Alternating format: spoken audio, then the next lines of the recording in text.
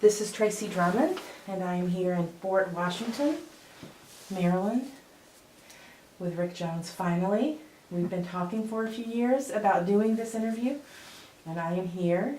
You look nervous all of a sudden. No? Okay. No. Today is Sunday the 14th of May. It's Mother's Day. And I just on the record want to say, that we've talked about this prior. This material is going to be made available to researchers who are working on all different kinds of projects. We're going to put it online. And you know that you're being recorded right Sure. now with both a video and audio recording. Okay. Well, the question always loves to start us off is where and when were you born? I was born in Washington, D.C., and I was born in 1943. And as a native of Washington, D.C., what was it like growing up here? I can go back to the 50s, I guess probably.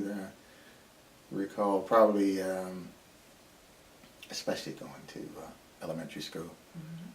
I grew up in a neighborhood that was, I guess probably we would, in that day, considered the so-called hood. We didn't look at it being a hood. It was pretty much all black neighborhood. But those folk that lived there were more than respectable. Was it a more working class neighborhood? It was a working class neighborhood. Most everyone worked. Very few, unfortunately, black people had jobs in the government. My mother, for instance, worked as a maid.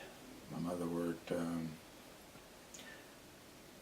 actually in Bethesda, Silver Spring area. And she would go out each and every day from 7, sometimes to 7. And she would clean houses. And my mother bought, I can remember her bringing about $8 home. And the reason why I remember that so much is when I was young, Chuck Taylor sneakers came out, probably in the 50s. And I remember asking her for a pair of Chuck Taylors, and she said to me, wait until tomorrow, we'll talk about it. And I remember sitting on the porch where we lived, and she came home, and I said, Mom, what about those Chuck Taylors? And she took out, we call them change purses, I don't know, for those that remember that era. They had change purses. And she took out her change purse, and she pulled out $8, and she said, this is how much I made today. She said, you still want those Chuck Taylors? I said, no, ma'am. I basically grew up in a household with, well, first of all, I might say my father passed away when I was 4 years old, 1946. The initial diagnosis, I guess, probably went into what we call a sanatorium. Was he had sugar, which was really diabetes. He basically had his foot amputated. He was 24. I was 4 years old. My mother was pregnant. She still had 3 kids. So, 46, he passed away. We moved in with my grandparents. My grandmother and grandfather had a son and daughter. And we also had my mother's sister, an aunt. She had 8 kids. So there were about 16 of us initially in this 2-bedroom house, row house. 459th Street Northeast is where we lived. About 1953, we moved to a bigger house, 3-bedroom. The whole family? The whole family. Okay. Everybody. And I went to Logan Elementary School. I think I went probably when I was 5 years old. I don't think I went to kindergarten. I don't remember kindergarten. I think I went to the 1st grade. I was a pretty bright kid. Even then, I think somebody recognized it, so I went to 1st grade. So I spent 6 years at Logan Elementary School, and golly, I went to Stewart Junior High School. What was interesting about Stewart Junior High School, we lived a block away, and we're talking 1955. So we were the first class to integrate Stewart Junior High School. My sister, who was a year ahead of me, had to probably travel 12 miles to go to an all-black school before integration. So it was a real relief when integration came along. How would she get there? Would she take the city bus? We had bus system, or she walked, Okay. depending upon whether. In those days, we had what we called school tickets for kids, and you had to buy the school tickets. Sometimes my mother couldn't afford to buy the school tickets. Sometimes my sister walked with her friends, believe it or not, back and forth. By the time I went to Stewart, though, it was just a block away. And I went to that school. We walked the gauntlet the first few days. It was an all-white school, of course, up until that time. Probably did not suffer some of the indignities that some of the kids in the South, but for a while, it was pretty, I will say pretty dicey. But we went with the intent that we knew we had to go to the school to get the education that we thought we needed to get through. So this same school that I went to and integrated, I graduated 3 years later. I was a class salutatorian. I was a class president. I was the president of the Honor Society. So some of the same kids that saw fit to throw bottles and and epithets at me, I guess, probably ended up voting me the president of the graduating class. For all students. For all students. Were there, when the school integrated, were there any sort of was there any sort of community prep or like open houses where people would come and talk about, or was it just sort of mandated that all schools would integrate and then it happened? That was about the way it happened. Okay. It was mandated, all schools integrated, and it happened. And to tell the truth, we were prepared by our parents. Mm. I mean, they were the ones that said, hey, look, you're going to have to toe the line. Mm-hmm. You're going to have to put your best foot forward. You're going to have to, because now you're competing with those who have really better education than you do. And I think that was my impetus for success. I wanted to please my mom. Mm-hmm. But the preparation was done by the individual parents for the most part. Do you think, or did you ever hear of, or learn about any maybe white families that had conversations about this with their? No, I never did. Not Okay. at that time, and not even afterwards. Okay. To be perfectly frank, by the time I graduated 3 years later, half of the white students had, of course, left. Like the families moved from the area? Absolutely. Okay. Rather than have to, of course, go to school with black kids. The neighborhood in general was a pretty rough neighborhood. Like I said, it wasn't a hood, but it was a rough neighborhood. There were no knives, there were no guns, but you had to handle yourself physically. Mm-hmm. I was always a very small kid. I probably weighed 120, 130 pounds. But I learned at a very early age that I had to be tough. The same household that I grew up in, unfortunately, I had 3 of the 4 cousins that I grew up with in the same household ended up going to prison probably before they were 20 years old. I ended up being other than my grandfather, who I absolutely worship, I ended up being the protector of the rest of the family. I was very, very feisty. I got in a few fights, but after a while, the big guys kind of looked after me because I think they wanted me to succeed. They wanted me to succeed. In fact, when I graduated from Stewart Junior High School, the whole neighborhood turned out. And I felt so good about that. And these were guys that, some of them never graduated from school, mm-hmm. but they were happy to see me make it because they could point and say, hey, look, we got a chance, or our kids have a chance. So I learned that at a very early age. I had to look out for my family. So some of the things that a lot of the kids were able to do, I didn't get involved in because I was too busy doing our jobs. I would run errands, I would paint fences, I would do whatever I could to help my mom. I tell my kids and they find it incredible. I never learned to ride a bike. I never learned to skate because I didn't have time for that. But what I did do is I spent Saturdays in the library. I love reading. I love reading. I was a student because I wanted to be a student, and I wanted my mother to be happy, and she, no matter what, said, you know what, as tough as things are out there, if you've got your education, along with that comes respect and dignity, no matter what you have in this neighborhood. And it's interesting because I got that respect and dignity in my neighborhood. I knew if I got it there, I could get it anywhere with an education. So I left Stewart Junior High. I graduated in 1958.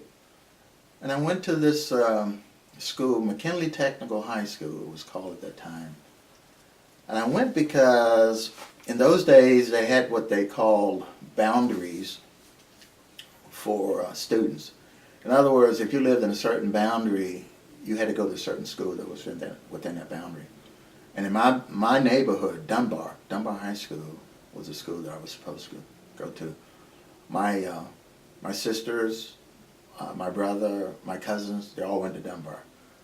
But when I graduated from Stewart Junior High School, the counselor and the assistant principal called my mother and said, you need to send him to McKinley High School.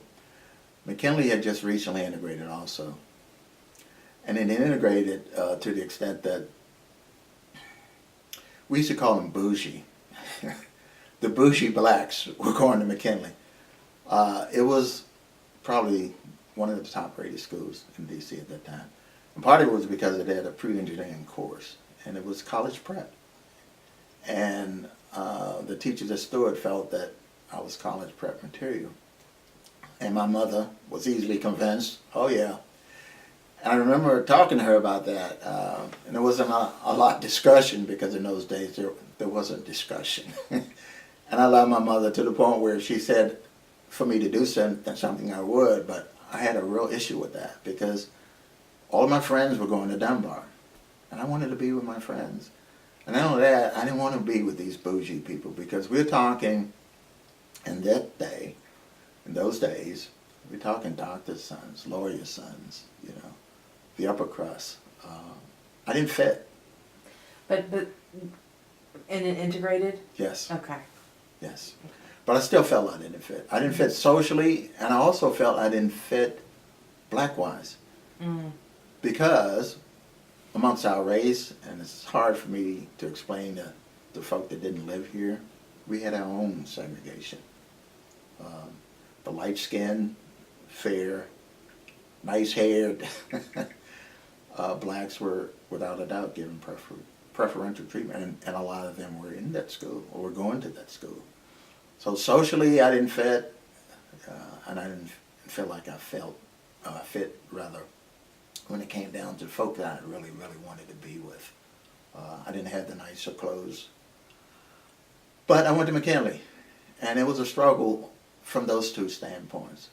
But I did well. I was placed in what they call the pre-engineering course. But what bothered me about that school is you identified academically. We had a system, the school system was, within the school system rather, was a track, what they called tracks. So those that were in, for instance, track 1, those were the so-called smart kids. Those were the kids that were going to college, pre-engineering. Mm-hmm. Track 2, they were okay. Track 3 was so-so. Track 4 were those kids that just were struggling. And they put you in classrooms based on that. So, you know, when you went to school, it was very easy for someone to identify you as being one of these kids that was in track 1, and I never liked that. Mm-hmm. I never liked that. I took things like geometry, trig, physics, all those things that I hated to a great extent because I didn't feel like they were going to prepare me for what I wanted to do. And it wasn't college because in those days, go ahead. What did you want to do? I wasn't sure, but I knew I didn't want to go to college. Okay. I didn't want to go to college because, first of all, I knew in those days it was very, very difficult to get scholarships, especially for blacks. I knew my mother couldn't afford it, and I didn't want to put any undue pressure on her. And I knew she had this thing about education. I just didn't feel like I wanted to put that pressure on him. As I progressed through high school, I figured the way out was to go into the military. And so by the time I was probably in the 11th grade, I figured, oh, I'm going to go in the military. And I told my mom, and she just didn't respond at that time. So by the time I graduated from McKinley, having taken probably everything college prep-wise,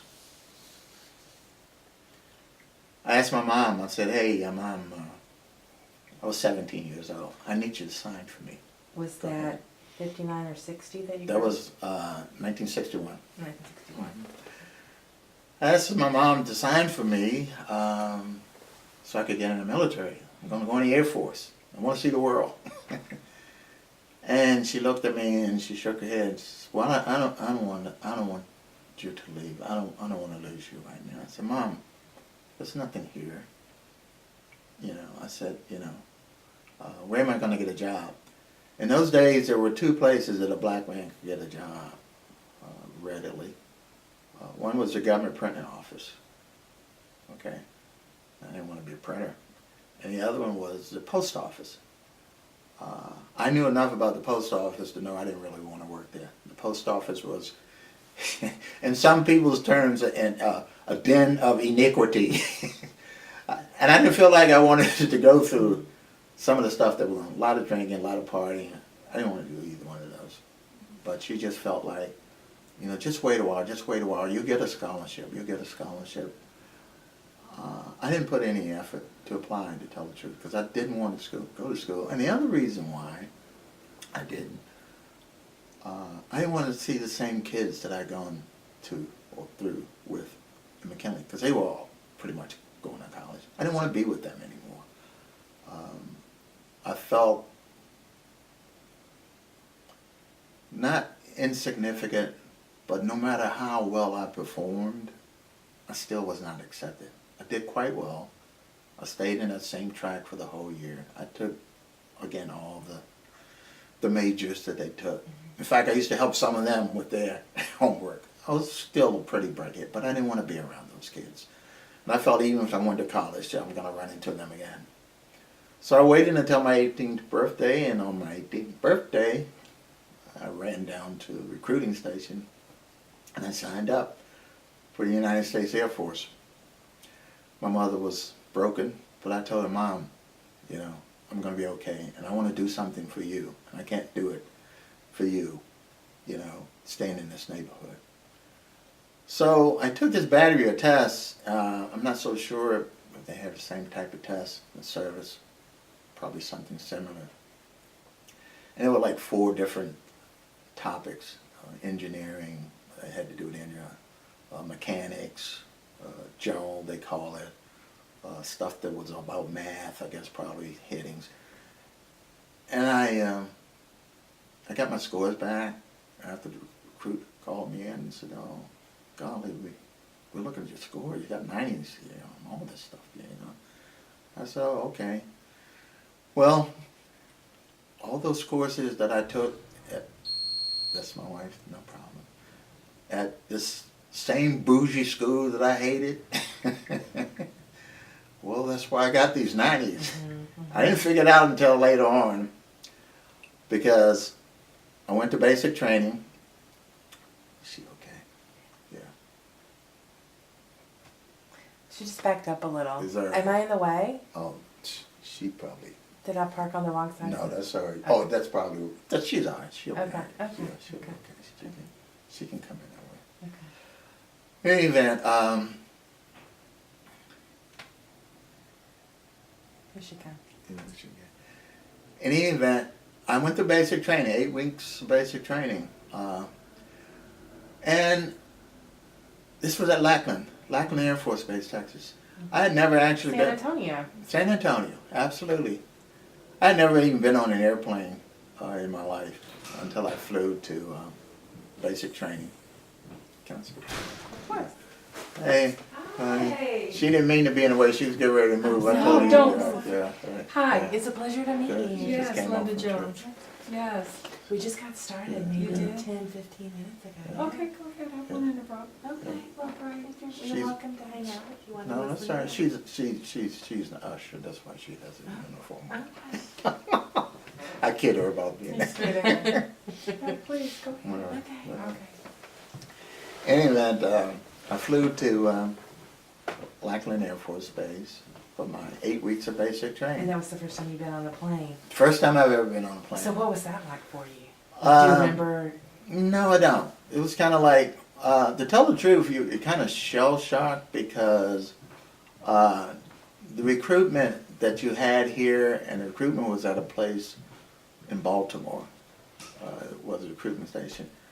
The day of recruitment, after you said I do, you were already shell shocked because that's when the screaming and shouting started. So you got kind of lost by the time you get ready to get on a plane because all you think about is, boy, did I make the right decision here?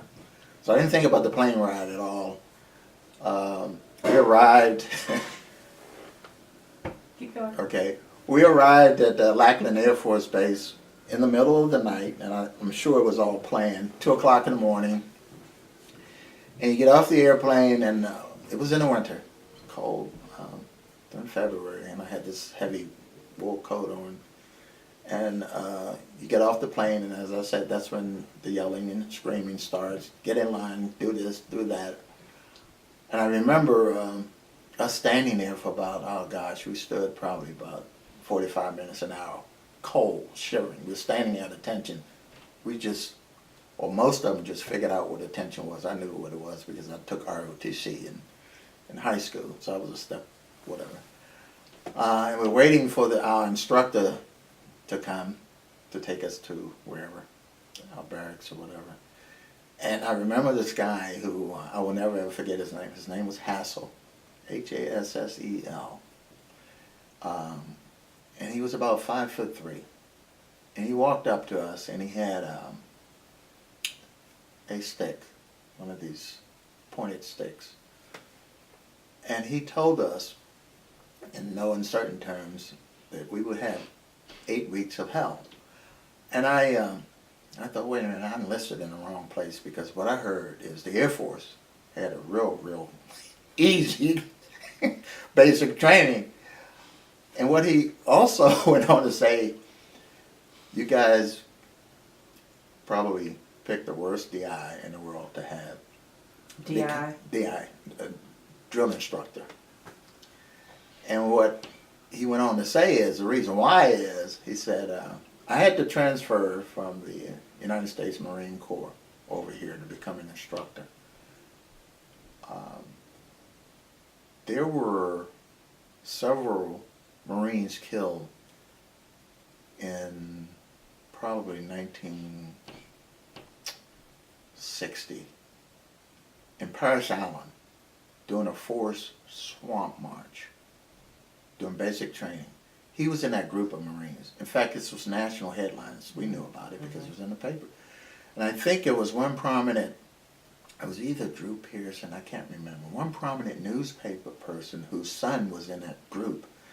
And he announced to us that he was a part of that group. And he still has some real issues, okay, with the Marine Corps. And he was going to take them out on us. And he did. For 8 weeks, we did go through hell. But what was very interesting is we were what they call honor flights. We were the best flight in the whole regiment. And normally, it was historic for the best flight the night before to be able to go down San Antonio and have a good time. He wouldn't allow that. He never said anything nice to us until we were getting on the bus, and When we get on the bus to get ready to leave to go to our technical schools, he just yelled at us another profanity. You SOBs weren't too bad at all. That was the best thing he said to us. That was at the end of the 8 weeks. That was the end of the 8 weeks. We're on the way out. Well, just before, a couple days before we were to leave, I was called in by him and another one of them, actually his boss, and another sergeant, and they looked at my test scores and they said to me, Airman Jones, you qualified to be an air traffic controller, amongst other things. They told me I had to qualify for everything, but they were picking me to be an air traffic controller. Well, can you describe like what all you learned during basic training? Mm-hmm. Sure. Most of it was physical, okay? The exercises each morning we got up were all physical, I will say, to a great extent. We learned survival skills. We had a night when we went on what they call a night march with guns. They weren't loaded. We learned, I guess probably the discipline part was like pounded into our heads. The teamwork, the need and necessity for teamwork. I ended up having as a bunkmate a young man from Mississippi. And I'm like, this ain't working. The first day, I just thought, there's no way I'm going to make it through 8 weeks with this guy. But 8 weeks later, we partied and we hugged. Because somehow, if nothing else, the military insists that you're going to get along. And you're going to get along because each and every one of you are dependent on each and every one of you. That was probably the biggest thing I learned, I guess, from the military.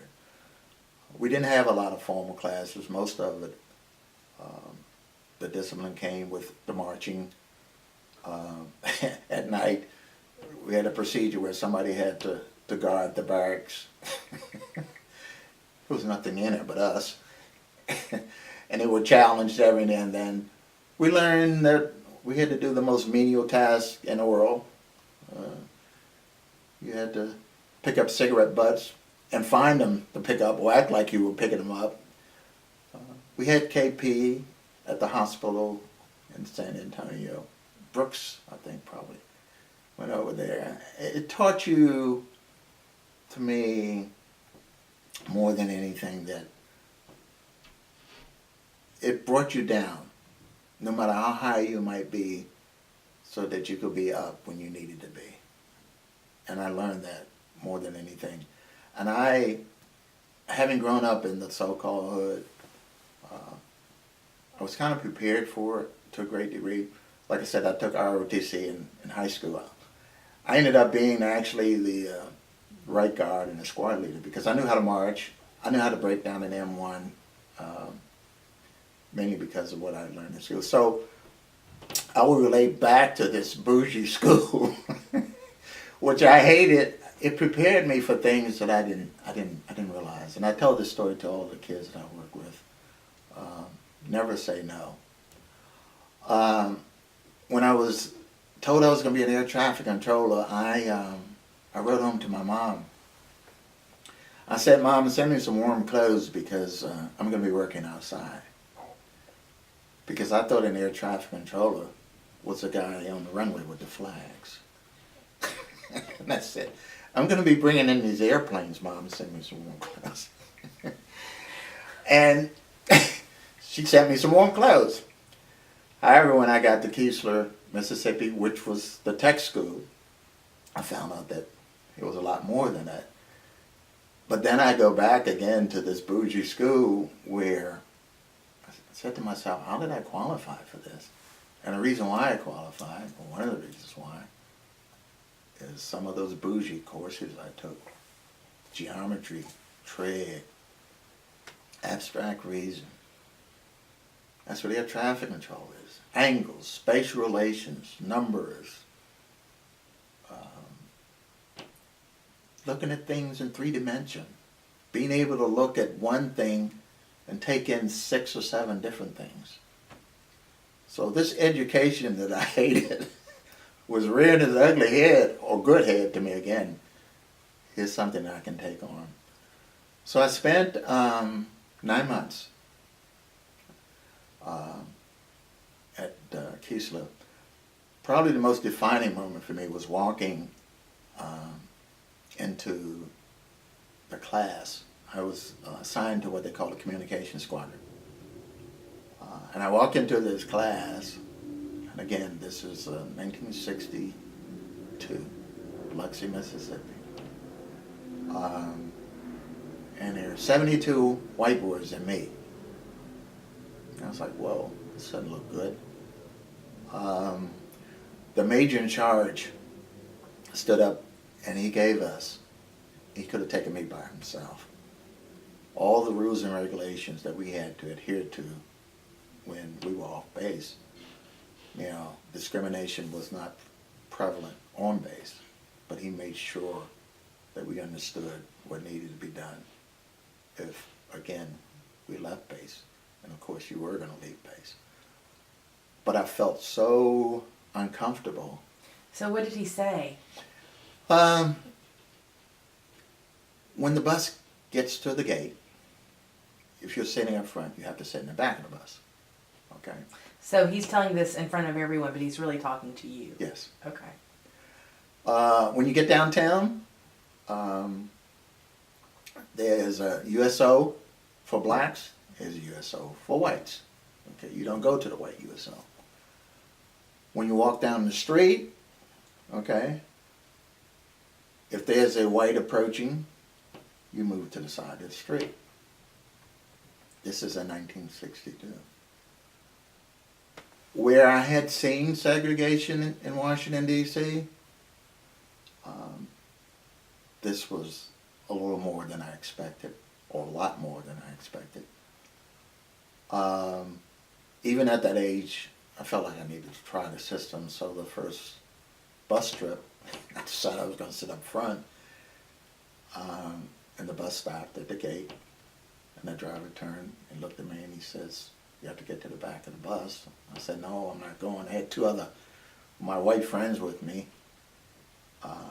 So he got off the bus, and there was an AP, that's a police, air police, at the gate, and he came and said, with his stick, "Get your so-and-so in the back." And my 2 buddies are like, "We better go in the back of the bus." And he went and sat in the back of the bus with me. So we go downtown, and he was right.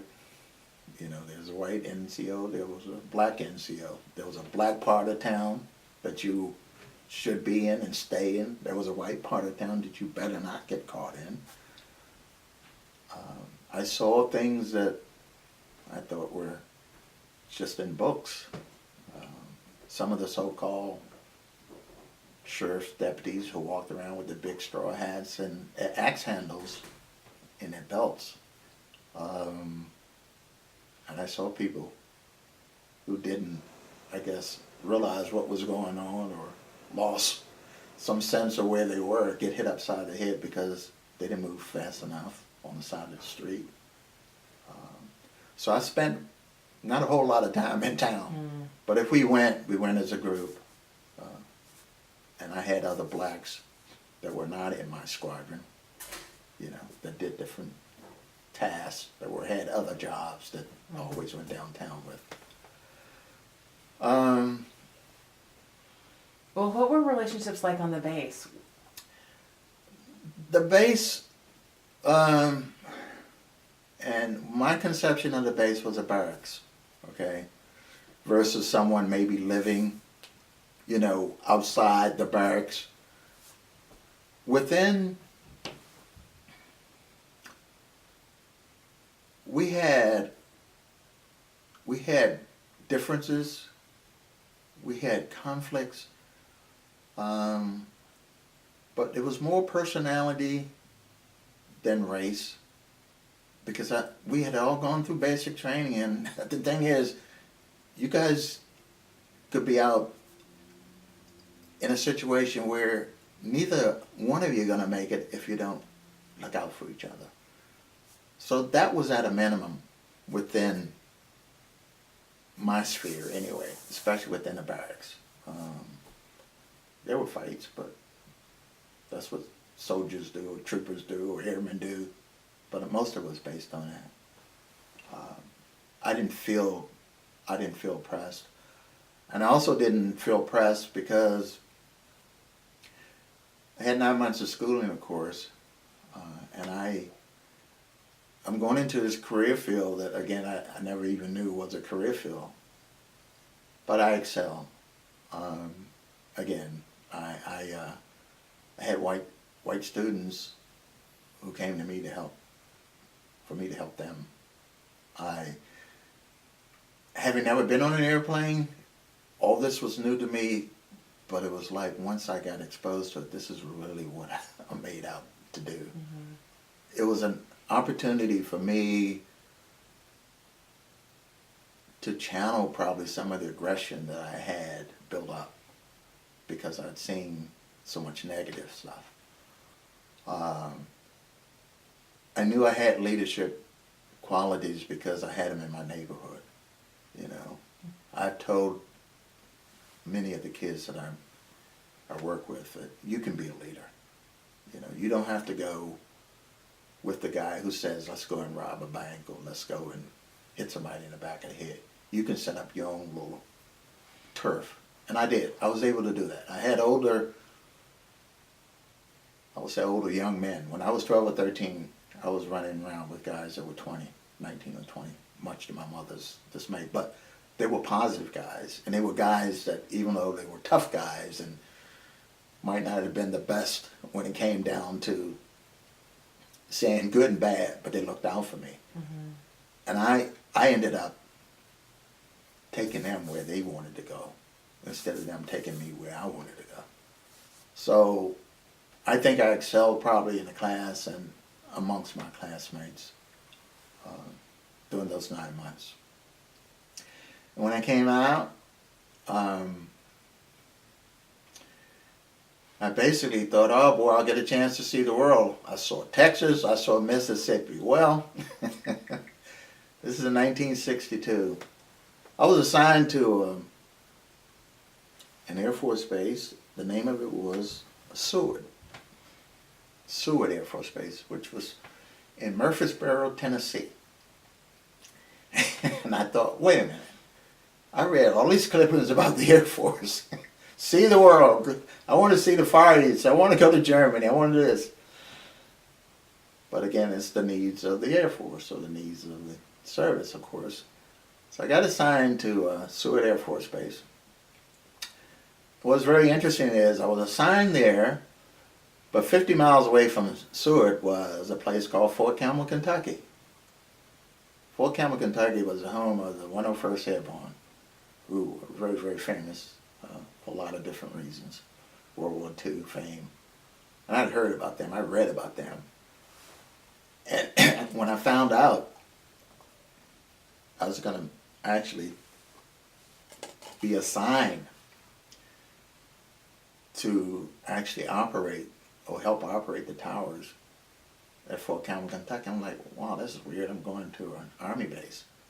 Well, what had happened at Fort Campbell, Kentucky had been taken over by the 101st Airborne, but it used to be a SAC base, Strategic Air Command. It was Air Force prior to, and the Airborne came in the 50s. General Westmoreland at that time actually was the general in charge of that base. And it was huge. It had 11,000-foot runway, main runway, 6,000-feet runway. Anything from a Huey helicopter, HU-1A, to B-52s, to F-4s. I got an incredible experience working there, 3 years. We ended up having to, believe it or not, control airplanes while they were coming in and out of the airport with drops, power drops off of the ends of runways. It was that complicated. Fort Campbell, Kentucky was also the staging area for all of the firepower that they were assembling to be used in Vietnam. This is in 1963. President Kennedy and Secretary McNamara came down on many occasions, and they would, of course, were briefed on all these things that we were going to do in Vietnam. That same SEAL team that eventually got Osama bin Laden, Navy SEAL team, was stationed there. Then we had Air Force, Army, Navy, Marines, Special Forces. It was very interesting and diverse. Needless to say, every Friday and Saturday night there were fights at the Air Base Club because the Army didn't like the Army, the Air Force didn't like the Air Force. And the only people that never got in fights were the Navy SEALs, because nobody was crazy enough to bother those guys. They came in and they got their bumper beer and went in the back, and nobody went near them. But other than that, there was friendly fire. But I learned a lot. After my 4 years, I came out there with every rating the Air Force had to give. I worked in the tower. I worked in what we call a GCA unit. That's what they call it, Ground Control Approach Unit. It's a radar unit. And then the Air Force developed, or I guess probably felt like they needed a bigger version of that, and I worked in what's called a RAPCON, Radar Approach Control Unit. It's low approach control. I had a senior rating. I had the highest rating anybody could have. After my 4 years came close to being over, I knew I was going to get out. I was angry because they put me in Tennessee for 3 years, and I wanted to see the world. Now I was also angry because in those days, rank-wise, you could only make a certain rank within a certain amount of years in the Air Force. And the Air Force was just very selective about everything because they felt like they were the best of everything, I guess. So rank-wise, I was only like an E4. I had a couple of my buddies that went in the Navy, like were E5s in 2 years, and I was mad because, golly, I can't make this rank. So I was mad with the Air Force, in spite of what they had given me. I had a company commander. It was very interesting. I didn't have any. I had two other blacks that I saw in 3 years that were air traffic controllers while I was in the military.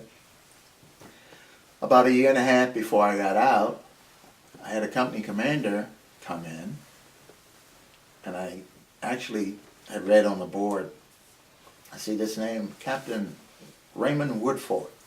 I thought I would get a new company commander. I thought, okay. Well, this company commander just incredibly happened to be a black man, which was kind of almost unheard of because the communication squadron was almost a lily white organization. And to have a company commander as a black man was whatever. Not only that, he was a Washington, D.C. native. Not only that, he went to Howard University. And I was really, at that time, the only black controller of the other controllers. So I was just exhilarated to find out, golly, this guy is my homeboy. And we, oh gosh, became very, very close. He took me under his wing in a lot of ways. I knew the business, which made him very proud. I had been Airman of the Year, Airman of this, Airman of that. I went to his house several times. He had a daughter. I think he was trying to set me up to marry his daughter at one time. But he said to me on more than one occasion, you know, you can get all the things you need out of the military, you know, because he had been in for 12, 13 years. And I want to make sure you do that. So when it came time for me to make a commitment, he called me in the office. He said, okay, he says, what are you going to do, you know? So I says, you know what, I really, really want to get out. I want to get out, I want to go back home, and I want to do some stuff for my mom. Actually, at that time, I'd already bought my mom a house. Yeah. And I think 2 years. Took me 2 years to save up enough money and to do little things on the side. Won't talk about some of the things. Weren't illegal. But I was a scrapper and a hustler in a lot of ways. So I saved up a down payment from my mom, and I was so proud that I was able to do that. But I wanted to do more. I still had 2 sisters and a brother at home. I said, I need a better job. I need to make more money. So what he said to me is, he said, what I'd like for you to do, I want you to go to what they had what they would called officer candidate school. And what it did is, instead of me having to go to college and get a degree, it would send me to school for a year. I would have the same type of degree that would satisfy a military, degree for me to become an officer.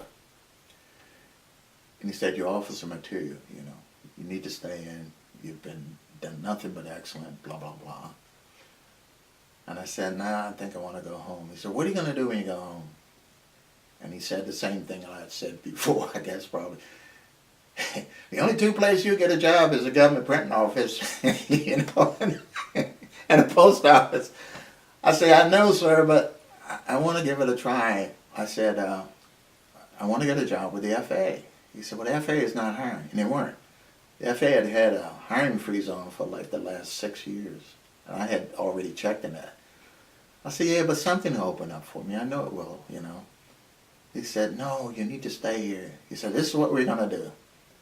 We're going to give you a $6,000 bonus.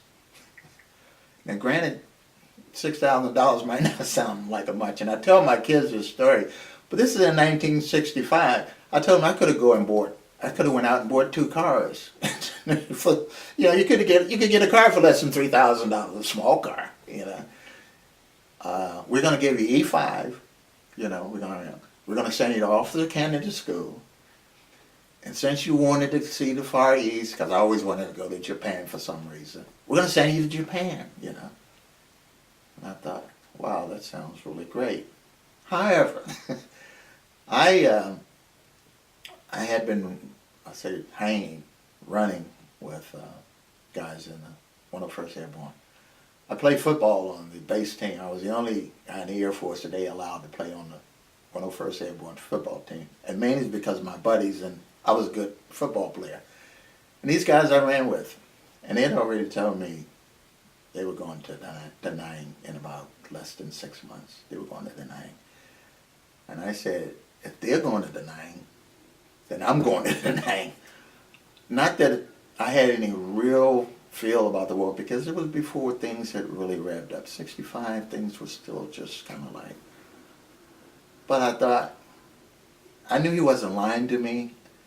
I probably was going to go to Japan, but that would have been R&R, rest and recuperation on my way to Da Nang. And when I went back and told him, he said, yeah, eventually you will. He said, but I would not lie to you. We're going to send you to Japan, and you probably will end up, because everybody's going to end up going to Vietnam at some point in time, because he knew what was happening. He said, but I want you to stay. I really do. So I called home and asked my mom, and of course my mom would say, come home. Come home. So I told him, and he said he understood. So I got out.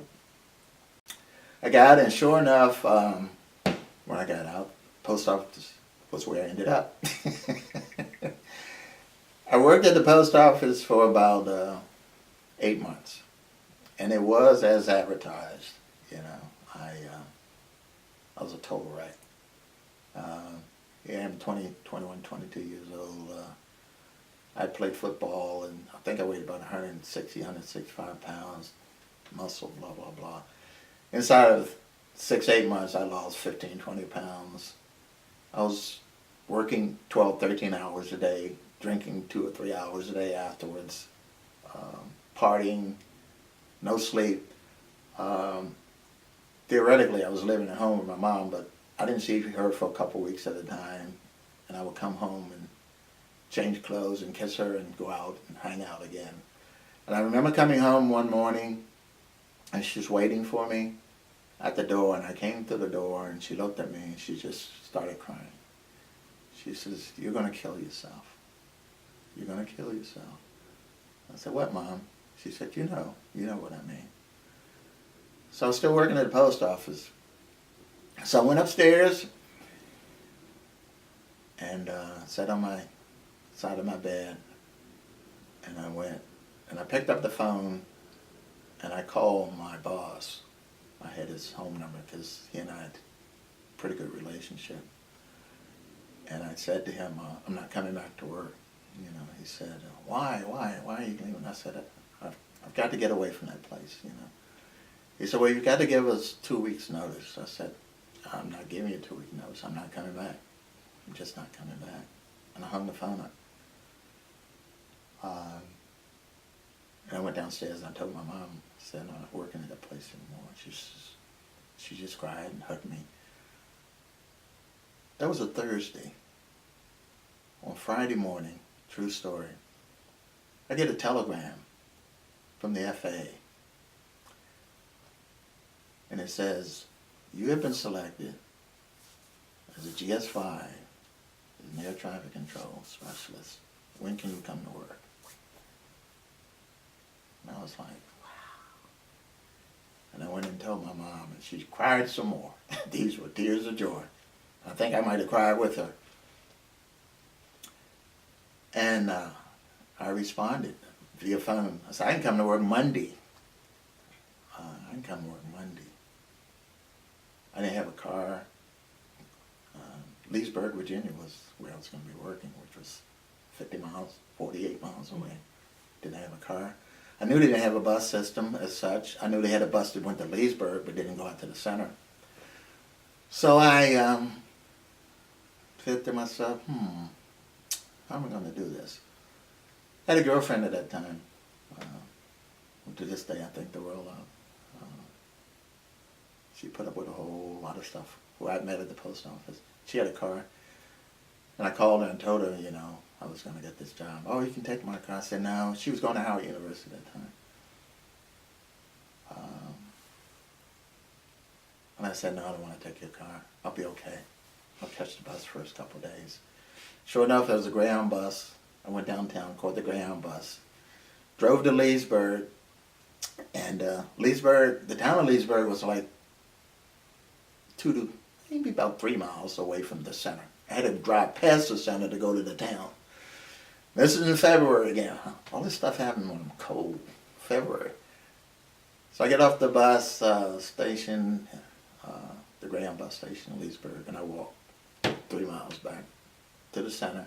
I had to go through the gate, and I walk in, and I'm hired by the FAA that day as a GS5. At that time, I had to take a lesser job in that they knew I had all this air traffic control experience, but they still had the freeze on. They were waiting for the freeze to lift, so they took me in as a GS5 position. The freeze lifted like in 4 or 5 months. They elevated me to GS6. I was what they called an assistant controller. And when I walked in that facility the first day, I saw not one black face other than mine. As the days went by, and transportation-wise, I got a little bit better because my girlfriend decided she was going to change courses and change her hours, so she would drive me to work, or I would take her car and then pick her up later on. And then I met a couple other blacks that were on different shifts. And one of them particularly just came up to me and said, how are you getting to work? You know, because he saw my girlfriend drop me off, and I'm standing outside waiting for her to pick me up. And he lived like 5 minutes away from me, Lee Dalton. He drove a cab, part-time. He was driving a cab back and forth to work, and he said, you can ride with me. We're on the same shift. So consequently, I ended up getting rides with the very few blacks that were there. So, what was the work like when you got there? The work, You know, before the freeze was lifted, what were you doing then? oh, actually, I was doing the duties Okay, of an air traffic controller. I just didn't have the title okay. because the freeze officially took 6 months. So I was doing all those things that led up to me becoming a controller. And what the assistant position did at that time, and of course this is before all the automation, we prepared what we call the flight strips so that what we call the manual controller could look at the flight strips and determine when the airplanes were coming in and when they were departing. So we prepared those strips. And they had just come out with the system where they would print them out. But sometimes when that failed, we had to write them out by hand. So we had to write out an airplane, for instance, that might be taking a trip from Washington to Los Angeles. We had to write out his route of flight, estimate his time from one fix to another, distance-wise, in our heads. Of course, it's all the stuff that we had to learn, of course. We learned that information was given to us, I guess probably through our training, because there were 2 training classes you had to go through that prepared you for this, to be able to do this system role. That initial training, I ended up not having to go through because I knew the Air Force had given me most of those things. In fact, the FAA had taken its training program, the Air Force had taken its training program from the FAA, or vice versa. They used the same training program. So I ended up foregoing a lot of that.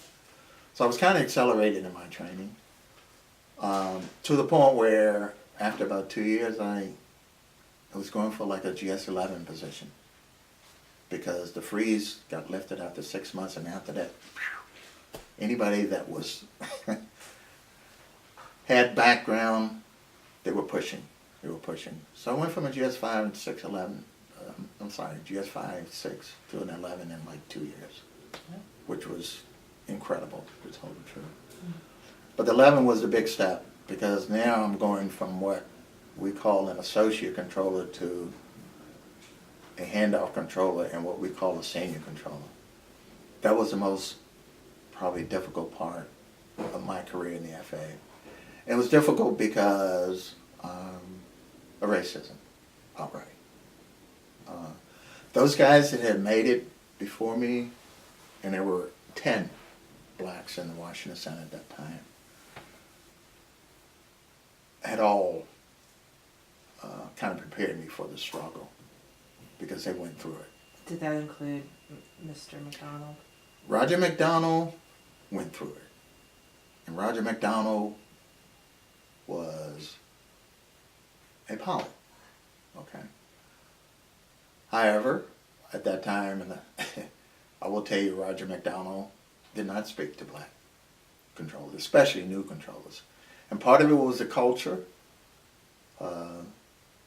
The black controllers that spoke to me because I was black, not because I was an assistant controller, because they knew I needed help.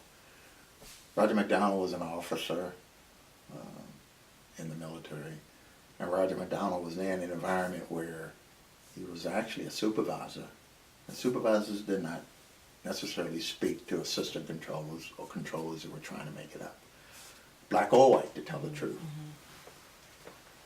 Eventually that changed, of course, I'll tell you.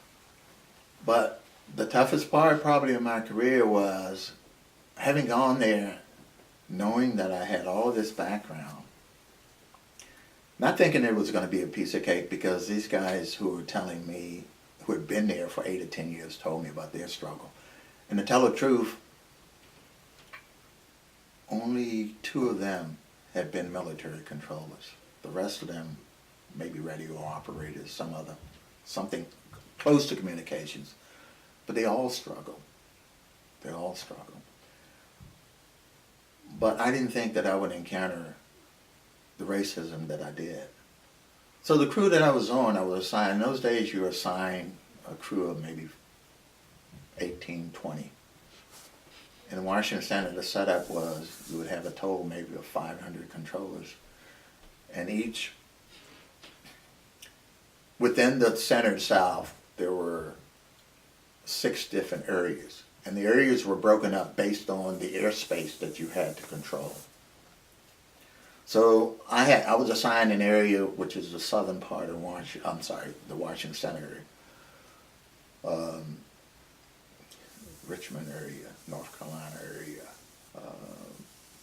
parts, I guess probably South Carolina, Myrtle Beach. So that was my area that I had to control these airplanes in. That was at that time, the only black in that area, assigned to that area. But the step going from this GS-11 position to this GS-12, 13, 14 position, and eventually it became 14, was the biggest step that a controller had to make. He had to go from this manual to now I'm going to sit and work the radar, okay? And that is when things were very tough, class-wise. So I had to go to this class, which was 8 weeks long, and my training instructor is supposed to be preparing me. This is the guy who's on my crew, who's in charge of the training. And to be perfectly frank, he had more power than the supervisor, because he was the guy, the controller, who said, "You're ready," okay? Who sat behind you with live traffic and signed you off. And the supervisor, 99 times out of 100, was going to go along with whatever he said. So I had this, is it okay if I mention names? Mm-hmm. He's dead now, and even if you weren't dead, I'd still mention his name. I had this instructor, his name was Biagio Torre, Italian. BIA. Biagio, Biaggio.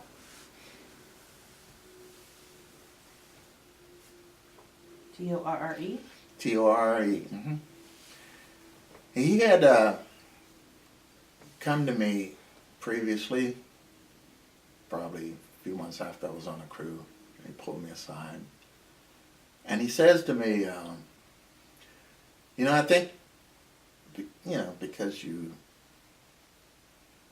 came from the Air Force and you had all this Air Force training, I think you might think that you're going to breeze through this program. I said, but you're not. He said, we're gonna let you know anytime. We're gonna let you know when you're ready, So don't think you're gonna have an easy ride because you're this hotshot air traffic controller from the Air Force. What was interesting is he was a radio operator. I found out later on. And I says to him, okay. But I also said to him, I said, you better watch out because one day you might have to work for me, Biagio. And I said it in a joking manner, but I really wasn't joking. He didn't take it as a joke. And he turned pretty red-faced. He just looked at me. So interesting enough, during this 8 weeks, you get this prep to go to this next big step. And to graduate from these 8 weeks, there's a crew, and I say a crew, a supervisor and 2 senior controllers that are called up after you finish your formal classroom training to give you what we had a series of 4 problems, simulated, okay, using strips to see if you can now go down on the floor, look at these strips and do this job just by looking at the strips. Now your next step would be go into the radar. That's another class, but this was always the toughest class, going over this hurdle. So I had an instructor who had the reputation as being the most hard-nosed instructor in the world, and it reminded me of my stay in the military with Sergeant Hassel. His name was Tony Guglielmello. He just passed away less than a year ago. TonyGoglielmella.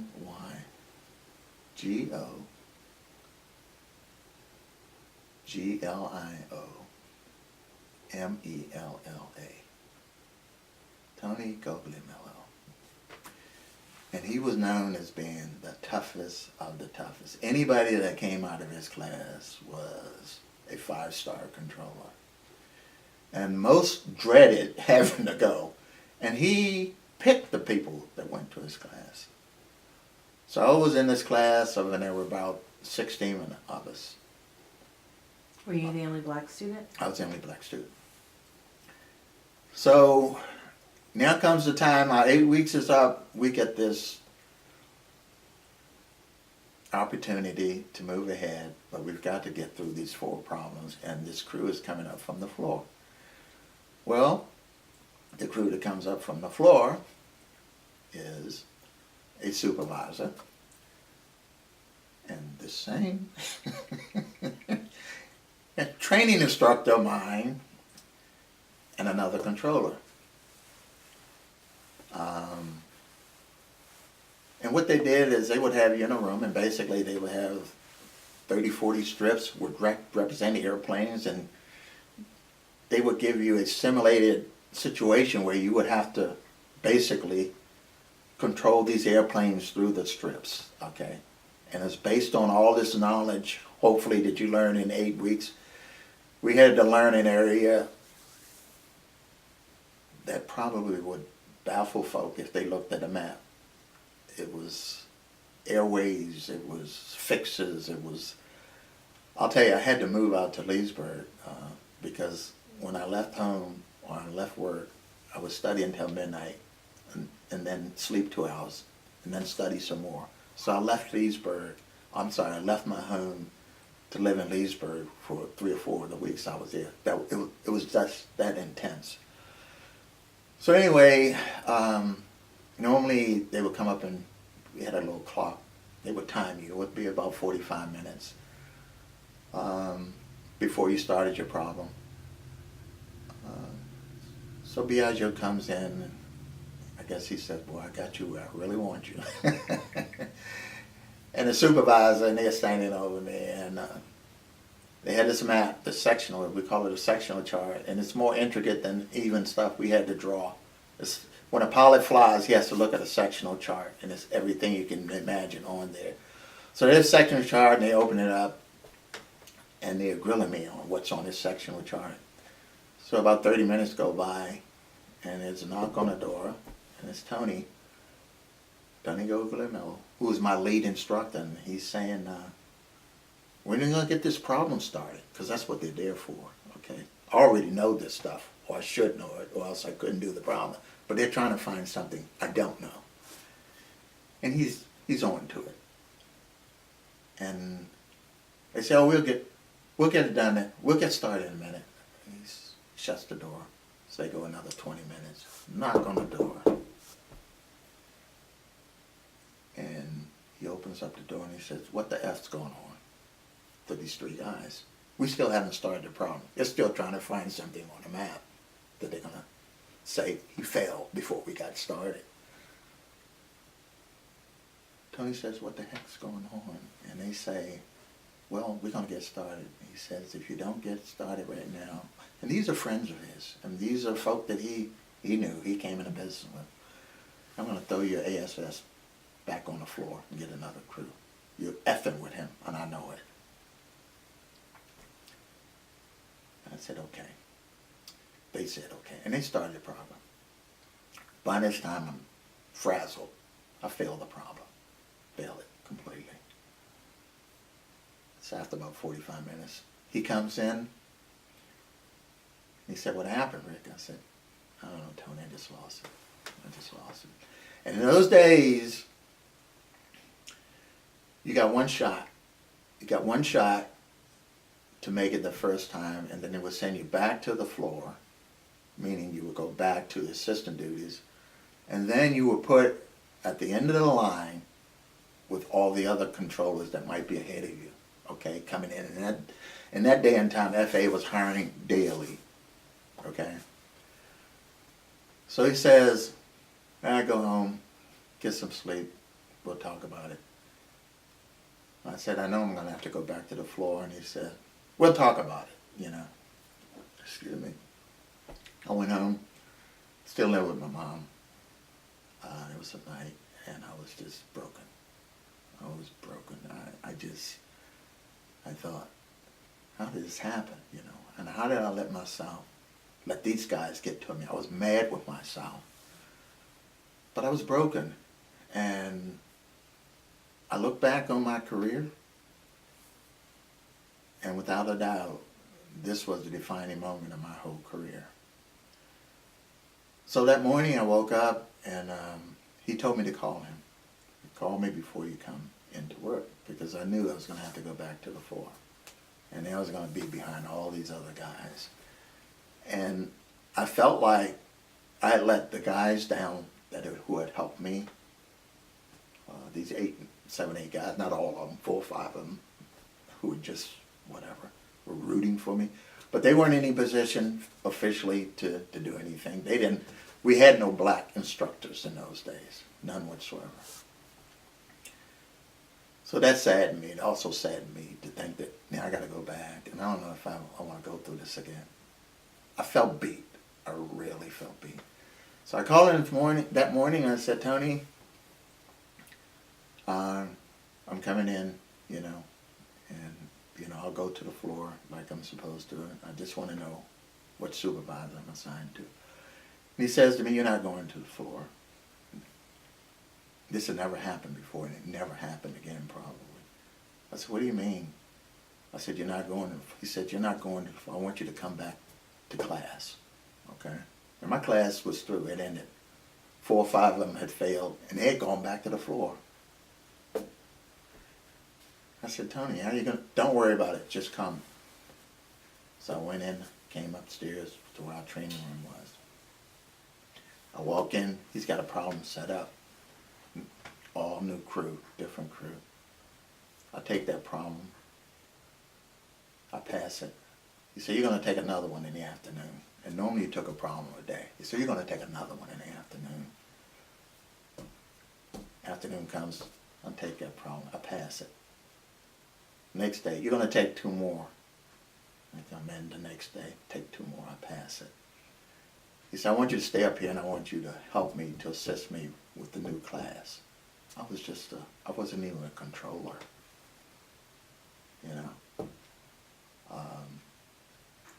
I said, okay. And I stayed up for another 6 weeks, helping him with the new class. And I went back to the floor after that as a controller. And they say the rest is history.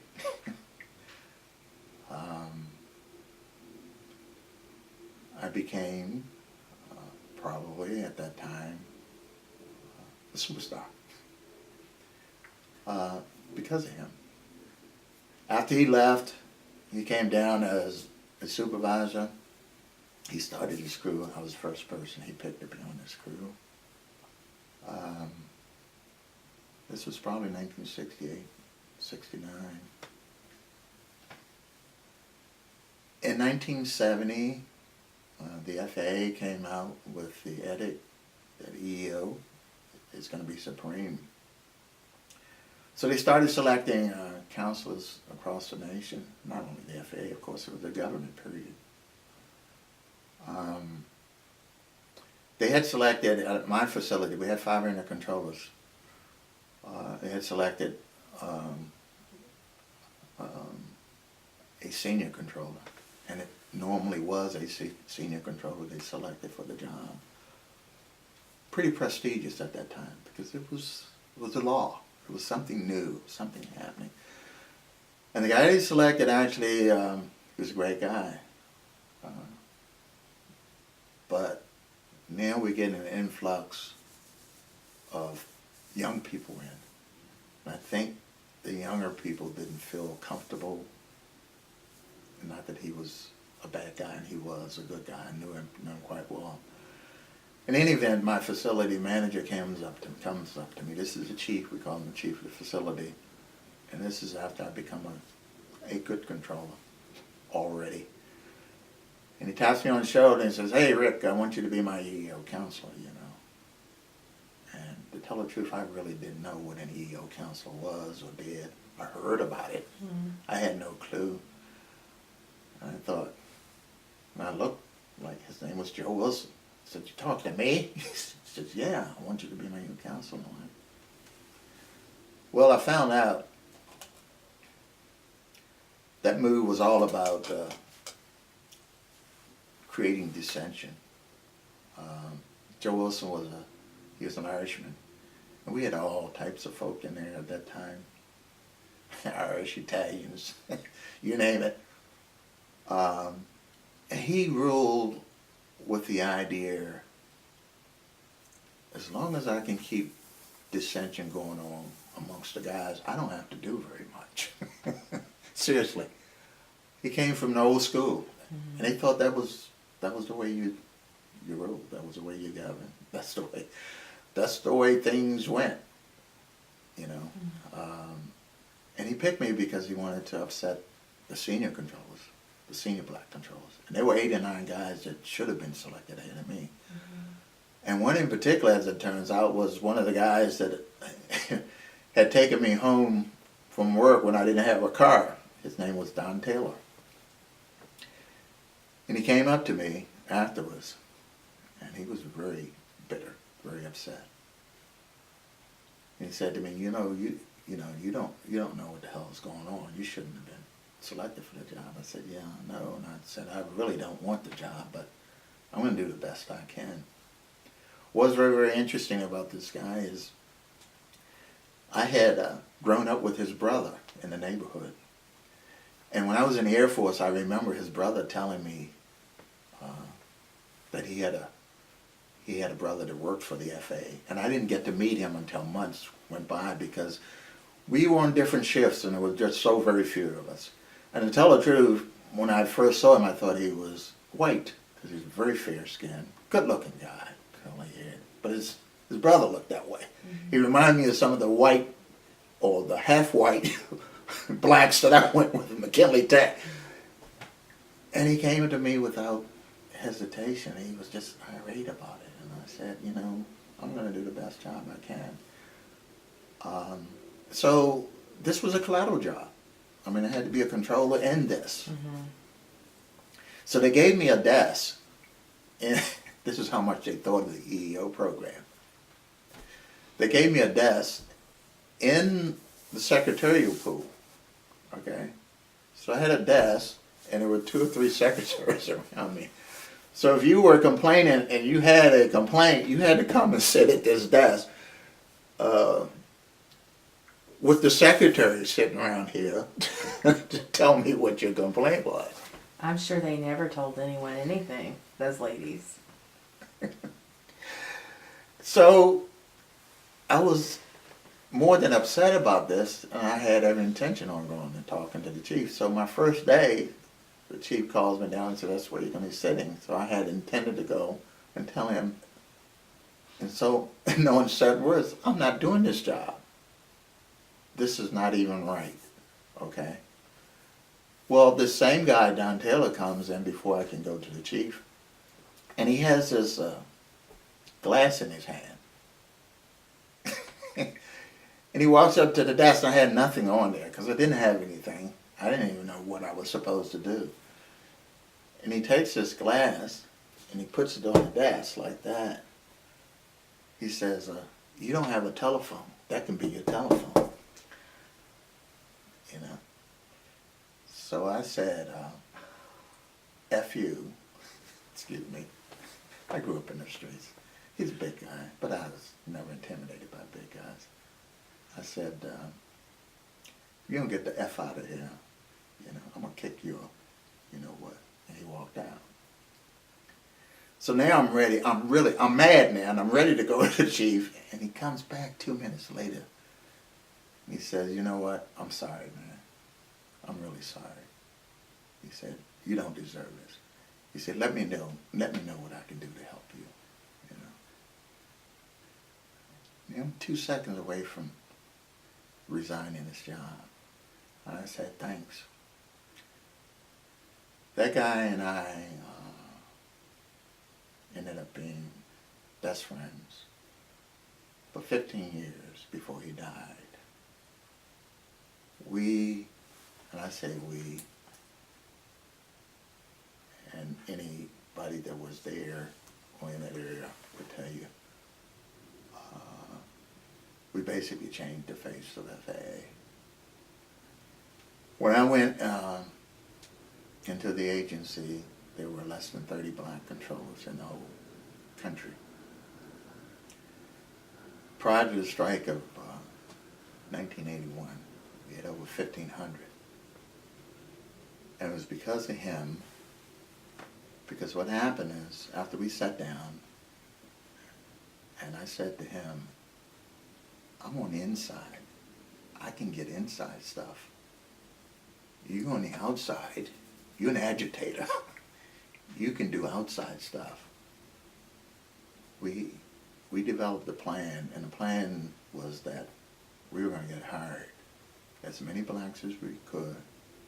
We were going to get promoted as many blacks as we could, as little time as we could, because we knew EEO wasn't going to last forever. So we started out, one of my jobs was recruiting. So we started out going to places where I left, or places where I left, the post office, government print office, Howard University.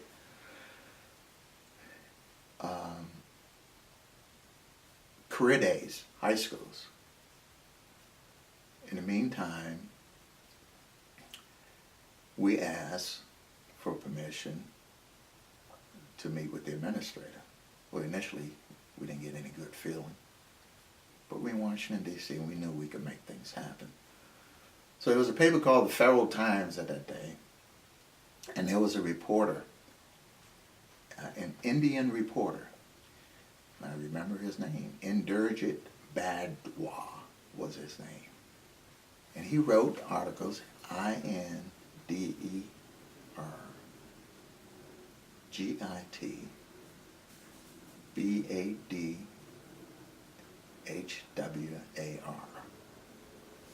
He did articles for the Federal Times.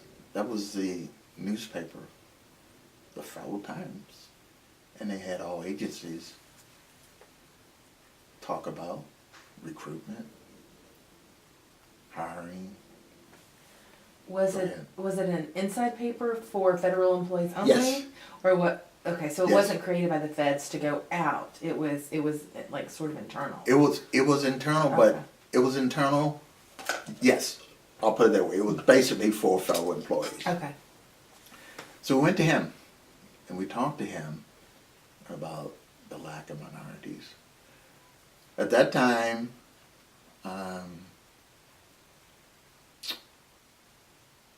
golly, he ran for president a couple of times. Like Ralph Nader. Ralph Nader. Ralph Nader was doing a study on government agencies, and the Washington Post ran an article that he had written. The Department of Agriculture and the Department of Transportation, which the FAA came under, had the least progressive record on hiring minorities, 1/2 of 1%, something to that extent. So in addition to Inderjit, we called up Ralph Nader. I said, we got some more figures we're going to give you in specific to the FAA. And he put an article out about the FAA. And here's an opportunity, he says, for the FAA to put minorities in positions where they're doing technical blah, blah, blah, da, da, da, da, da. And they need to take advantage of this. And that came out in the Washington Post? Came out of the Washington Post. Same time, they had to assign a civil rights officer to handle this so-called recruitment. And we didn't feel like he was moving fast enough. Quentin Taylor was his name. So we went to his office, Don and I. Quentin, Quentin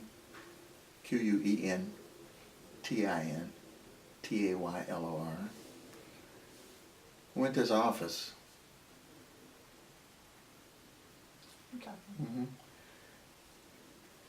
No, And we said to him, just gathering my thoughts as I go along here, trying to be specific. We said to him, Quentin, why don't we have more minorities? Oh, we called them blacks then, I guess, probably. And he said, you know, I've been trying to recruit the FAA, you know, I don't think they're real serious about this. They say they can't find qualified controllers or qualified applicants. So we said to him, Quentin, we're gonna help you with that because we've already gone some places and we're testing, or we're gonna be testing folk, hopefully. And we're gonna need your help. And he says to us, well, I don't know how much help I can give you because I don't even go to staff meetings. I'm not invited to the staff meetings with the administrator. We're like, really? Aren't you staff? You know, you're the civil rights director. He said, but I'm not invited. I don't go to staff meetings. So we called up Mr. Badwar and told him that the FAA had a hiring program in progress and the civil rights director wasn't a part of it. So then we get a phone call. I get a phone call. At the center, my chief calls me in and he says, what's going on? I said, I don't know what. He said, you're supposed to see the administrator. I don't get to see the administrator. I said, well. So me and Don Taylor went down to the administrator. We got a chance to knock on his door, and he let us in, and we discussed how we could get more minorities in. His name was Jack Schaefer at that time. And also at that time, the Department of Transportation had a secretary by the name of John Volpe, V-O-L-P-E.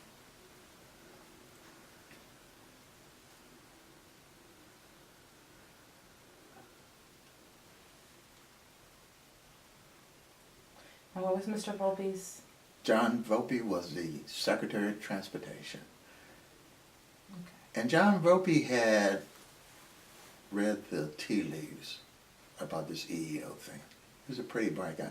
John Volpe's family was one of the biggest construction firms in Washington, D.C. You might even still see, if you were right around here, some signs. This is back in the 60s. He's Italian. But he had figured it out, especially after the article that Badwar had put on. And he wanted to make this happen.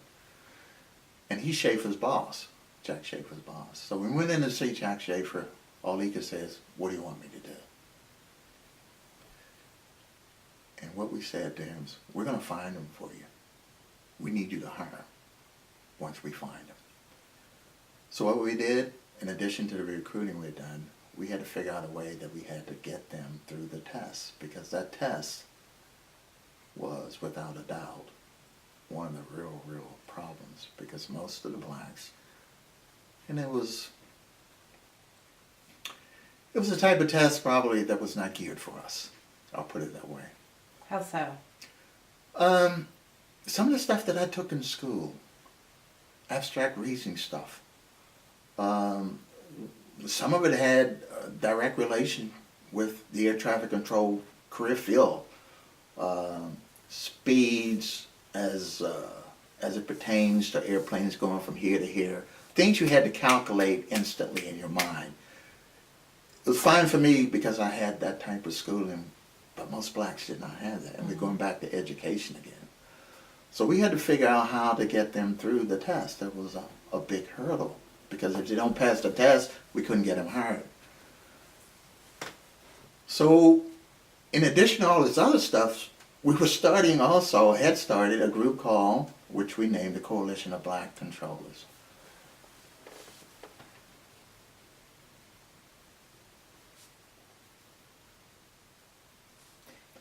And what did they do? That group, I'll tell you what it's made up of first. We only had about 30 in the nation.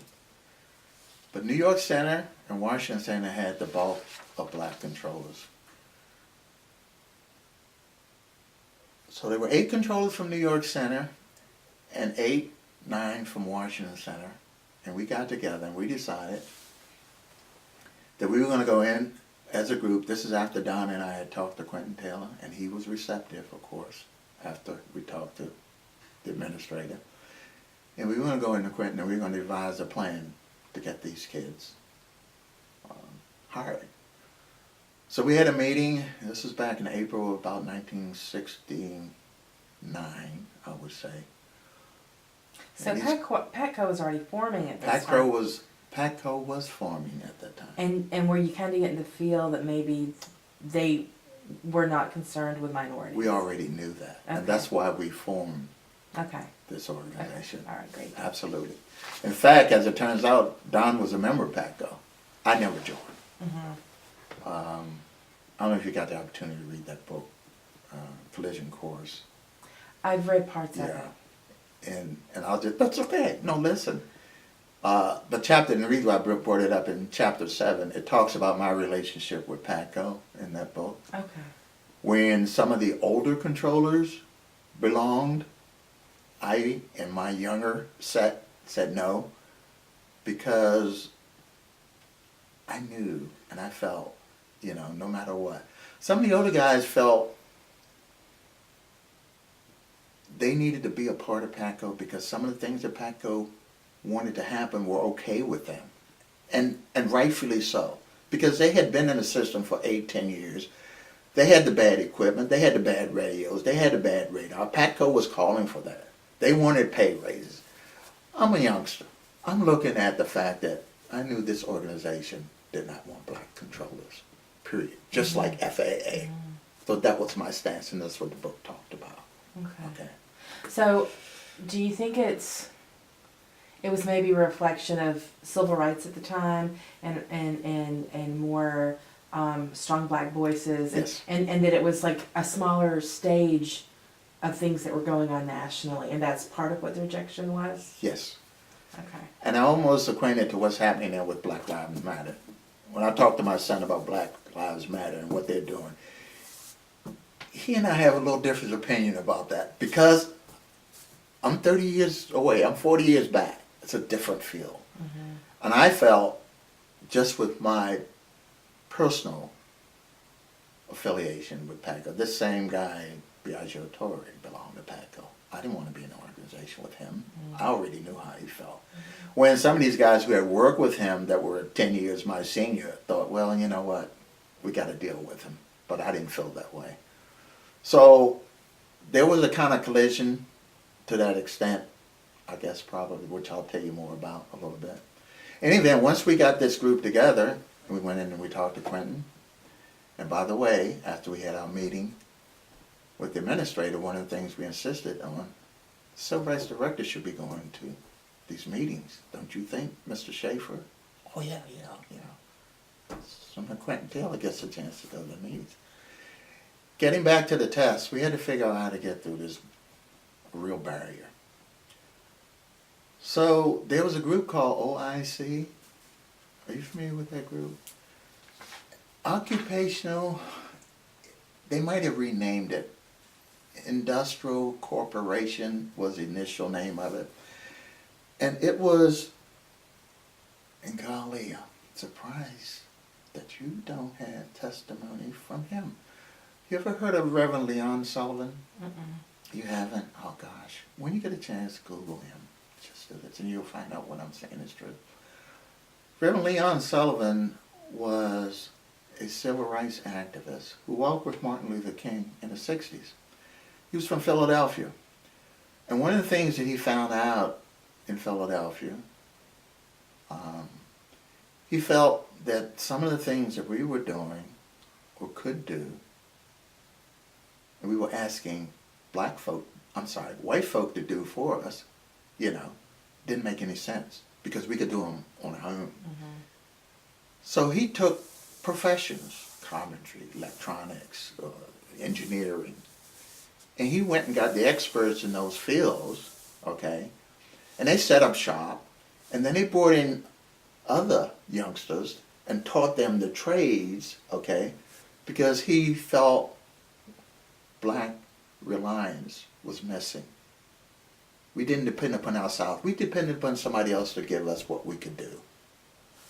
So OIC, he formed this group called OIC. And we heard about this group through, and I will mention this gentleman's name, Robert Beatty. Bob Beatty is his name. Bob was one of my mentors who had worked at the center, and he transferred to Washington National Tower. Bob was, once we formed this group, we called ourselves a union, but we were not recognized. But we didn't care about being recognized because we could talk to the administrator anytime we want.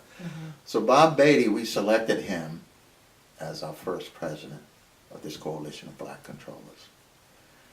Bob Beatty had read some material about this group, OIC, and he said to us, I'm going up to Philadelphia, I'm going to talk to Leon Sullivan and his group and find out how the method they're using for getting folk into these so-called high-profile professions. How are they getting them to pass the test? How are they doing that? Because you had a test for everything, you know. And how are they getting in a union, you know? And so he went up. Bob Beatty did, and I'll give him all credit. And he came back to us as a group and he said, you know what they're doing? He said they're sending cadres of blacks out to take these tests, whatever they is or wherever they are, and even if they don't pass, they all come back with 8 or 10 questions.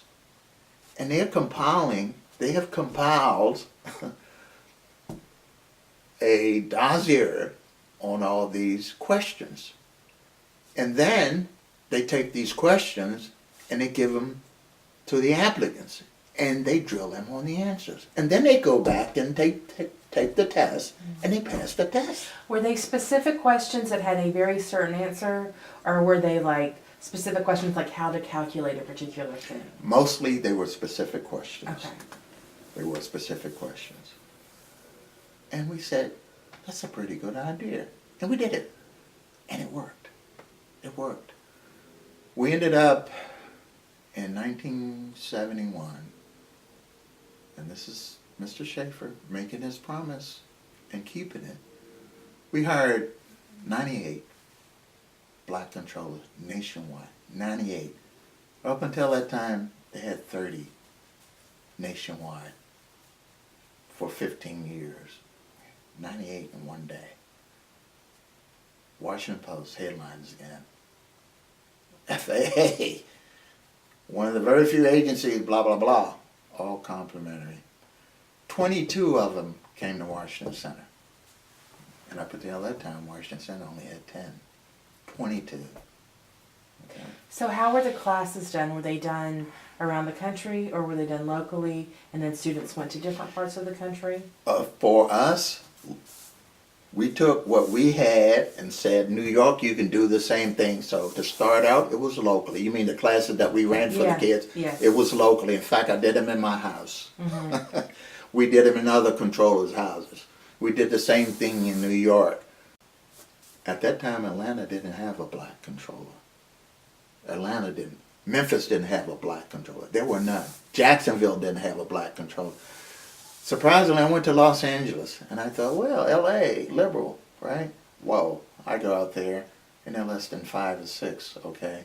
In L.A. Center, San Francisco. Jim, that's when I met Jim Burns. Okay. 1972, I go out to L.A., and he's in a group of 8 total on the West Coast. The only black out of the northern part of California, and Jim had been hired 7, 8 years prior to me, the only black. So each one of these areas, we said, you can do the same thing we're doing. And we became basically a national group later on. But that was the whole idea, is we'll do the little groups, we prep them for the test. In fact, it got to the point where we were participating. The Civil Service Commission, of course, I don't know if you remember that old thing. Civil Service Commission, you have to Google that.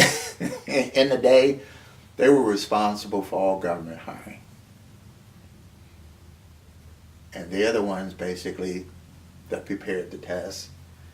And the Civil Service Commission would come down to Washington headquarters, and they would allow me to come in and help test the kids like an instructor, okay? So when were y'all doing these classes?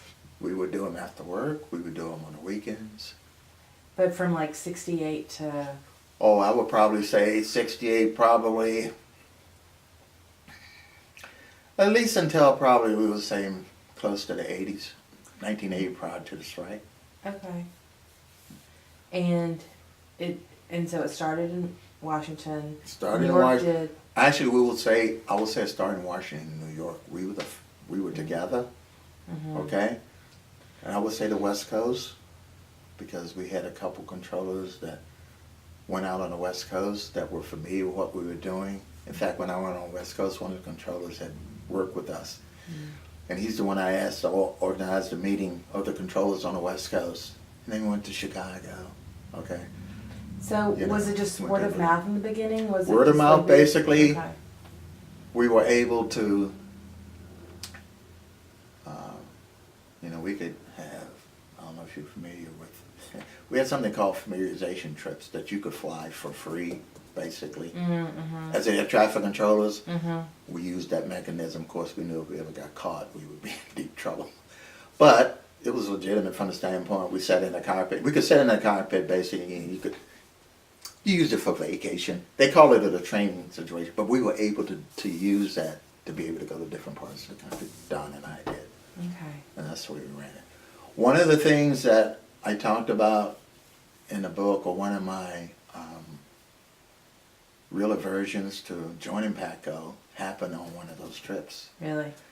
Yeah, I was taking a trip, actually, I can't remember where I was going, but at that time, we were getting in the process of organizing the controllers, and we're hopefully bringing in more minorities. We had just started actually bringing in minorities in 1971 when they had the big group hired.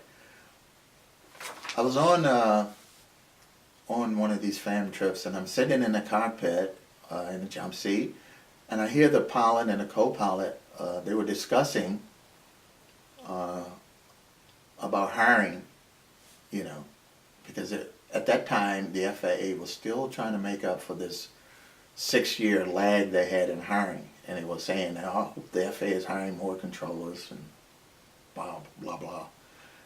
And the co-pilot said, yeah, well, he said, yeah, I think they are. And he said, there was a guy on one of the flights that was a member of he was saying to the captain, there was a member of the union, and he said they're hiring, but they're hiring a lot of unqualified people. That got my ear. I was like, oh. I said, really? So he said, yeah. I said, that's interesting. I didn't think much of it. So I got back to the center. A few weeks later, PATCO at that time had a bulletin board that they would put their, of course, information, how to join, blah, blah, blah, things that were going on in the organization. So I see this letter. Actually, I didn't see it. Somebody brought it to my attention, because by the time I'm coming to work, now I'm the EO counselor now, okay? And I walk in the door and somebody says, hey, Rick, have you seen the PATCO bulletin board? I said, no. I said, what? So I go in and I look at the bulletin board, and it has a PATCO letterhead on there. And their vice president at that time, and I still remember his name, I won't mention it, but says he had been on a trip and he had been talking with the pilots about the service, how it had gone downhill, how the flight that he was on, these two pilots thought that, well, they felt that service wasn't like it should be. It was kind of slowed. He didn't think that some of the controllers were as efficient. So this PATCO vice president said, well, there's a reason for that. And he's writing this, okay, on this PATCO newsletter. And he says to the pilot, he said, because they're hiring monkeys, to do this job.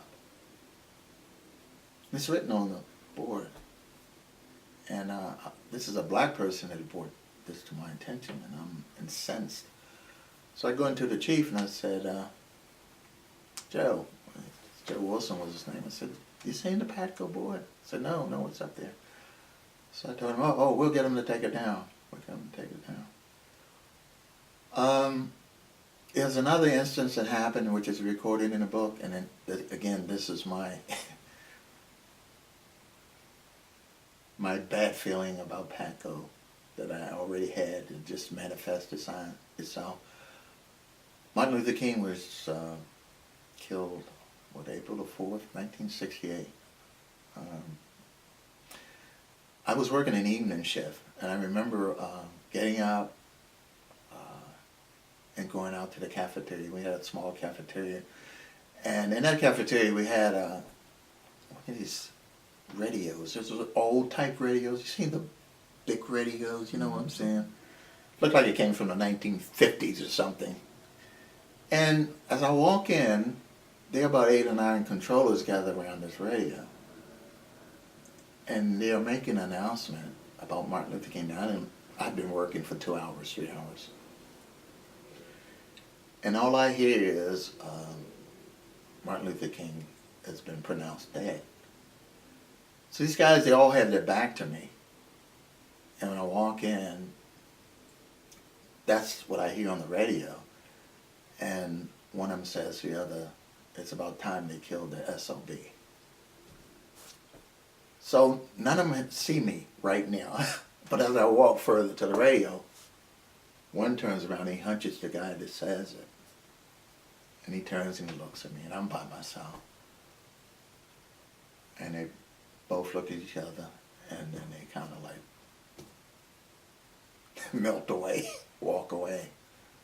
And one of them walks by me, and I want to bump him but I'm by myself. And I got 2 other black guys working with me that night, but we got 60 guys we might have to beat up. And they walk out. And then I listen to this, they tell a scenario of how he got shot. So this was Patco. These are all Patco folk in that group. So I relate in this book my reluctance to even deal with Patco because of instances like this. And what was so very, very interesting, and just pushing ahead a few minutes, but it's related, or a few years actually. In 1981, when the strike occurred, the president of the local Patco came to me, and at that time I was now the president of the Coalition of Black Controllers. We had over 112 blacks in Washington Center. We had more in Washington Center than they had in some centers combined. And what he said to me is, Rick, I think it's time that we come together. We're all after the same thing, and we're looking for you guys to support us during the strike. So I said to him, and he was a pretty nice guy. I knew him quite well. Tom Cassidy was there. I said, Tom, don't you find it interesting, Tom Cassidy, what was his name? I said, don't you find it interesting that you're asking me to join, or asking us to join you now when you hold your meetings? There's and it still is, probably a place called Goose Creek Country Club. They used to hold the other meetings at the Goose Creek Country Club, which was still segregated in 1981. I said, don't you find it interesting that you want us to join you now, and you're holding your meetings at a segregated facility? He said, Rick, yeah, but you guys can come in, from 7 to 9 or whatever, no problem. I said, there's a problem. I said, I'm going to tell you what the problem is going to be. I said, the problem is going to be if you or any one of you in Patco tried to intimidate. We had about 25, 30 trainees in the building. Try to intimidate any of the trainees in this facility to walk out on strike with you. I said, then there's going to be a problem. Because I got about 50 or 60 of us that'll be waiting for you guys. We had, when you leave the center, we had a place called where we had all the equipment. We call it the generator shack. It had all the equipment, We're going to meet you. And whenever you got in an argument in the center or something like that, instead of fighting physically, you would say, I'll meet you at the generator shack. That's what controllers do. I said, we'll be meeting you guys at the generator shack. He understood what that meant. I got about 56 guys. That's if I get one word that you try to intimidate anyone. And I never did. As far as it goes. But that was my whole feel about Patco, disposition-wise. Interesting enough, we had 112 blacks that went out on strike. I'm sorry, 112 that were in the facility. We had 8 that walked out. Now, we had close to over 100 within the facility, but we only had 8 blacks that walked out on strike. A little more history, if I can digress just a little bit more. Of course. A story that's never been told is a story that happened at Washington Center after the strike. You know, bear in mind, there were 11,000 out of 13,000 air traffic controllers fired. That's a statistic that's correct, almost to the number. Places like New York, Chicago, Indianapolis, 97, 98% of the controllers walked out. Not only in the towers, but sometimes in the centers themselves, pretty close to it. So, less than a month after the strike, there's a call that came down from Region to our facility. We were under the Region, to our chief, to ask, to solicit controllers that would want to go to these facilities. Now granted, they had military in a lot of facilities at that time because the PATCO had announced a year ahead they were going out on strike, of course. So there was ample opportunity to mobilize the military to move into a lot of those, what they call critical facilities. But still places like New York and Chicago, they still needed help, big help. And they needed qualified controllers. Not that military were not qualified, but they were military controllers. Mm-hmm. So we got the notice down from the Region, and the chief called me in and said, hey, we're going to have a big meeting, and we're going to solicit controllers that would like to go up to New York, Chicago, Indianapolis, those hard-hit places. We had something like 35 black controllers that volunteered to go to places like that stayed there for 2 to 3 years to get those facilities back up to snuff. They were told, New York, there were controllers being run off the road, there were controllers being shot at. They were told that they would have to work under those conditions, but they went anyway. We didn't get enough of that. And they were being run off the road by the striking By the controllers. strike Okay. controllers, absolutely. And those are the things that they had to deal with, but they did, and some stayed 2 to 3 years up there. They actually moved and lived up there day to day. So essentially kept things going at the biggest airports and the Absolutely. biggest areas. Absolutely. It was the East Coast that was the most impacted. The West Coast, like a lot of people say, why are you going on strike if you're in San Diego or LA? I mean, it's so nice. Why are you going on strike? But they did not lose nearly the numbers. It was New York, Chicago, Indianapolis. It was those facilities. The South did not lose that many because you guys come from a different, you're not militant. you're not crazy folk like us. Seriously. I mean, the Southern mentality is Southern mentality, okay?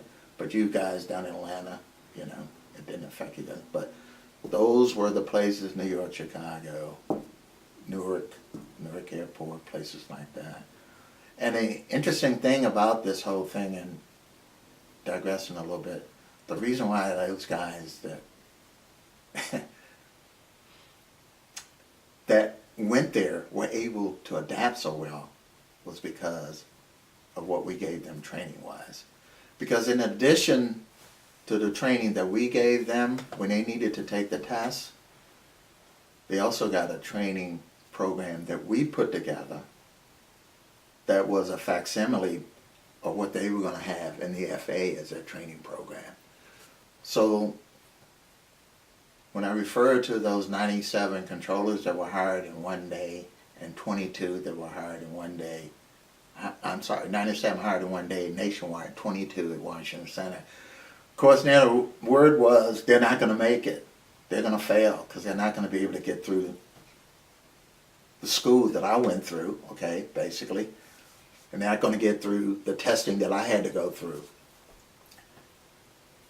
Never happened in the history of the FAA. The FAA had a washout rate of 65% at Oklahoma City. That is where the training was done. I didn't go to Oklahoma City because I was in the military and I had already had that course. But all the inductees, and the training is still done at Oklahoma City, some of the basic training. So all the inductees had to go to Oklahoma City. They had a washout rate of 65%. White controllers, okay? In 1971, when we hired those 22 controllers from Washington Center, because we prepared them for that training they were going to go through in Oklahoma City. 2 years later, they went to Oklahoma City, okay? That was an 8-month course. 22 air traffic controllers, black, went there, and 22 came back successful. So we got another hit in the Washington Post. It's happening at Washington Center, and if it can happen in Washington Center, it can happen all over the country. And as I said, as a result, we had close to 1,800, I think, probably prior to the strike. And we lost, unfortunately, nationwide over half of the minorities because a lot of them were in facilities that were not like our facility. We had strong black journeymen. We had people that, our group, we were going to protect them without a doubt. And we had guys that had been in from the beginning. Where in some of the other organizations, they didn't have the, I won't say the, they didn't have the stability. They didn't have the black leadership that said, and I didn't tell anybody not to go on strike. I called a meeting prior to the day of the strike, and there was something like 100 people there.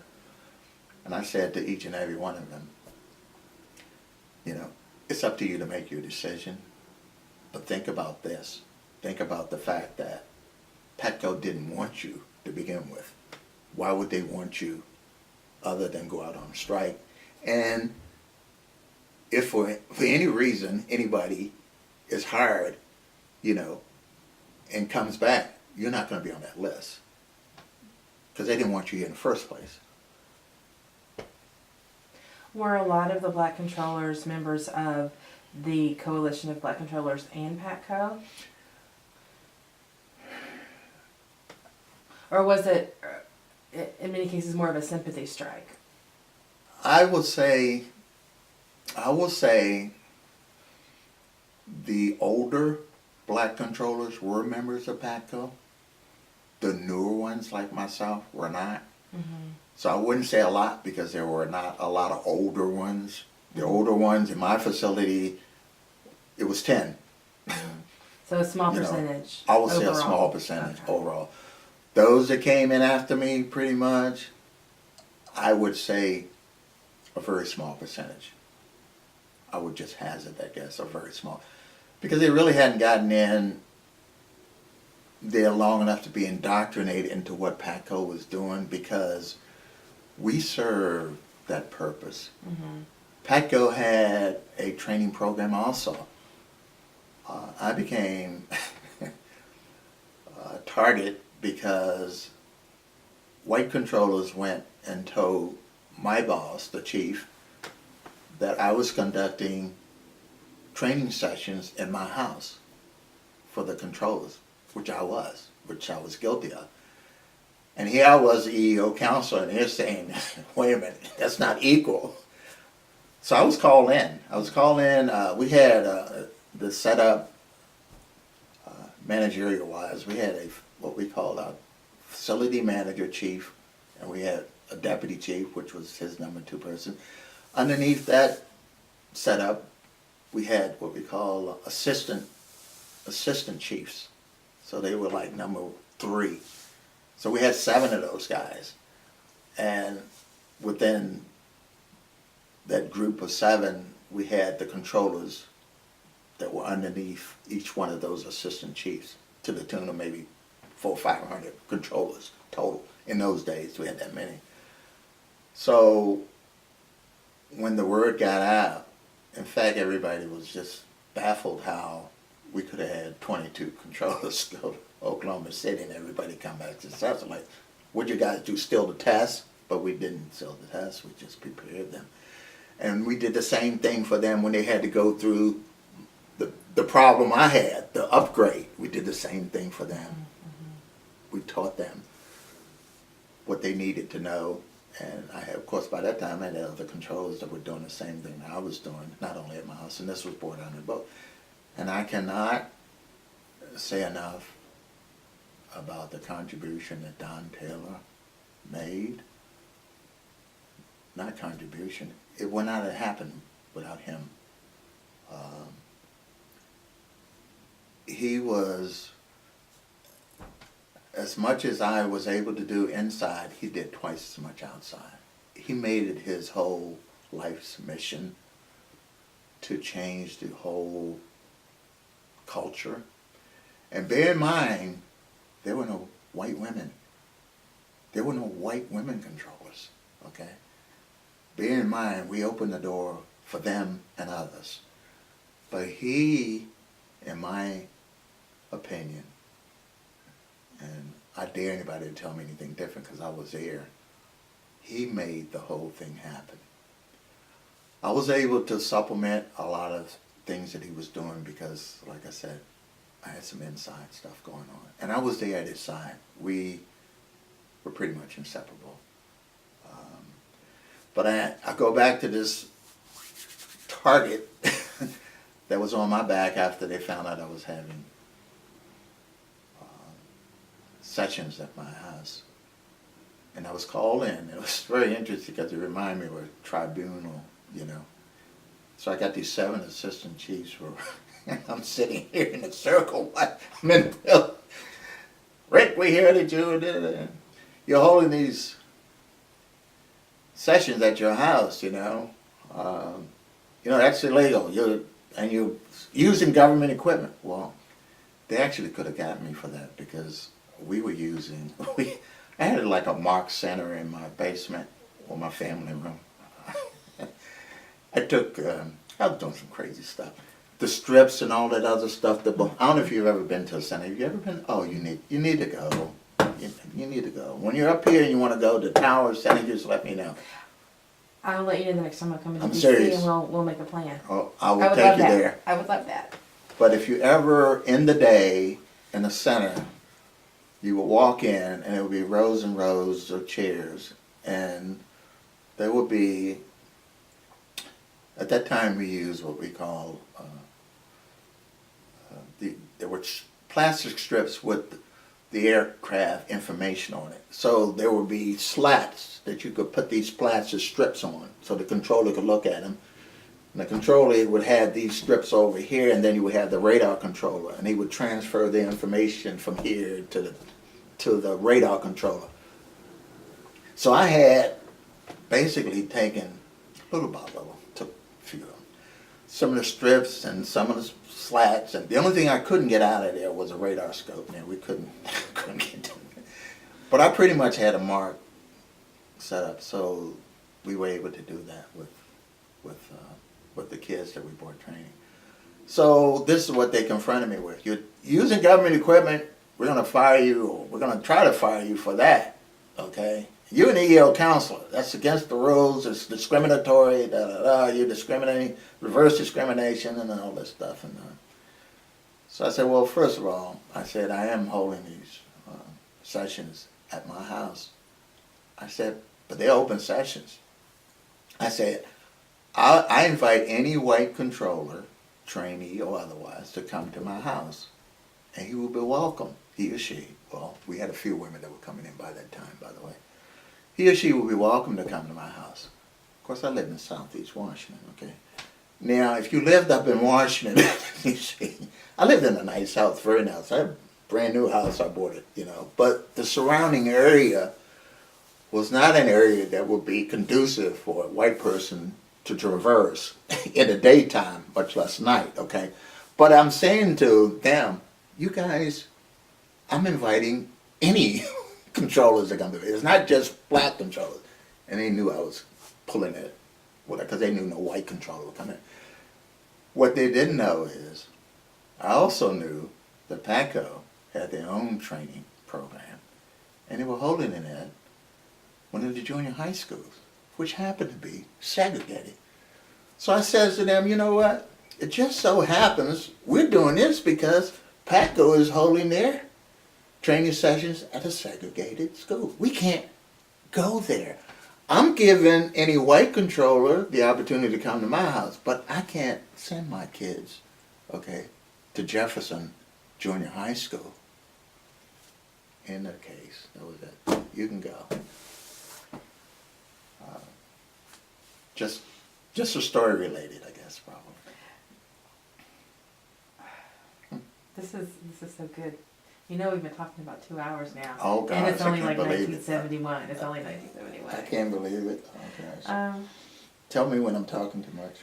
no, I might be here till 6, 7 o'clock tonight. So I've got a few questions I want to follow back up on. When you started the program for students, that was under the Coalition of Black Controllers. Mhm. That was sort of like a mentoring / education program within that group. Yes. What else did the coalition do? Well, as I say, we did the recruiting to get them there. We did that. We also held events to raise money.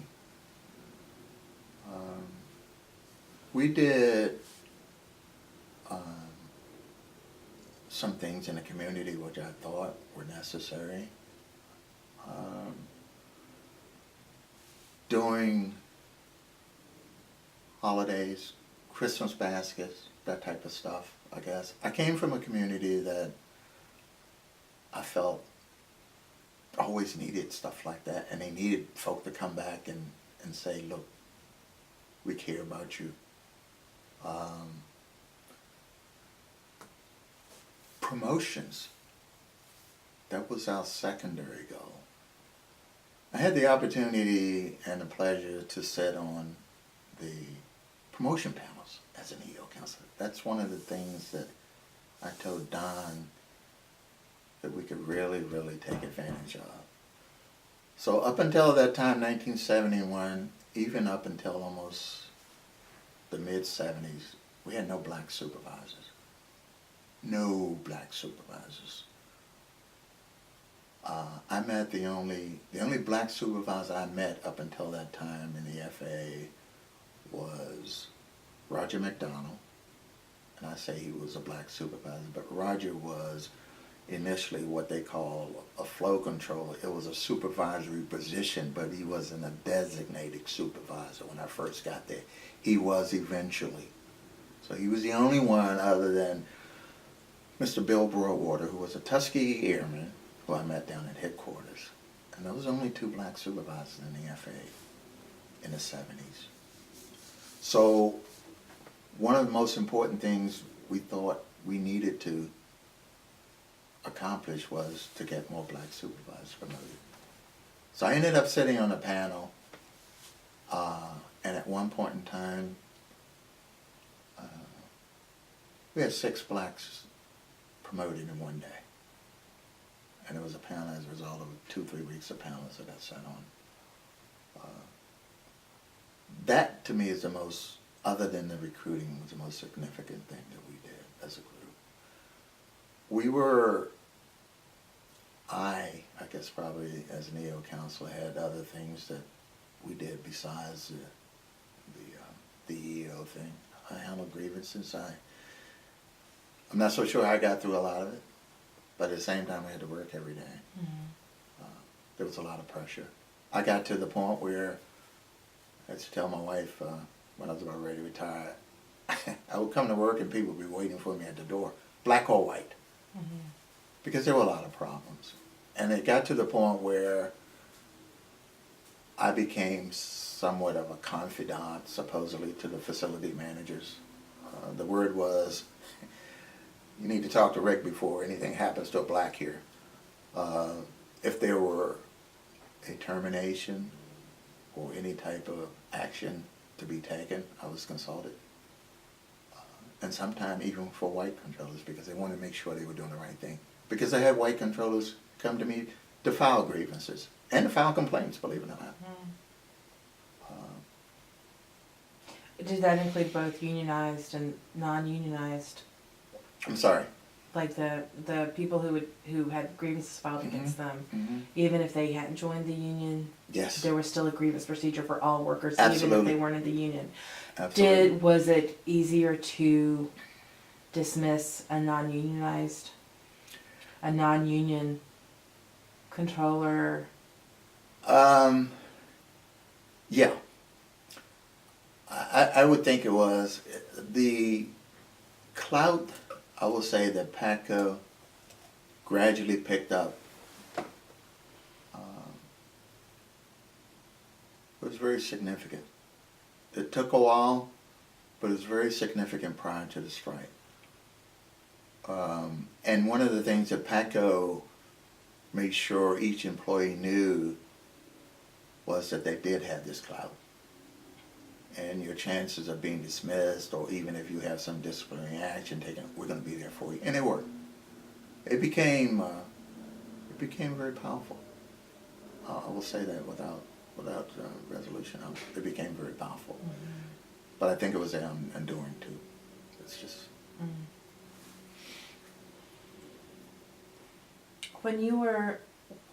When the training that you were doing in your home here and in New York, when you started sort of like, did y'all get together to work on the curriculum and come up with all of that content together and then distribute it? How did that work? How did Yes. that part of it work? That's exactly how it worked. Okay. We sat down. I had military training, which again, like I said, the FA kind of piggybacked their training program off of the Air Force, really. So I had that training, and I had FAA training. There was 2 or 3 other controllers that had been in the military also, Bob Beatty and Billy Fields. And there were guys that were just very, very good at putting stuff together. That's exactly how it worked. We sat down and we said, okay, what are we going to need? But the FAA is going to give them, but we're going to give it to them before the FAA does, so that if any questions, it'll be reinforced, okay, rather than having to learn. Because you got to remember, most of these young people that we were bringing in had 0 degree knowledge. And that was the thing that was so astounding about these 22 young people. The program that they were hired under initially was called a 150 program. And the idea was, actually, they were going to hire 150 that day. It was called the 150 program. They didn't quite get to 150, hired 97. So that was the start of the FAA's so-called effort towards minority hiring. It was called the 150 program. But they were made up of people who had 0 degree knowledge. 0 degree knowledge. How are you recruiting those kids? Pretty much like I said, going to places like the post office, going to Howard University, going to DC Teachers, career days. I was in the schools. We were getting kids that were, and at that time you got to remember, you could come in at 18 years old. You could come in at 18, okay?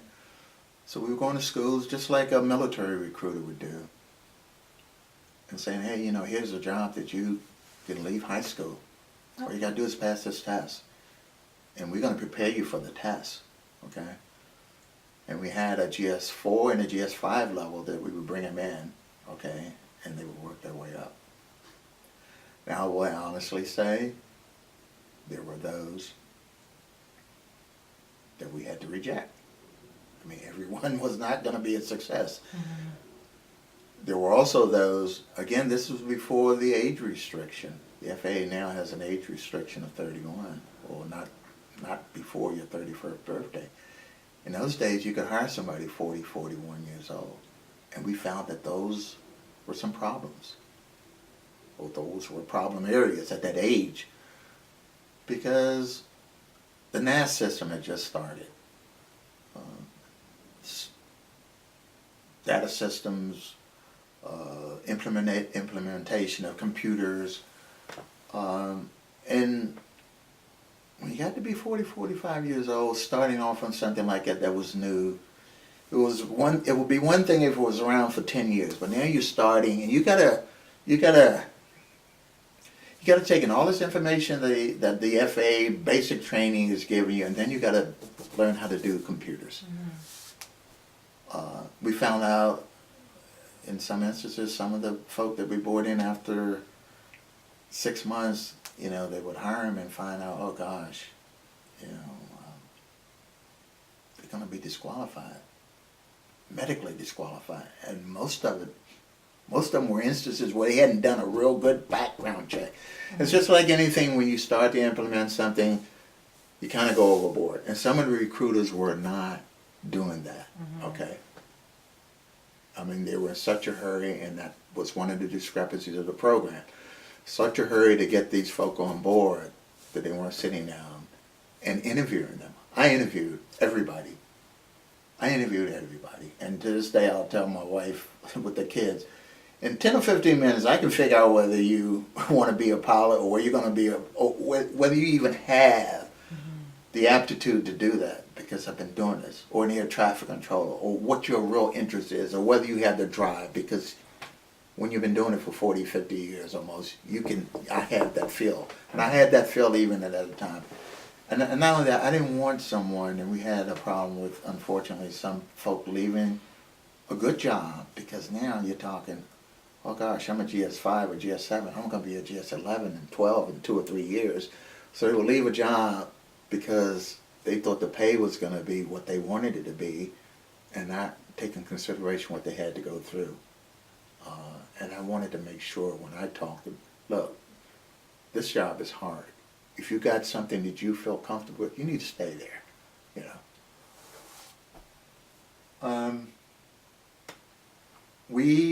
And it wasn't only me and Don, there were others, especially those who had been there prior to my time, and then some of the youngsters. But when it came down to those instances where you had to be up front, it was he and I. And we sometimes looked at there was nobody behind us, and we were making these bold, audacious statements to the paper and saying this and that. But he had a commitment that was second to none. And I have nothing but praise for him. There were a lot of people, I think, probably a little bit jealous of him, because, you know, when you do things that are out of the ordinary, people marvel at him for a while, and then after a while they become envious. And they say, well, I could have done that. Well, I'm not so sure they really wanted to, because to be perfectly frank, we were behind the 8 ball. We were at risk. One of the things that we did when we made a point of not doing, when we formed the union, the so-called union. I mean, it wasn't recognized, but it was a union to us, and the FAA recognized us to the point where we were able to hold meetings, and we influenced decisions. We didn't want secretaries. We didn't want actually flight service station people at that time, because we felt they were vulnerable. We felt it's going to be pretty tough for the FAA, especially when they had a shortage of controllers, to fire 10 air traffic controllers versus 10 secretaries who might be vulnerable. So that was one of the things when we initially started. We said, no, we will defend their cause, but we don't want them to be members, because we knew that we all were going to be under the 8 ball. We had to be very, very careful about what we did and how we did it. Did the Coalition of Black Controllers advocate for their members? Did you collect dues? Did you do sort of lobbying type things? Yes. Did you look at any point to have your own contract with the FAA? Answering your question, we collected dues. That was amongst ourselves. I don't think we ever thought far enough to think about having a contract with FAA versus, and I will tell you, and I guess I don't know if you are familiar with the organization NBCFAE, which I will tell you about, because that's eventually what it became. Okay. No, we didn't think about contract. I think the success that we had was more than we ever imagined. But we did have a dues system as such, and each facility that I would go to, or each area that I would go to, be it LA or be it, and I eventually did go down to Atlanta, again, to find out that there were no blacks there, and we had to almost start from scratch from those blacks. But they became more prevalent after this new organization came in. But to answer your question, no, we didn't go much further than that. We were just happy to be able to recruit. We were happy to see those that who had the time to be promoted. And eventually the organization did,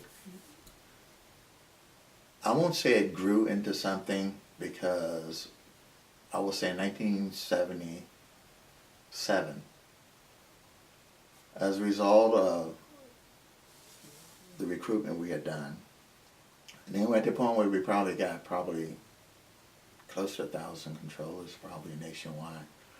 One of the things that we talked to the administrator about, I'm not sure if you're familiar with, I know you know what a tower is, right? Okay, so you know also what a air traffic control center is, do you? Okay. I have a pretty good idea. Yeah, okay.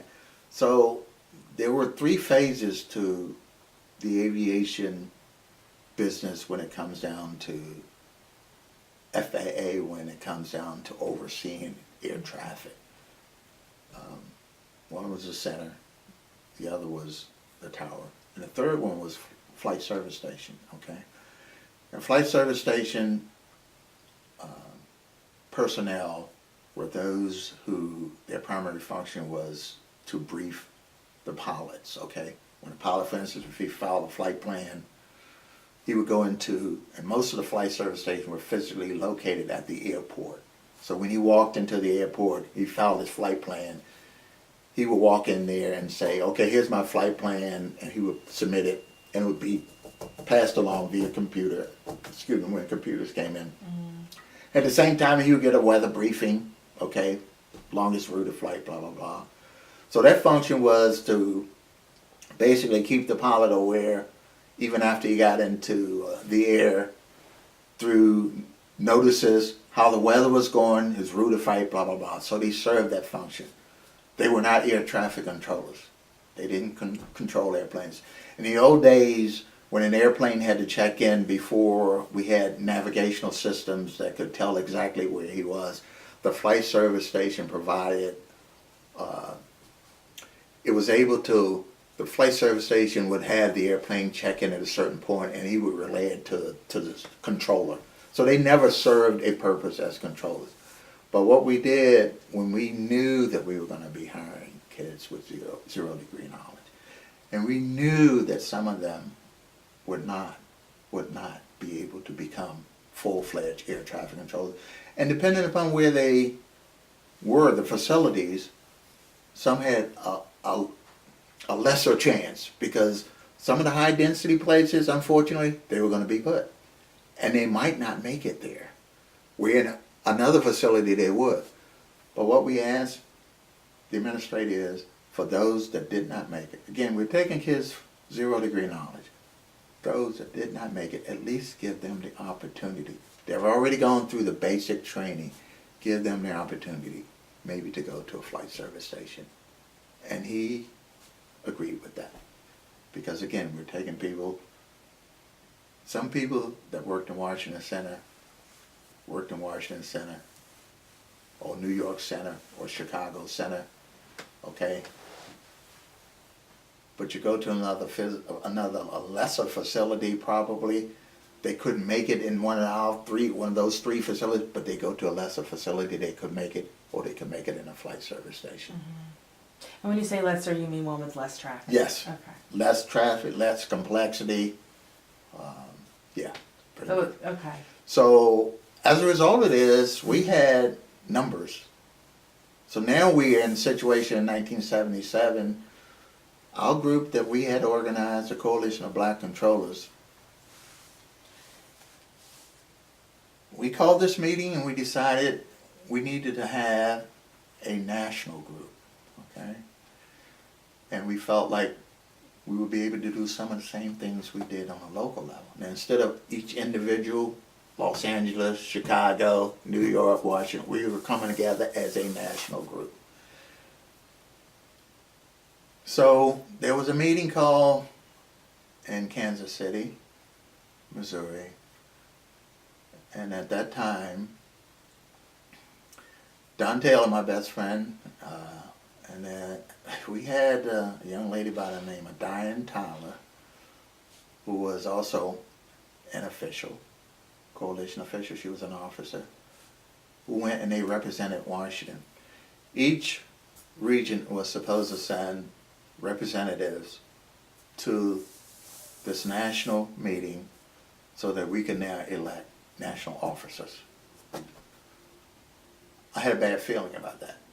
I didn't go because I had already seen an effort to usurp what we had done in Washington Center for whatever reason. And I told Don I wasn't going. And we in the Washington, New York area were supporting him to be the national president. Unfortunately, because of some of the, and I will say some of the flight service folk who were now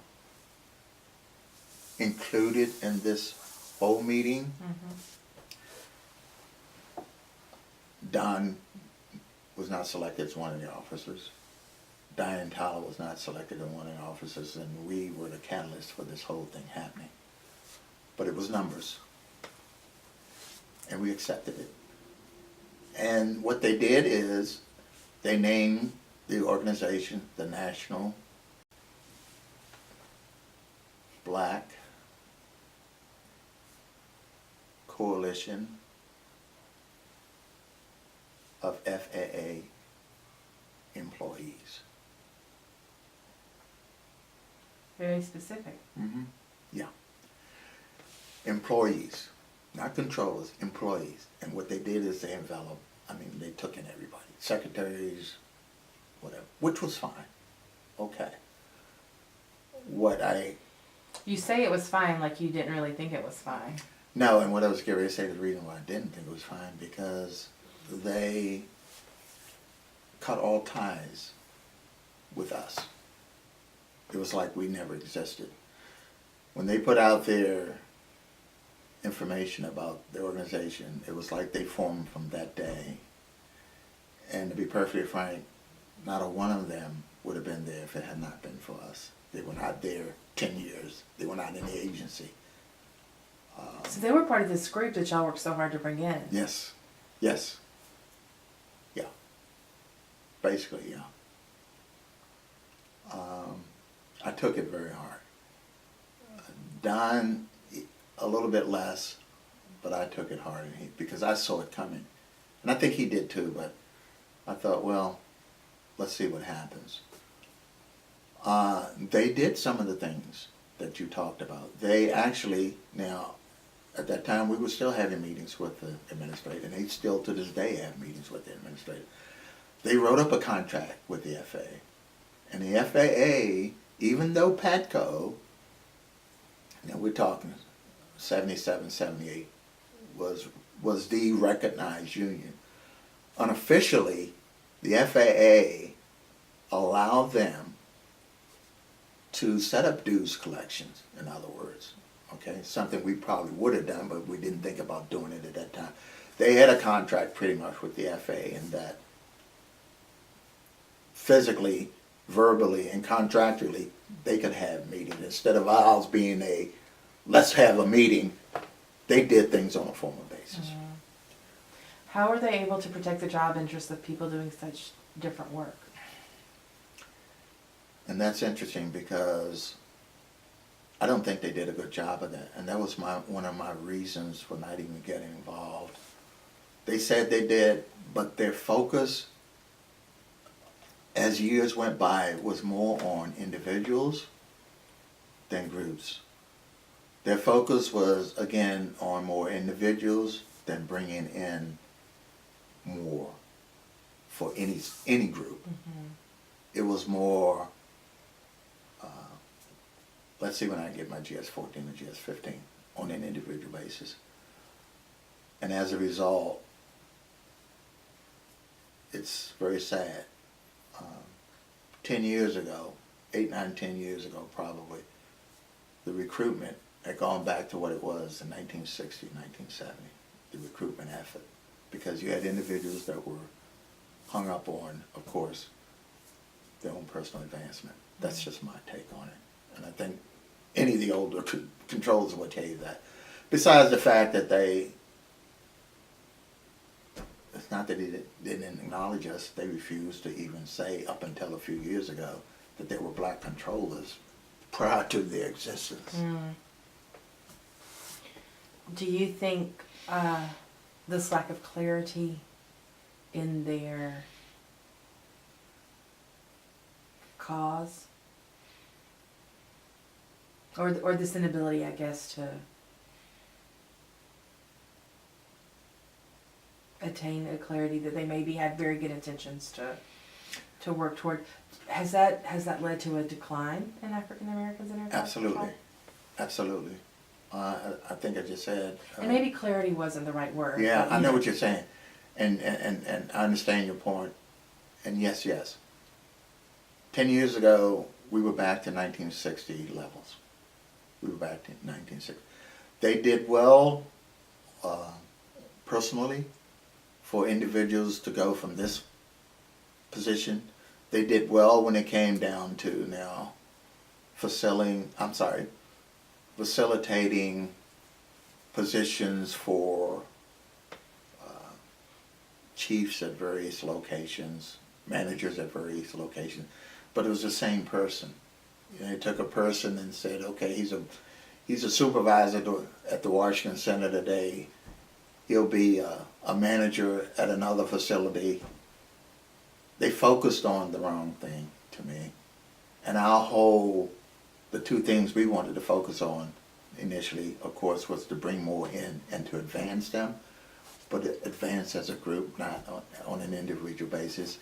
And technically, myself and Don looked at it as being a sellout. And the FAA was very content because now, hey, they weren't pressured. They weren't pressured at all to hire any more minorities. They had a limit. They had the women's movement became stronger than the black movement. And it probably is today. In fact, not probably, it is today. But do you think too it might also be just in the way that when the coalition of black controllers came together, that it was a reflection of communities folks have been raised in. You talk a lot about community, and that it like this grassroots level movement that we saw coming in the 60s. Sure. So that as you progressed, it continued, things changed to reflect whatever is happening in society at the time. And I think part of that was true, but I also think part of it was just plain old being selfish. Being selfish, and my upbringing always begged for me to look behind me. And that probably is a cultural thing now. We don't emphasize that. So it's part of what I said, but it's also part of what you said also. It's a cultural thing. And we found it out in the workforce, controller workforce. I mean, I spent 12 years as a supervisor. In my last 12 years, I was a supervisor, which I reluctantly took, to tell the truth. I could have been a supervisor. They would have loved to make me a supervisor, because once they take you out of supervisory ranks, you now conform to company policy. So for 20-some years, I was not. But I found that out with the new people that we were hiring. You know, they were a lot brighter, probably a lot smarter, but their focus on sitting and doing the best job they can was altered by something other than, I'm making $150,000 a year now, or I'm making before I left, it was over 100,000, you know. And then they're making almost 200, some of them in facilities. They didn't have, probably because of my upbringing, that I did have this thing about, hey, the job is most important. The lives that we're going to impact are more important than the salary. So yeah, part of what you say is true. I don't want to say it was all about selfishness, but part of it was because of that, because I know some of them personally, and I've confronted them. I've confronted them, some that work for me, who I had second thoughts about afterwards, about why did I let her get through or him get through, you know. But they had the ability, but they didn't have that feel for about what the job entailed and the importance of it. And more than anything, they didn't have a feel about, let me bring somebody else along with me. But that's what I grew up with, so yeah. You're right.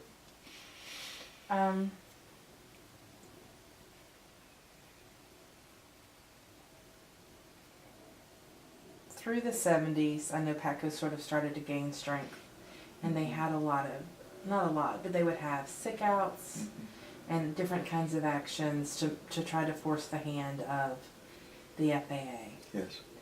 How did those affect the non-Patco members? Actually, I remember one in specific. It was 1970, about 70, maybe 70, 71. It was the reason why I remember so much. They had declared the day, and that's what Patco would do. They would declare a day. We're not coming to work today.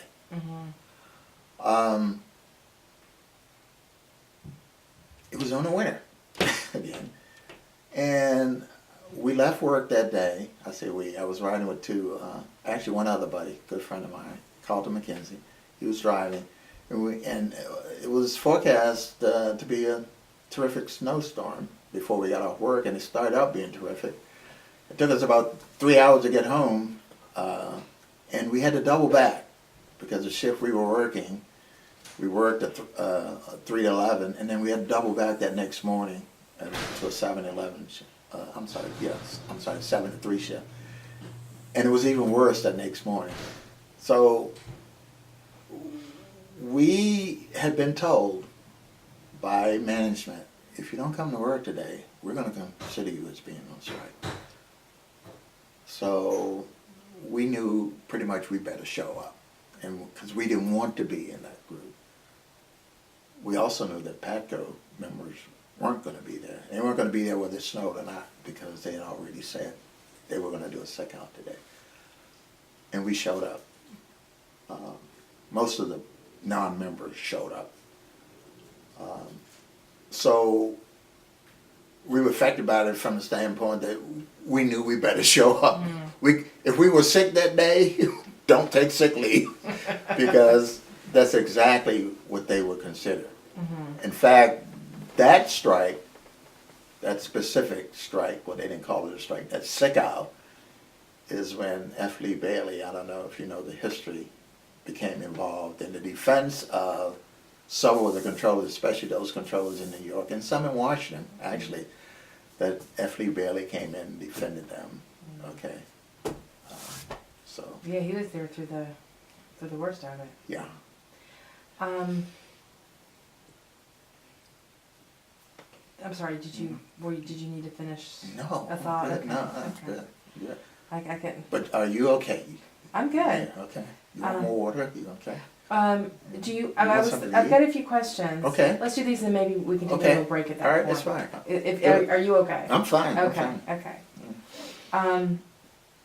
So I know in the Patco records that I have at Georgia State University that we have a lot of medical files and a lot of the medical files reflect that controllers in general have a lot of issues with substance abuse and mental health issues, and then just the way that the stress of the job impacts them physically. I think hypertension, Sure. lots of heart attacks, Sure.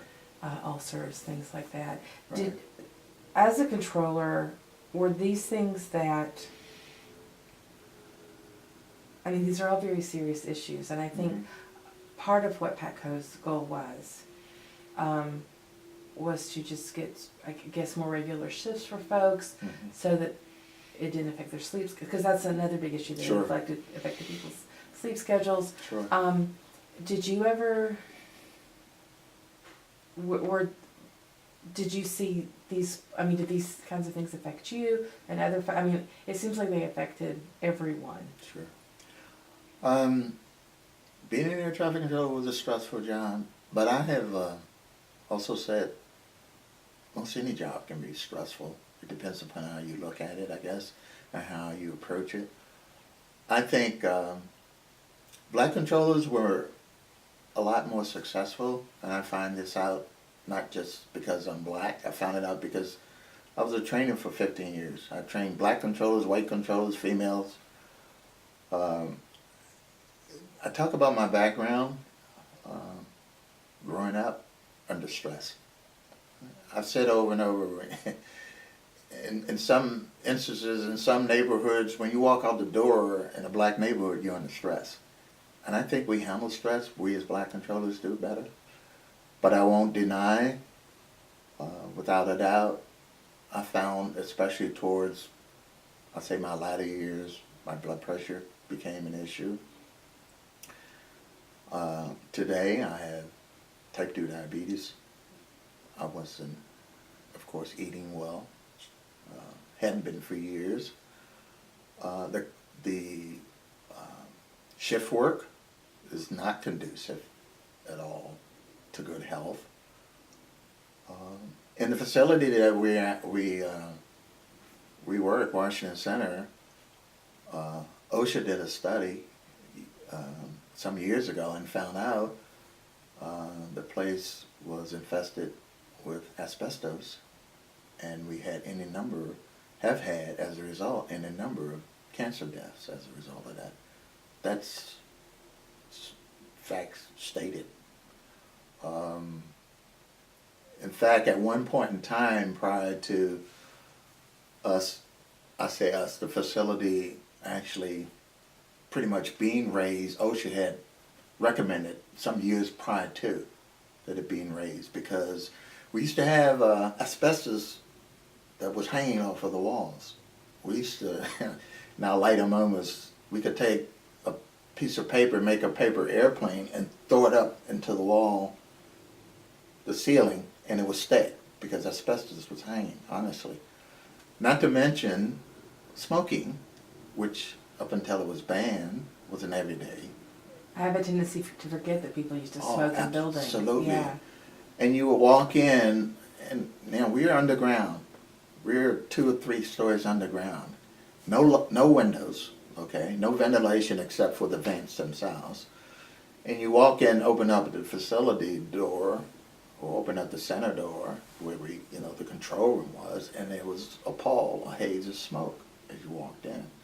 And this, I never smoked a day in my life, but this certainly affected your health. The job itself, I found I loved it. I mean, the performance of the job. I wanted to work when it was the most stressful, the busiest, because I had an innate ability to do the job, and I was good. Well, and it's been suggested too that the stress sort of acts as like people become addicted to the stress. Oh, absolutely. And that's like the rush for them is to. It's a terrible thing to say, but that's the way it was, and that's the way I felt. There were certain controllers even in my area, and I had an area when I was a controller before I became a supervisor, that had probably the most complex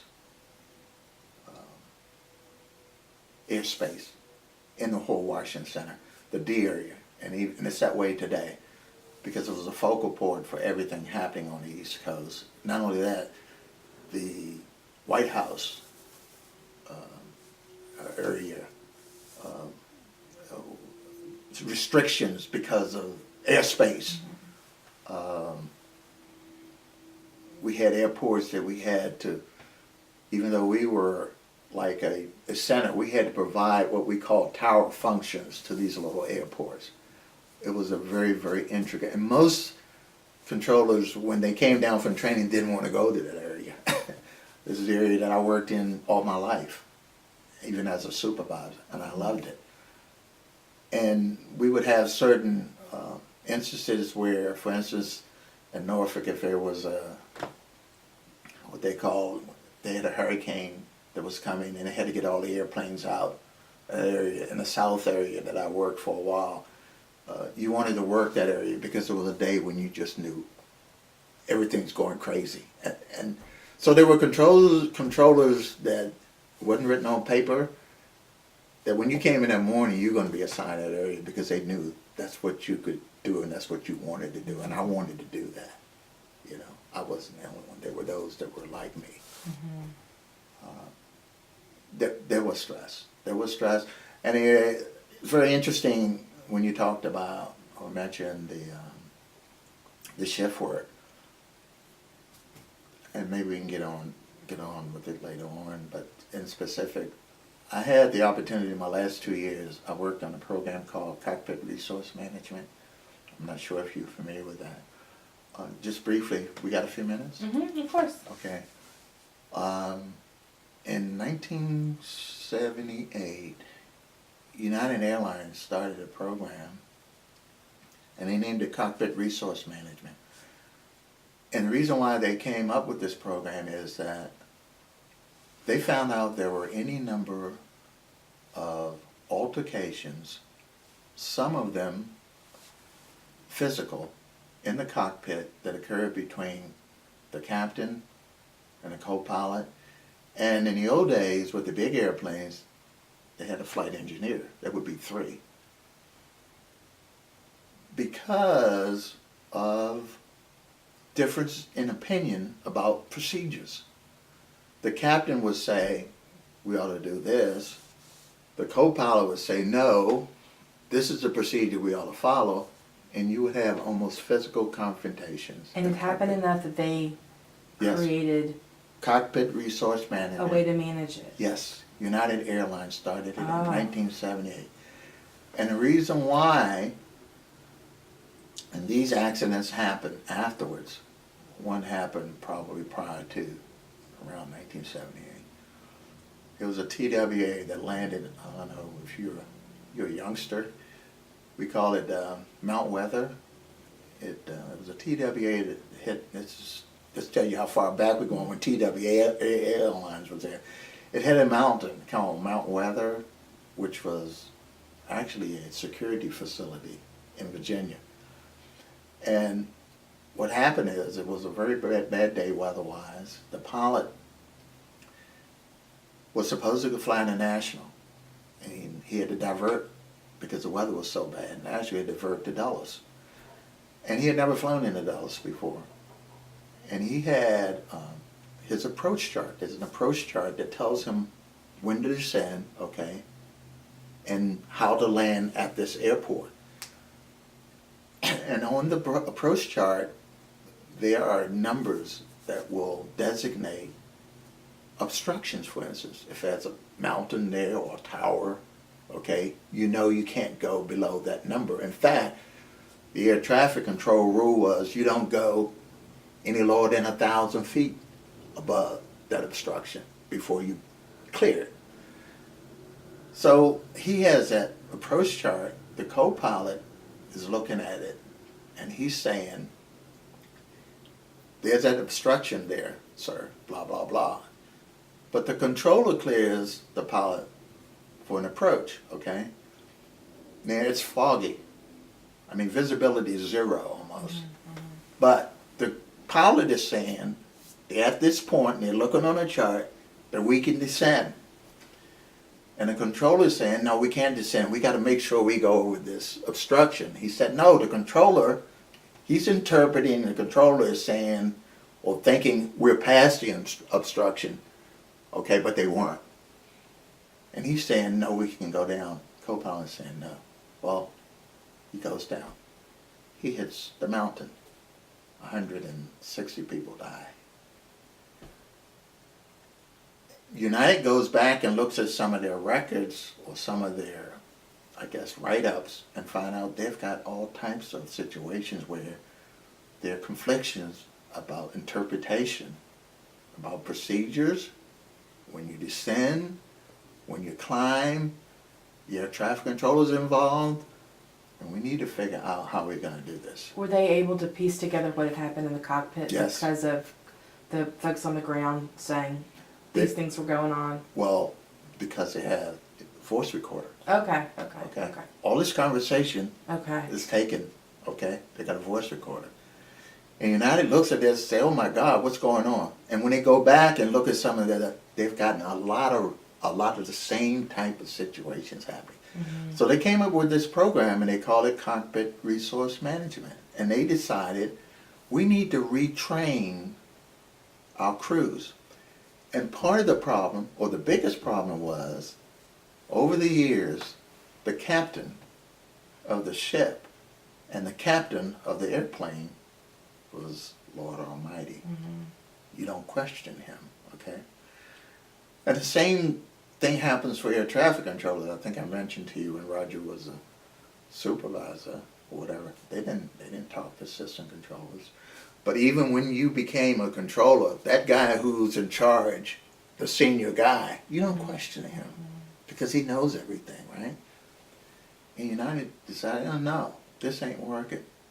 Because actually it was a co-pilot who said, no, we don't go. He said, oh no, the controller cleared me, I know we're supposed to go. And 160 people would have left, okay? So, And how do you as an airline explain to people? yeah, And that's, yeah. yeah, Oh, yeah. that's hard. Yeah, and this is 1978. United comes up with this and they start this program. So they decide we're going to have to bring every pilot every year has to go through this course, and it's all about teamwork.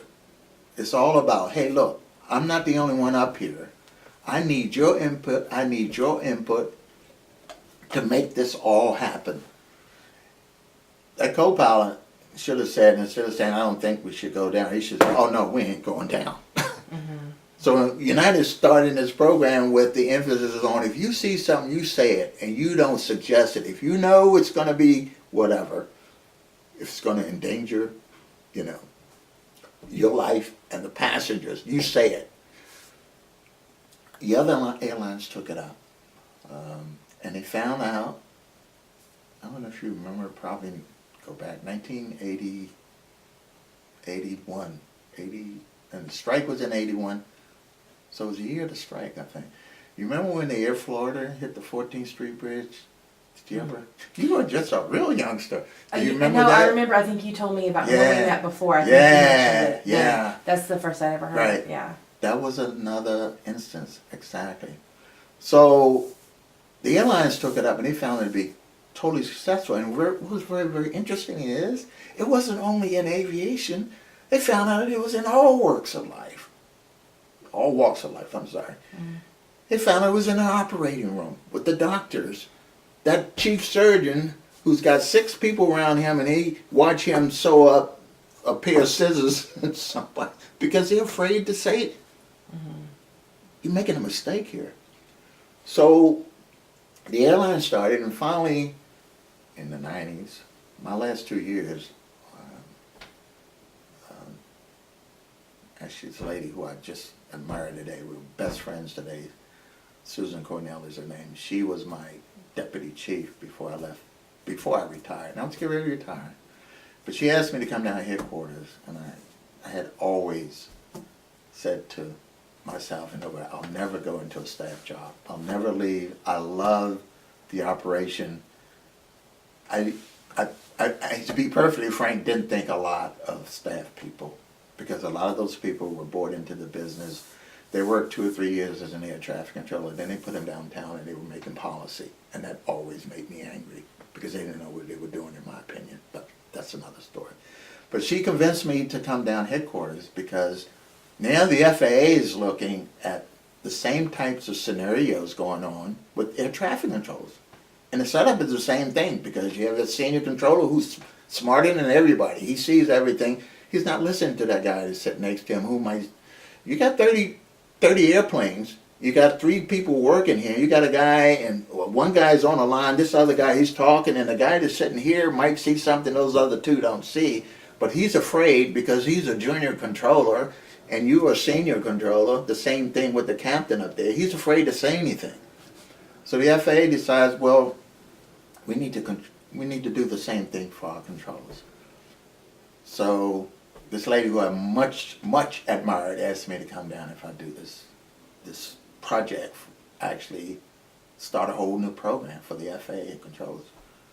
Well, first of all, to have to tell an air traffic controller who thinks he's even more of a god than a pilot, okay, that he needs additional training for anything, she knew was going to be an effort, and I told her, and she knew it because she was a controller herself. She said, Rick, we are probably some of the most egotistical people in the world, but you have to be. You have to be on it. Anytime you got to tell a pilot what to do, you got to be egotistical, and he listens. So she said, Rick, you want to do it? I said, I don't know if I want to do this. They had a guy that had come down there, and he didn't do well. It just didn't work, So she says, look, you got unlimited staff. I had a contract group that worked with me. I had about 15, 20 people that worked under me to coordinate this program. So we set up lesson plans for what we were going to do, and what I said to her is, we need to take that scenario with that Air Florida hitting the 14th Street Bridge, because that's perfect. We need to take it and use it for our workshop. That will be our opening segment of the workshop, because that hits home real quick. And the other question is, where are we going to start? We got 20 centers, 160, 170 some major towers we got to hit nationwide. And she said, well, maybe we ought to just take a little small place and see if it works there. I said, nah. Again, this comes from my street training growing up. I always found out, the bully, if you fight the bully, you don't have to worry about the other guys, even if you get beat up, okay? That was my philosophy growing up. And that's why I got along well after, because I got beat up by the bully, but after that the bully said, hey, leave him alone. So I said, let's go to New York. We're going to start in New York. Now, in air traffic control, even Chicago is bad, but New York is the worst, because they don't want to hear nothing, okay, that says I got to do something different. They're just so New Yorkers are New Yorkers. They're just that way. And the controllers are even worse. And she said, Rick, you sure? I said, yeah. I said, because we get New York, everybody else is going to fall in line. And we're talking there journeyman controls, what we call journeyman controls. Controls have been controlled for 15, 20 years. That I got to go. And what we're going to do, we're going to do a train to train. We would train 8, 10 trainers, and then they would go out and have the training sessions within the facility and train the rest. So I said to her too, I said, I dare a New Yorker, Chicago, I don't care what. I had 29 years in this business, most of it grunting, controller. I dare, supervisor, I had it all. I dare one of them to tell me I don't know what I'm doing. I dare one of them. And sure enough, you go up in this shoot group, and you walk in, and they're all like, they're all upset because they don't want to be there. Well, and a woman and a black man are walking in to tell them what to do. Absolutely. A woman, a black man, and all women contractors. I had about 15 women contractors sitting outside, and they're like, this ain't happening. So, hey, they didn't want to listen for a few minutes, and I said, hey, you know what? All of y'all can leave. We're bringing the next group. Okay? I said, I gave them my credentials. Some of them knew me and some of them don't. Some of them didn't. A couple of them did. I said, I've been out in Washington Center. I've been feeding you suckers. Airplanes in line, okay? I know what you do up here, okay? I work in the D area, and the D area was notorious nationwide. I work in the D area, and I've been there for 29 years. We gonna get this started. So they sat back, and we played that Air Florida tape, and that was it. they were won over. I said, the reason why, So y'all actually had the tape to take in. Absolutely. Okay. I went to NTS. And is it? And do you, for the people listening to this interview Mhm. or watching this interview, what's happening on that tape? On the tape, it tells exactly, it's the exact tape, the conversation between the pilot and the co-pilot, okay? And just to relate to you again, that airplane had been de-iced. It had snowed terribly that day. I don't know if you can, you know, you're such a youngster, you're probably, you know, around 1980, I'm thinking 82, or 81, I'm pretty sure it was the year of the I was strike, only if I like know 10. Is that right? I wanted to play video games and listen to records. You know what I mean? I got you. In any event, 81, 82, and I'm thinking it was 81 because the year after the strike, or the year after the strike. But basically the airplane, it had snowed terrible, the airplane had been de-iced. And they were 2 hours behind schedule. It was a 737, they had 89 people on board. So after they de-iced it, they had waited a while because they wanted the snow to stop and they had to line up with 10, 12 other airplanes behind them. So as they're taxiing, the pilot said, or the co-pilot says, he's looking at the instruments and they're shaking. Not only that, before he got on board, he said to the captain, he said, I think there's still some ice left on there, you know. They had the ice 2 hours, but it'd been snowing, not hard, but it forms back again. Captain's in a hurry though. He says, oh, we're 2 hours behind, we'll be okay. We'll be okay. So the co-pilot says, okay. So they line up, but they line up behind 8, 9 airplanes. And then the wing, this was really crazy. The wing that had ice on it, the co-pilot convinced the captain to look out there and he said, yeah, there is ice on there. So one of the airplanes that they lined up behind, he positions the airplane. Now this is all going on in the conversation, cockpit, on the recorder. He said, let me move this thing over here and maybe we can get some of this ice off the wing. He positioned the airplane behind the engine of one of the airplanes that's in front of him to help to try to get the ice on. So he knew there was ice on there. But you know what that did? It made it worse. Because the heat, okay, from that ice that melted it, it instantly froze over again. Because he had to wait another 10 minutes to leave. So now we get to the end of the runway, all right? And the co-pilot looks at the instruments, but you're still doing this. And that indicates. That indicates there's icing on the wing. Okay. It ain't good. Okay. That's your de-icer saying, I ain't working, in so many words. Okay. And he says to the captain, this doesn't look good. And the captain said, I think we'll be okay. And so they start their roll. And they get 50 feet down the runway. And finally, the airplane starts to shake. And the co-pilot says again, this doesn't look good. And the captain says, you're right. 96 people were killed. That day was incredible because at that same day, we had an accident in the subway, okay? One of the subway trains collided or whatever and killed 2 or 3 people. And it hit the 14th Street Bridge, this plane hit the 14th Street Bridge. That's what it did, completely. There were 2 or 3 motors killed because the airplane hit like the top, I guess probably of their cars, one of the wing, part of the wing, and it flopped over. There were 6 people that ended up in the water, and this is, we're talking 20 degree water, frigid ice. And if you go and research this, you'll see pictures of, there was a guy who was standing on the bridge who ran down and actually jumped in the water, in this frigid water. And it's all on TV. This was probably nationwide, national, international thing.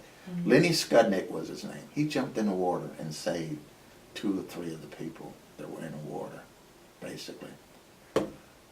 So this was all a part of this cockpit resource management story we wanted to tell the controllers. And the FAA felt like the controllers needed to know that. And so before I retired, I spent 2 years teaching this, or coordinating the teaching of this program. and we did pretty much the whole country. And now I understand it's still, it's part of what you need to learn as when you come in as a trainee in Oklahoma City, in the Oklahoma City training. It was that important. But one of the things I wanted to mention in conjunction with that was I also was tasked to look at previous incidents and accidents, just like the airlines did. And one of the things that we found out was what you talked about, the stress factors, that this country was so far behind in gauging. Every year, there's a international conference on cockpit resource management, because after United started it, it spread throughout this country, and now every country in the world that flies airplanes has a cockpit resource management program, okay? And I found out, actually, I went to the second conference they were having at that time in 1993, before I retired from the FAA. I found out that the United States, who should have been the leader in this, was at the back. The Russians, the Canadians, the United Kingdom, they had better programs in monitoring their controllers and also their pilots when it came down to job stress, job fatigue. Even the Russians, I hate to say Russians now with all this stuff going on, but the Russians were doing a program where they would take their controllers and monitor them, sometimes monitor their heart, monitor their blood rate, blah, blah, blah, prior to going to work, and see if it was the same after they got to work, what it was, whatever. And this is back in the 1990s, and we weren't doing that with our controls. And these are some of the things that PATCO, I will have to say, brought up back in the 70s that should have happened. So that part I agree with what they were doing. Now on that note, we'll take a break. Okay. So earlier, you talked a little bit about how ushering in all the African American controllers sort of opened up a gate for white female controllers to come in. Yes. And this was in the 70s, Yes. sort of concurrent with the second wave feminism, women's rights movement that was happening Yes. about the same time. What was that experience like? And how was it perceived by the largely male profession? Without a doubt, about the same way as that black controllers were received. And I found that a little bit startling, because these are white females, and some of them could have been their daughters or relatives or whatever. There was a resistance to a certain degree, but I think after a period of time, they figured out the same thing that they figured out about black people. That we knew and understood what it was all about, the severity of the job when it came down to the stress, and we can handle that. And I found that they found out later on that white women could do it just as well as they could. There still were, I will say, there was a reluctance, especially when promoting them, but we went through the same thing.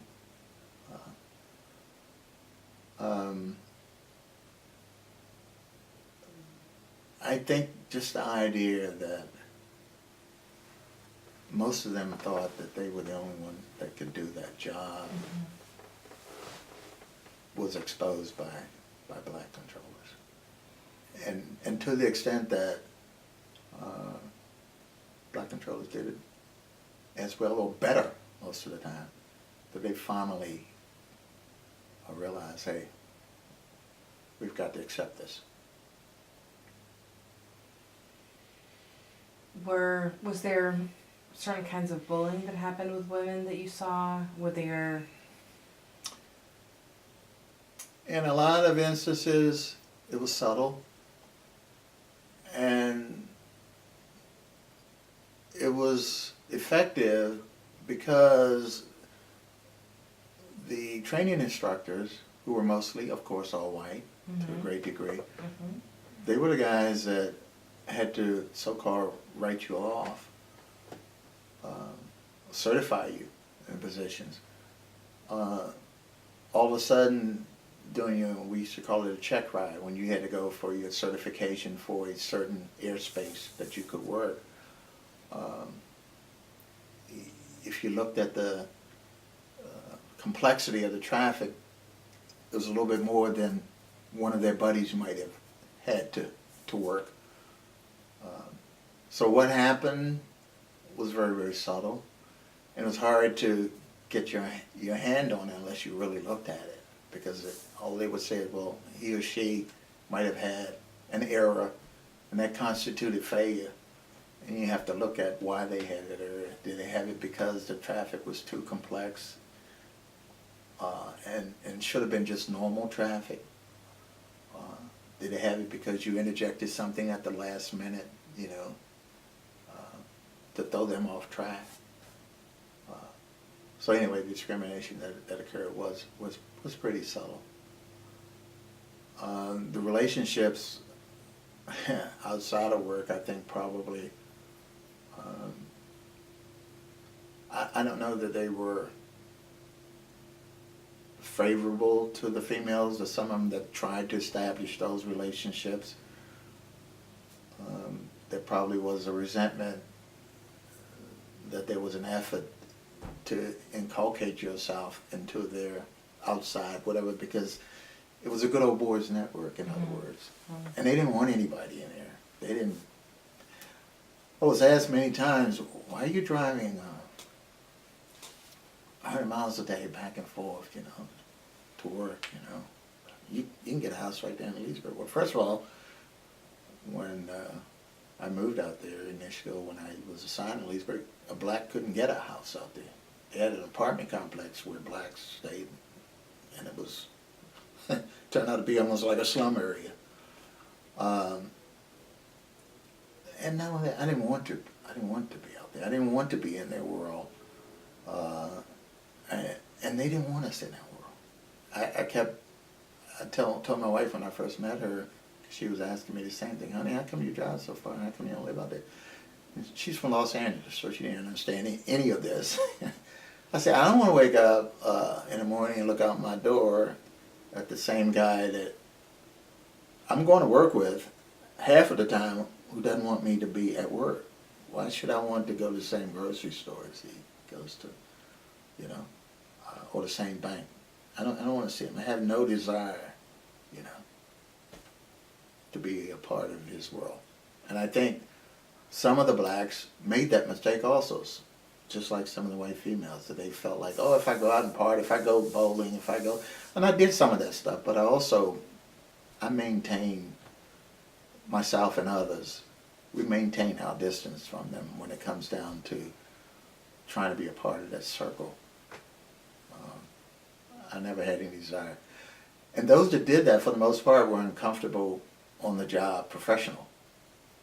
They felt like it would give them an edge. And I never felt that way. I felt like I could do that job better than they. So I never felt that need.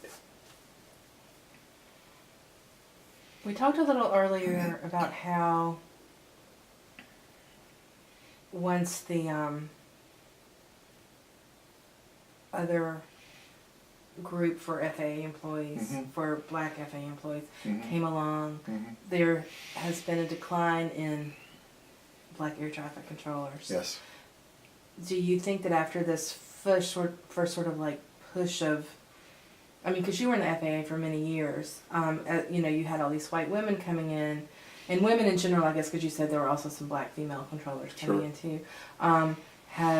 Maybe since like that first push of the women's lib movement of the 70s, have you seen numbers decline for women controllers in general? I think not so much for women controllers, white women controllers, as for black male and female controllers. I think the ranks of women controllers probably has grown. I don't have statistics offhand, but I have made it a point over the last, and I've been gone for 20 years, but I visit facilities probably up until my injury 2 or 3 years ago, 2 or 3 times a year, because I take my youth groups yearly, either to the center or the tower, and I'm able to see what the makeup is pretty much, even the Tracon, new Tracon, and I think the numbers haven't necessarily declined when it comes down to white females. They've been able to, I think, probably work themselves into positions also. In fact, the air traffic chief is a white female, and that was unheard of when I came into the facility. First of all, they had no air traffic managers, white, period, female type, when I came in. But the chief, I'm pretty sure she's still there. She's been there for 3 or 4 years. She's the chief of the whole of air traffic control, and she's a white female. So subsequently, there have been others that have been promoted as a result of her position. And I know that there's a female air traffic controllers organization. Mm-hmm. Do you think that part of it is that, or do you think in general it's because there are more opportunities for white people in general? Well, there are more opportunities for white people in general. The Professional Women's Control, or the professional, I think that's what they still call themselves. Mm-hmm. They organized probably in 1970, early 1970s. And they patterned themselves after what we did pretty much. But they were able to get positions, I will say, probably a lot quicker and more authoritative positions than even some of the black male controllers. And as I said before, a lot of it has to do probably, these were some of their relatives. I mean, their wives, I know husband and wife, and they probably for the last 20-some years, well, they probably retired in the last few years, but they kind of oversaw the training in Oklahoma City. That was a husband and wife team. And when you're in a position where you can do that, you oversee the training, because that training, initial training, you can be dismissed almost without cause, because when you sign an agreement saying I will adhere to each one of the training standards, and that's your first standard, you're not even a career conditional employee. You basically have no rights, because you said if I don't make that training mark, I can be released. You can wipe out a whole lot of folk. Or you can keep some in. You can keep those in. So there are positions like that have been filled by, well, the husband, and he brings his wife in. So. And another thing that happened in the 70s is that when Bill Usry, do you remember Bill Usry, who was the director of the FMCS, codified the inability of strikers or organized government employees to strike against the government. Labor relations. Labor relations. He was in labor relations, yeah. So, and I know that was like mid to late 70s when he did that. And as someone who never joined PATCO, and sort of like seeing that in place, right? Why do you think it was finally, because they had different actions, not really strikes, but sick outs and other kind of smaller planned actions. Sure. What do you think, like as someone who I guess technically was an outsider but was close enough to everything going on that you must have had a perspective on it, that maybe even inside of that community that they couldn't see? Maybe I should just ask the question. Why do you think they finally decided, what was the last straw in 81? Last straw for whom? In specific? You say I was going to say for PATCO. Oh, for PATCO? Yeah, but who else? Like, let's talk about everybody involved. Okay, we can start with PATCO. You say the last straw. I think PATCO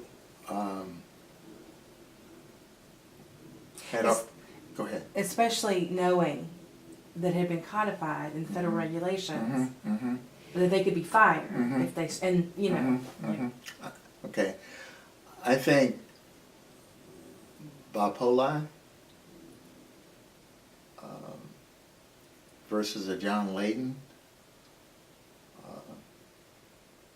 was, as far as I could see at that point in time, was the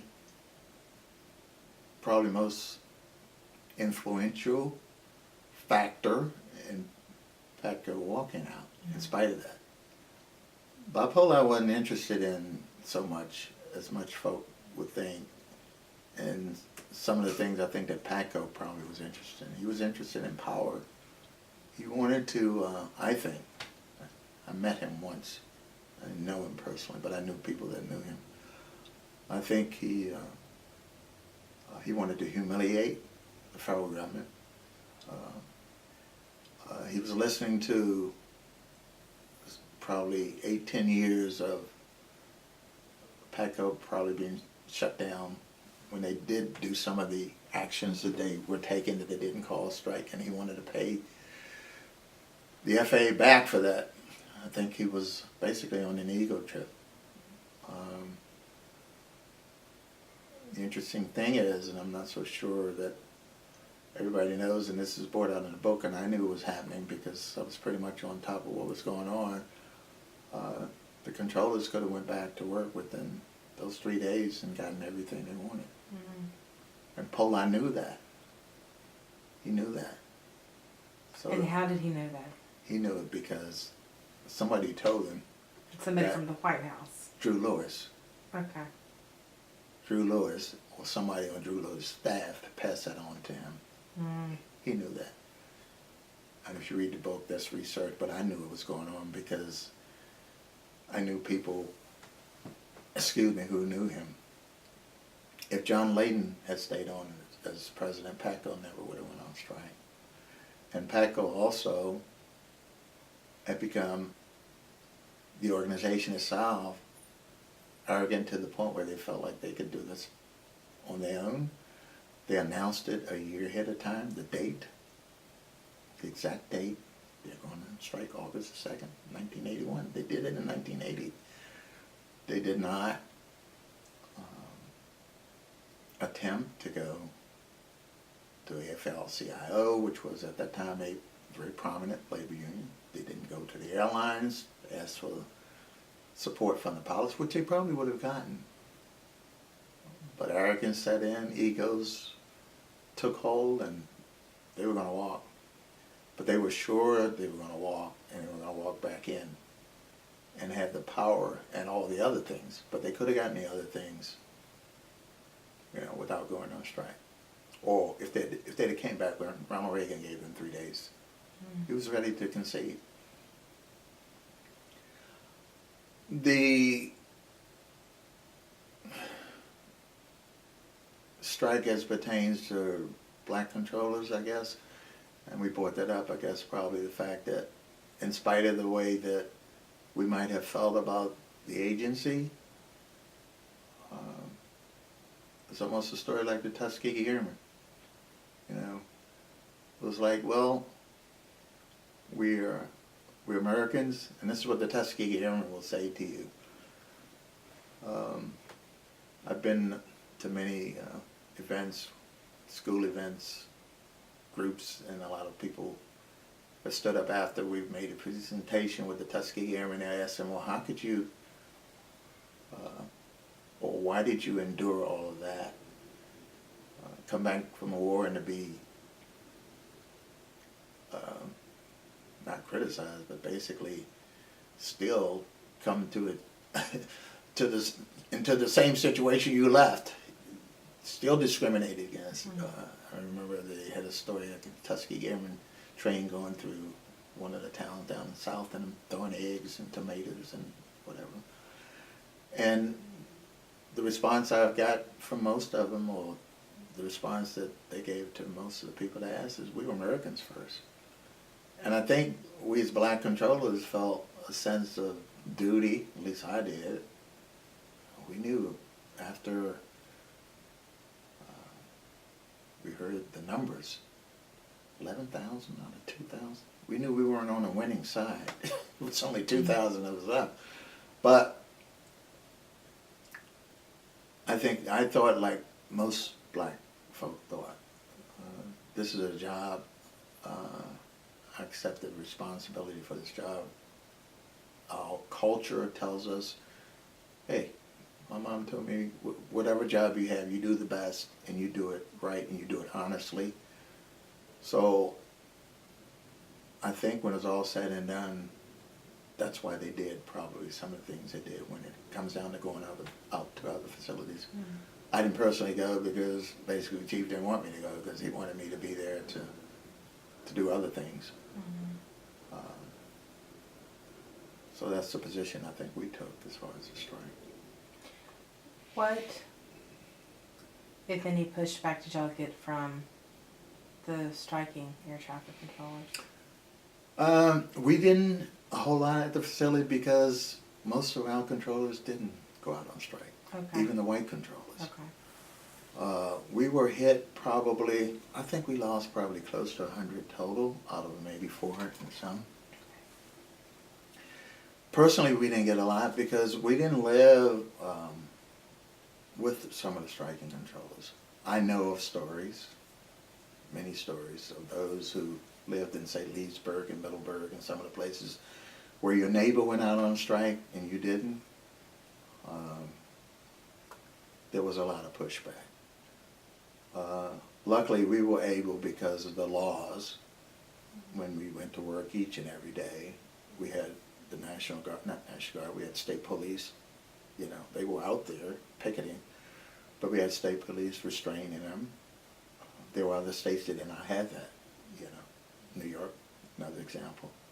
You were on your own trying to get through the line, striking line. So, as far as the black controllers, we didn't have a lot. Most of us lived here in the Washington, D.C. area, mainly because, again, we knew we weren't welcome to live in some places in Leesburg. There were personal stories that I had that bothered me, especially some of the young people that I brought in, a few of them that had walked out. And I remember going to, actually it was a Halloween party. The strike happened in August. It was a Halloween party I ended up going to. And the reason why I went there is one of the strikers, who was a good friend of mine, had a daughter who had a severe operation. And one of the PATCO members asked me if I would help to take up a collection for her. And I did amongst the non-striking controllers. And he asked me if I would come to this Halloween party that PATCO was having. This is 2 months, well, August, September, October, 2 months after the strike. Mm-hmm. He said, Rick, I know I'm asking a lot, but I at least want these folk to know that you guys have contributed this money, you know, and it might help to heal some wounds.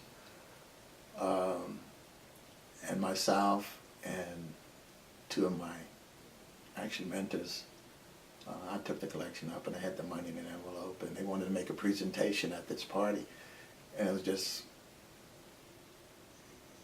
it was incredible because I walk in and it's a huge hall and I see these faces, and as I'm walking in, the three of us actually, everybody's kind of melting away, you know, like they're not even going to be in our way. They don't want to be near us. And the guy that asked me to make the presentation came up and welcomed me and asked me to go, if I'd sit at this table. And there was this one young black controller sitting there who I had personally kept from actually being a training failure. And he was one of the 8 or 10 who had walked out.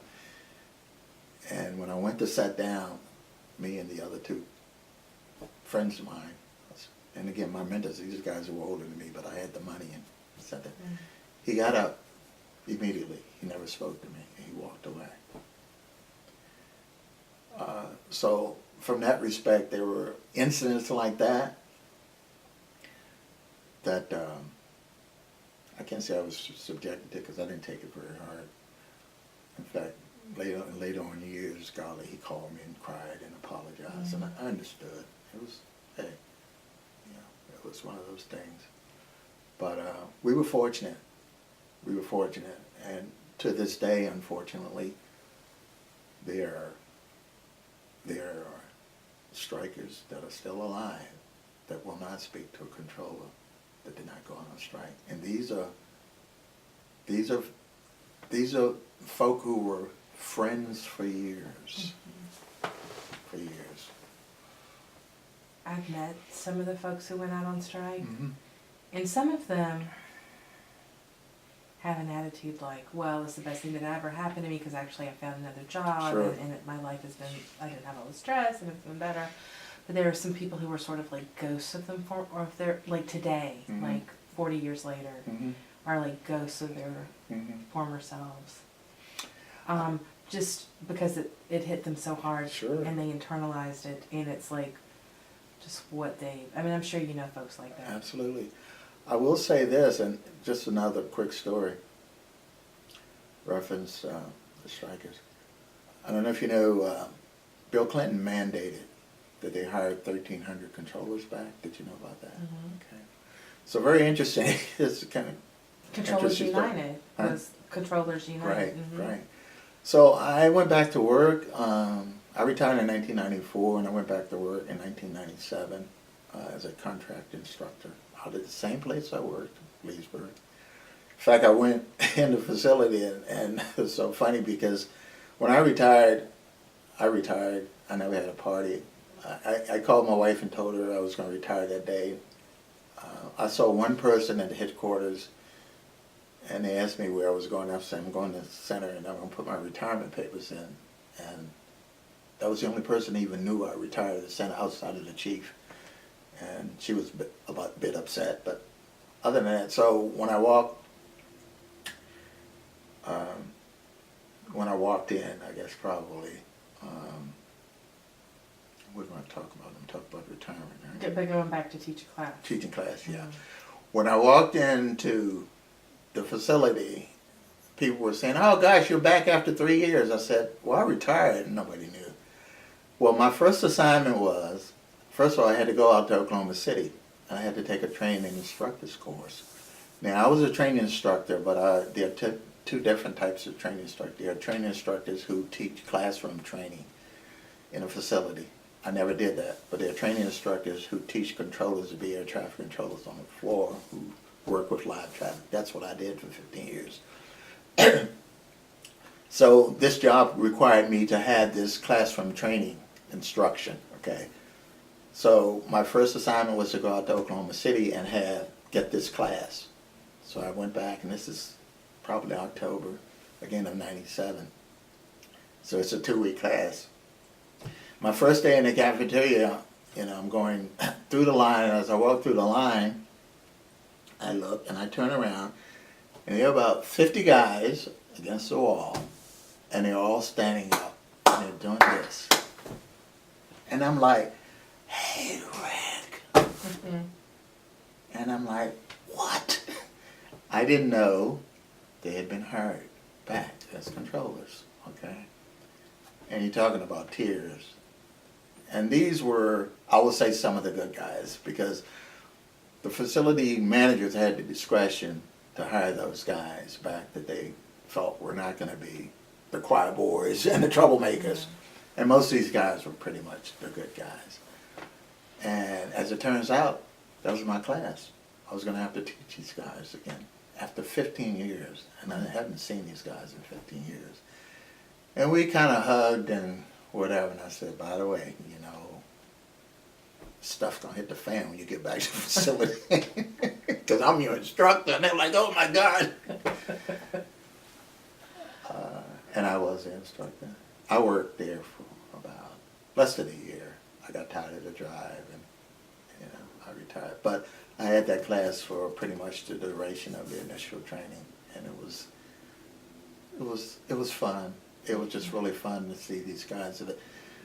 Some of them I thought I'd never see again, and it was good. It was good. Well, you just mentioned retirement, Mm-hmm. so maybe that's a good segue into your actual retirement, which is kind of a non-retirement. Mm-hmm. Yeah, it's a little bit. A little bit. But is there anything else about your time? No. They like there at the center that you want to? No, I I know I haven't covered everything because as I said, I had a very, I'm not saying checkered, I was here and there. You know, I would have liked to say, you know, I was at Washington Center for 28, 29 years. I was controlling and supervisor law. But when I did leave, I felt the need to leave for some of the reasons I talked to you about, but more than anything, I was tired. I was tired. The pressure, and there was pressure on the job to a certain extent, even though I enjoyed it and I excelled at it. But the other things, I felt like I had everybody's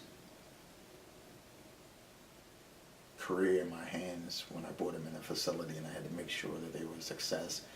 I also felt that I had to set a standard, and I look back on it, and I don't think it was fair.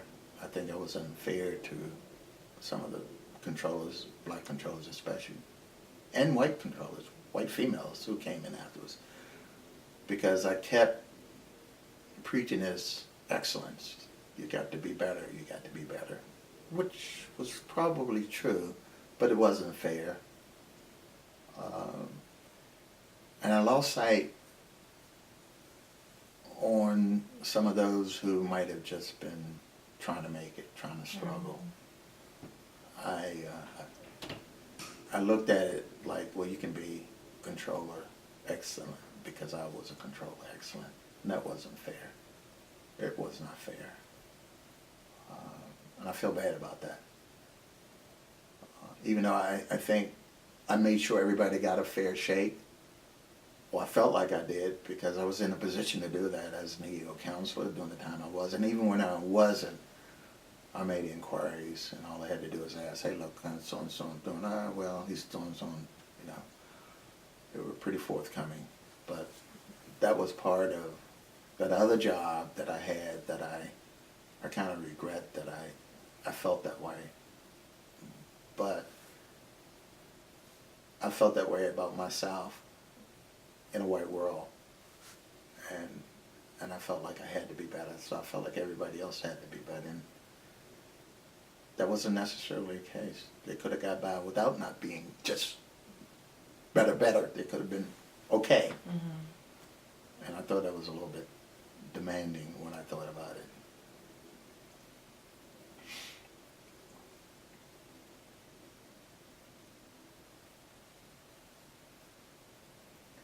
So after you retired in '94, you took a few years off, and then you went back to 97. in '97. You trained for the 8 months, and you described that.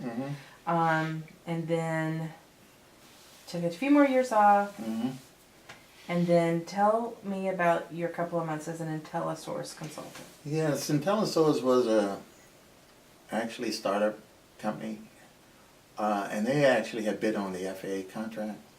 So I had a friend of mine in Oklahoma City. He called me up and he said, hey man, I've got this. He actually was an instructor at Oklahoma City. Excuse me, I got this company. I'm going to be doing some work with the FAA. And they're looking for someone to come in and help them put together a contract. You know, they're bidding on the FAA contract, the training contract. He said, man, I couldn't think of anybody better than you. He said, you want to work a while? I said, well, I was kind of ambivalent about working, period, off and on.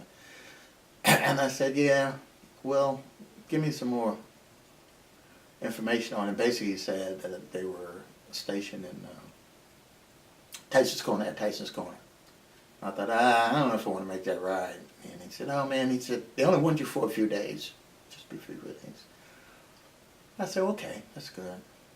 And I went in and I met the vice president, and we talked about the going rate for consultants, which was pretty good when I was making it as an air traffic controller. And he said, well, you know, we probably only need you for a few days, you know. But I said, that's great. I said, because I'm not interested in making this drive. I told them, of course, working. They knew, they had my background. They knew I worked at least. I said, I'm not interested in driving to it.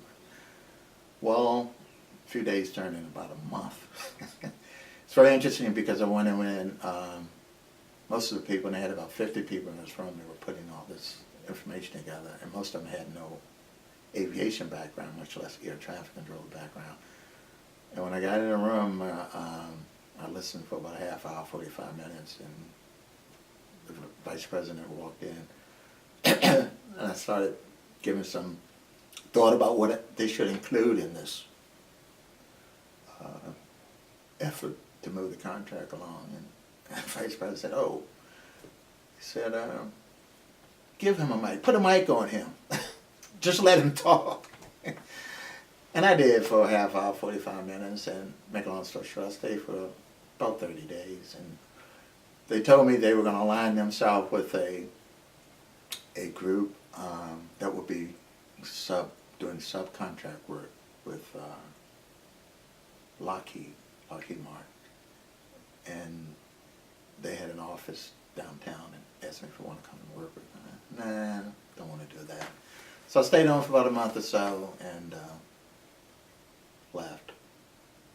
Interesting enough, the next job that I took, it was part of the same company that I now partner with Lockheed, and they asked me to come in and work on a project that, when I looked at it after the first couple days, it didn't seem like anything that was going to work. The FAA contractor at that time was an ex-Air Force major. He got out after 12 years, and he was working for the FAA, and he was working on the same project. The concept just did not seem like it was, again, anything that would work for him. As he said, the Air Force has been trying to do this for 12 years, and now I'm working for the FAA, and the FAA is saying, make it work. And I said, I agree with you, it's not going to work. And my real consternation in being in a position like that, and I had another 1 or 2 positions like that, was that I was the person that had to sit and listen to the Lockheeds and the, excuse me, Mark Merediths who came. And we'll talk about now redoing the system when it comes down to operational, new equipment, the whole bit. And I would get the take on what they would be presenting to the FAA as a finished product. And on many occasions, I had an issue with it. I had an issue with what they were proposing, and sometimes, I guess, probably the length of time that they would have to work on the projects. And I didn't feel comfortable in doing that at all, because I kept seeing myself on the other side of the fence that I had been for so many years. Especially when the NAS system came in, we had all these new things that were going to be implemented, and 50% of them didn't work. And I now see myself here, sitting up here making I don't know how much dollars an hour, saying it's going to work or let's try it. And I had no comfort level for that. I worked for less than a year there. Again, after that I worked for Northrop, with the same type of situation, I guess, probably, and I didn't stay very long. Mm-hmm. I never felt comfortable anyway in an office. I didn't feel good doing what I consider. My wife is a IT person. She's been trying to change me about my outlook on IT stuff. I never felt good sitting at a computer. I'd worked in a place where people yelling at each other, a whole lot of things going on, da-da-da. Maybe felt turned on because that's the culture I had worked in for so long. And I walk in this place and everything's quiet and all you hear is this, and I'm like, I'm going out of my mind. Something has to happen here and nothing's going on. So it's hard for me to adjust to office work, basically. I had good jobs, very good, well done. And the last one that I worked at, actually, I left in, I think, 0506, and I left. Unfortunately, my oldest son, was not doing well.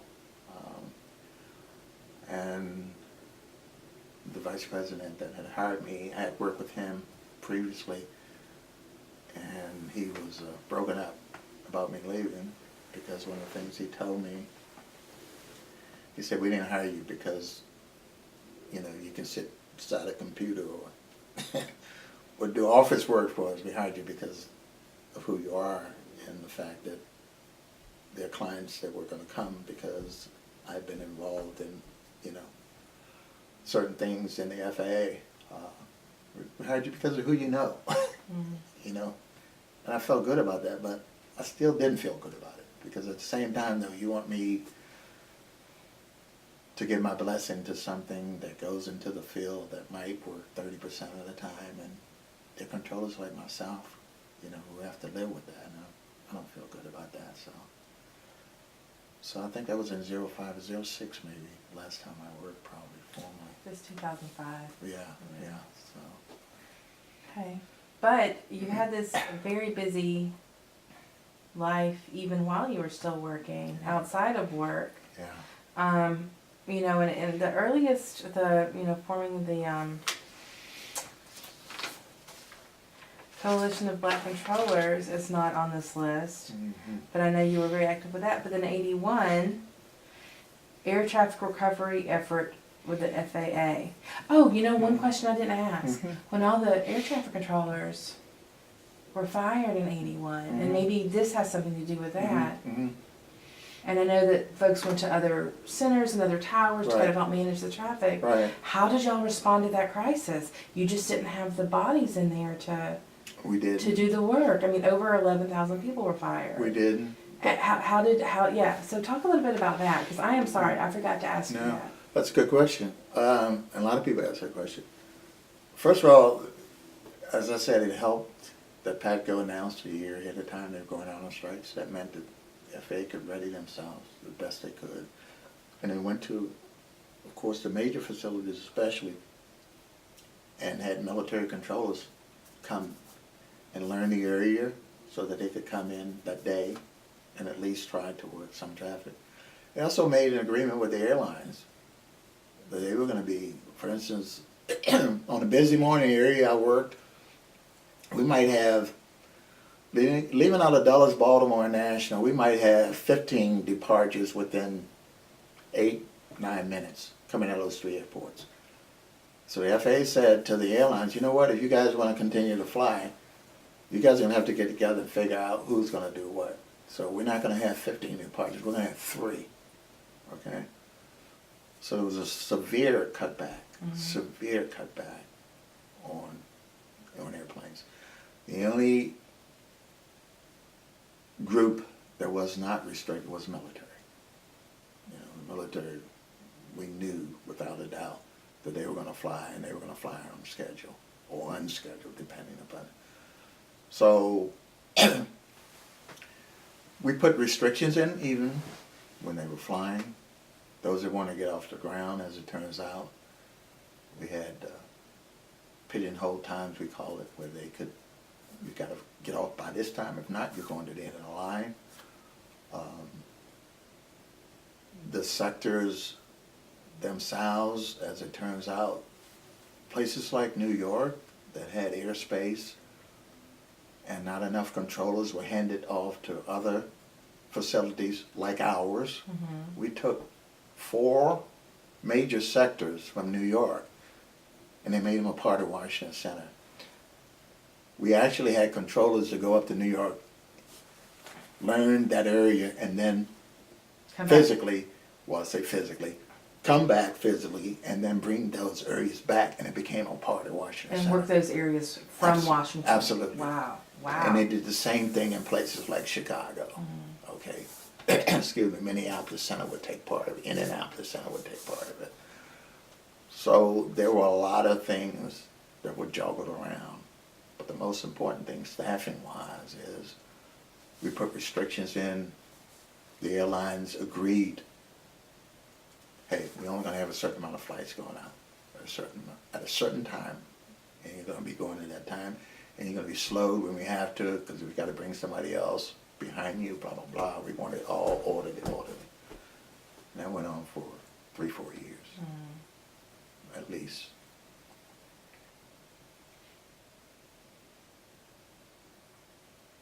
And I guess deregulation had happened under the Carter administration. I would say under the Ronald Reagan administration. I'm not Okay, so sure. okay. I think Ronald Reagan probably. So that must have impacted Yeah, the work and, you know, yeah. additionally. Ronald Reagan started it. Okay. As far as it goes, for the most part.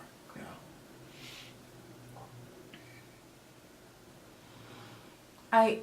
Although they are of a very different nature, I always think about the strike that started the 80s, which is PATCO, but the Mhm. strike that ended the 80s, Eastern. Being in the tower and seeing the stuff happening with Eastern, did that impact you guys in any significant way, or? Actually, when Eastern, are you talking about when Eastern actually folded? Well, that was Or- 91, yeah, I and was they gonna filed say, bankruptcy right, in right, 89, and then 89, the strike right. started in 89. 89. No, it didn't. Well, it didn't affect it negatively because there were less airplanes we had to Yeah. work. And to tell the truth, Eastern was one of those airlines. We had certain airlines we loved working, and some we didn't. Oh. And actually it had a lot to do with the way the pilots were trained. You know, Eastern certainly was an old airline. They'd been around a long time. Some of the pilots we didn't have a real comfort level with, because the one time I had to take an airplane and take him off his course 200-300 miles was an Eastern pilot. I'll never forget it. and I think because they had been around for some time and were one of the oldest airlines, they felt they had privilege, you know. They did. And it's particular one day I was working busy as hell, and we were holding for New York, LaGuardia, Kennedy. We fed New York. We were also holding for places like, Washington, D.C., Baltimore.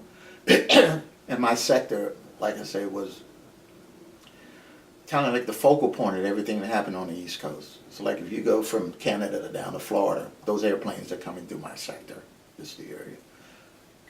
And so I had about 6 or 7 airplanes I was holding, and this Eastern comes up, and he knows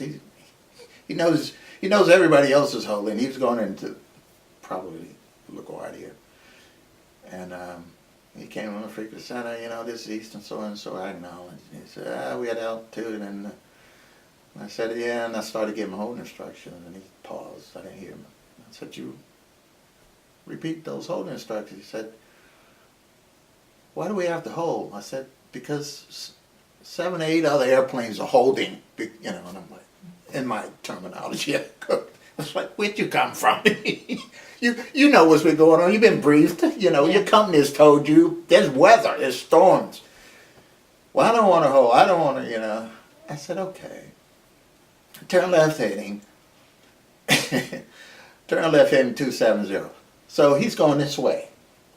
That's 00036. That's north. He wants to go to LaGuardia. That's north. And I say turn left heading 270. That's going to West Virginia or in Ohio. He said, say again, sir. I said turn left heading 270. He said, why I have to turn? I said turn left heading 270. I said, if you don't this time, you need to land the airplane, and then you need to call me, okay? Okay, son, I'm turning. Make a long story short, it was an Easter. And I took him 200 miles out of his way.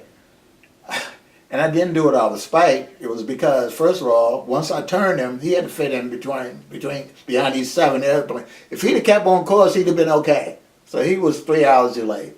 He did everything I told him. But I say this about Eastern. We always had trouble with, and they were older pilots. They were World War II pilots. I remember. Well, it was that Eddie Rickenbacker maybe syndrome, because he ran the airline for so long. Absolutely. And I feel like with that came this. Interesting you brought that up, and I never thought about that Eddie Rickenbacker. But we had, this is just not me. These are controllers in the Washington Center. Excuse me. And Eastern had a lot of flights, of course, that operated in the Washington Center. I'm not saying they were all that way, but when you say Eastern, kind of like, it comes to mind, really. But I had one controller, he's so funny. He was an older guy.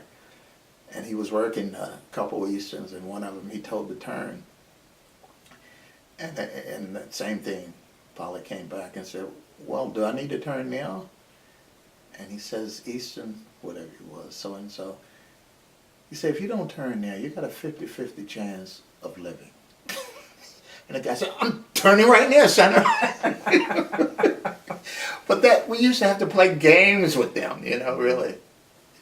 So, Okay. yeah. So we were kind of glad when we didn't have to work Eastern anymore. I hope Eastern folk don't hear that, but anyway. We have a lot of Eastern stuff Do in the you? archives. Oh, gosh. Sorry. This is your Just my opinion. perspective. Exactly. We are all entitled to Really? our own opinion. Yeah. True stories, though. True stories.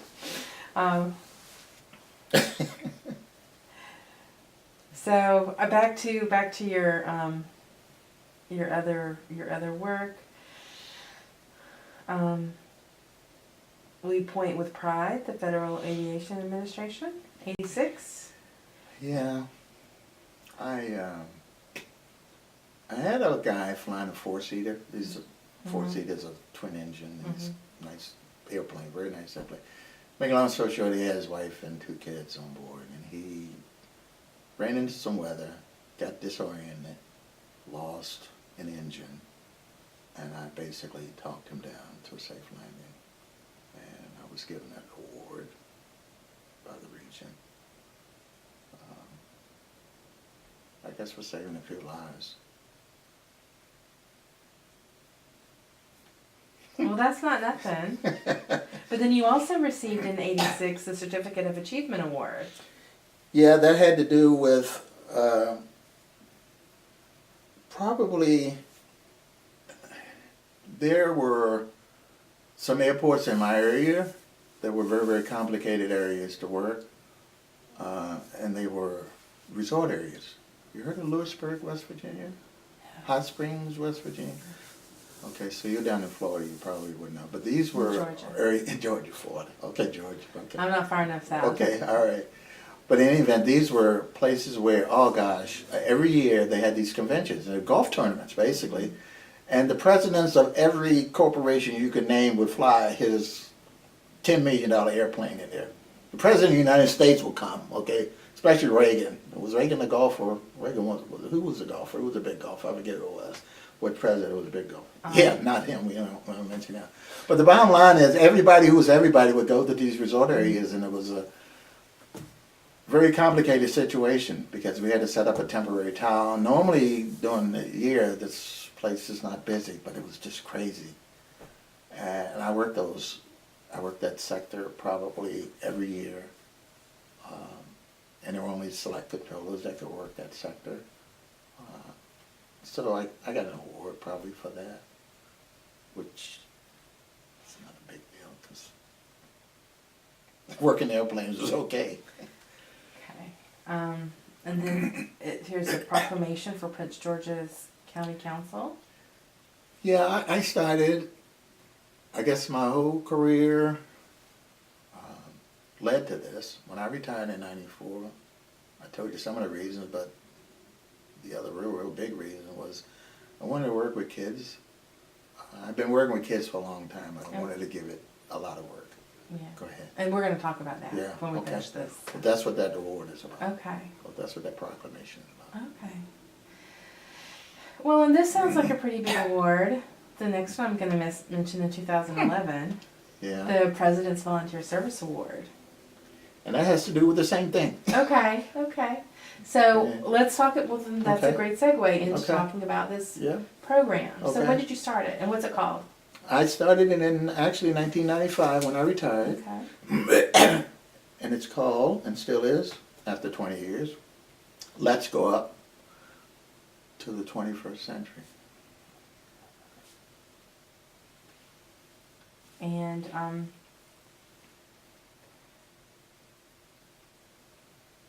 what does your organization do and how is it organized and Well, who do you reach out to? okay, the mission basically of the program was to expose young people to possible careers in aviation. I know I started out, as I said, when I went in the military and they told me I was going to be an air traffic controller. I had no clue what it was. And I thought, well, wouldn't it be great if you had an 8 or 9-year-old that knew what an air traffic controller was or had been on an airplane at 8 or 9.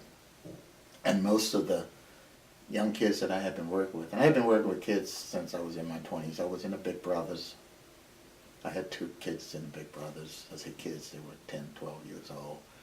I've been doing volunteer work. So I thought I can expand this role if I can bring together young people in a camp setting, which I thought would be the initial start. And have some air traffic controllers, pilots, engineers come and talk to them about commitment maybe down the road to a career. And so my wife, after I talked with her, after I told her I was going to retire at the age of 50, so during that time I was working some of those other jobs, I was doing this too, and that's why I didn't stay very long, because my heart passion was with this. Mm-hmm. I called her and I told her when I was going to retire, and she said, you know, we still got 3 kids, 4 kids here at home.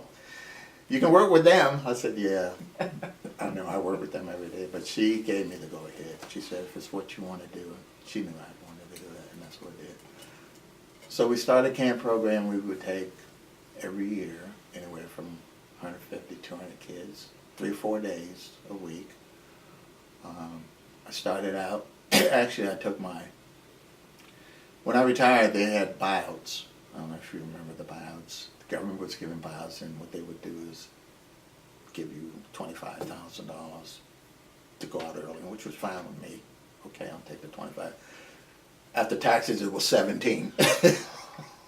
17 grand. So I took that 17 and I said, hey, you know, let me go and find a place to rent for that next summer, which we did. I had been going to schools and recruiting through the schools, and then we put out a few flyers about a camp program, all free. Any young person from 8 through 17 who was interested in aviation, specifically. And the response was overwhelming. So we rented a couple buses and went to a place called Camp Round Meadow, which is up in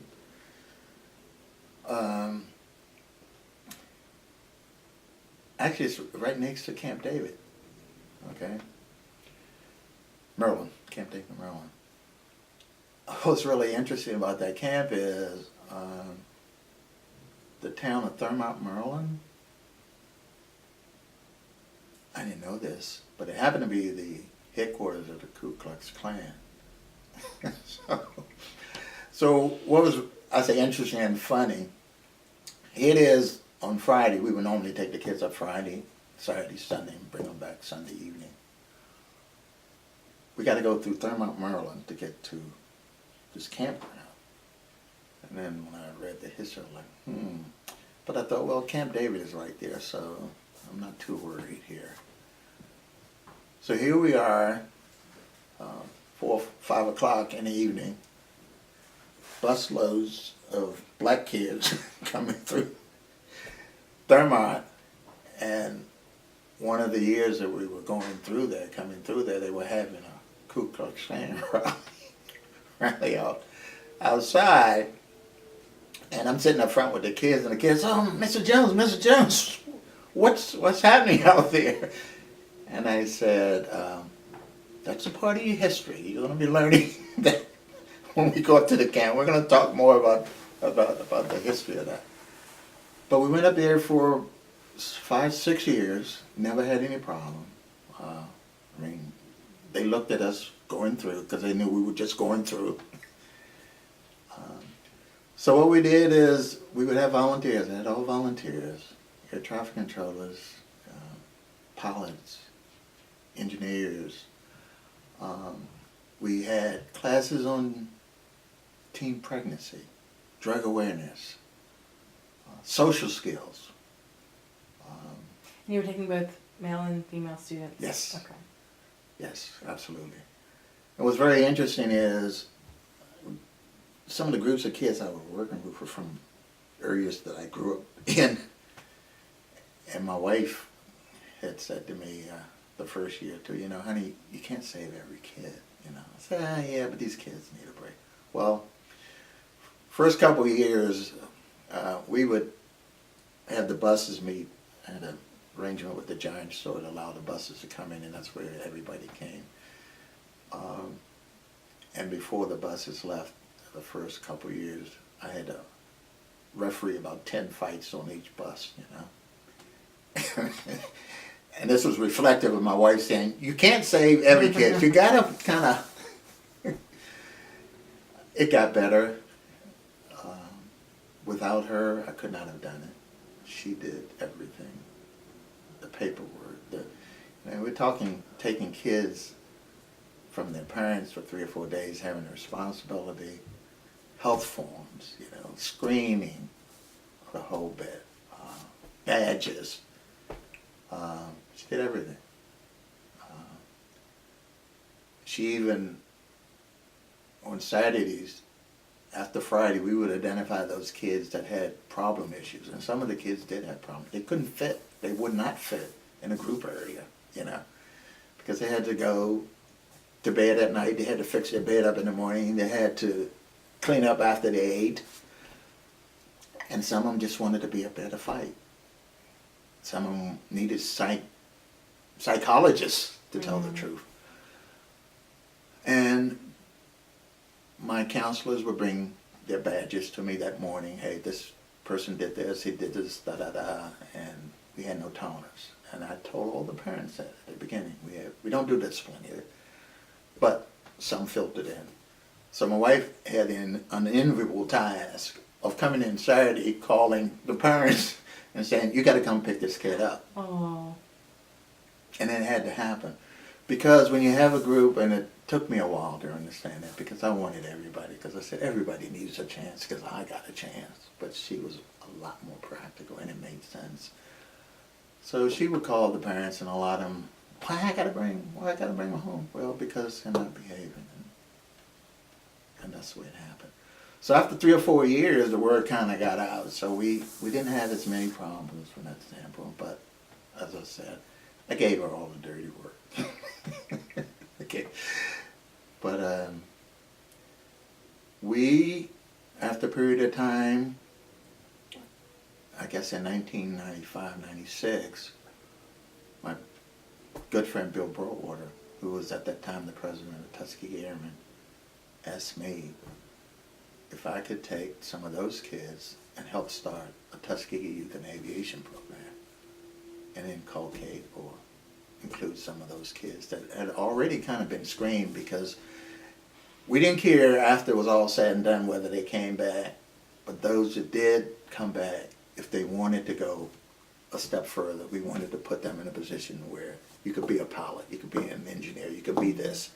And we had another program that we would put them in, and the Tuskegee Airmen Youth and Aviation program became part of that.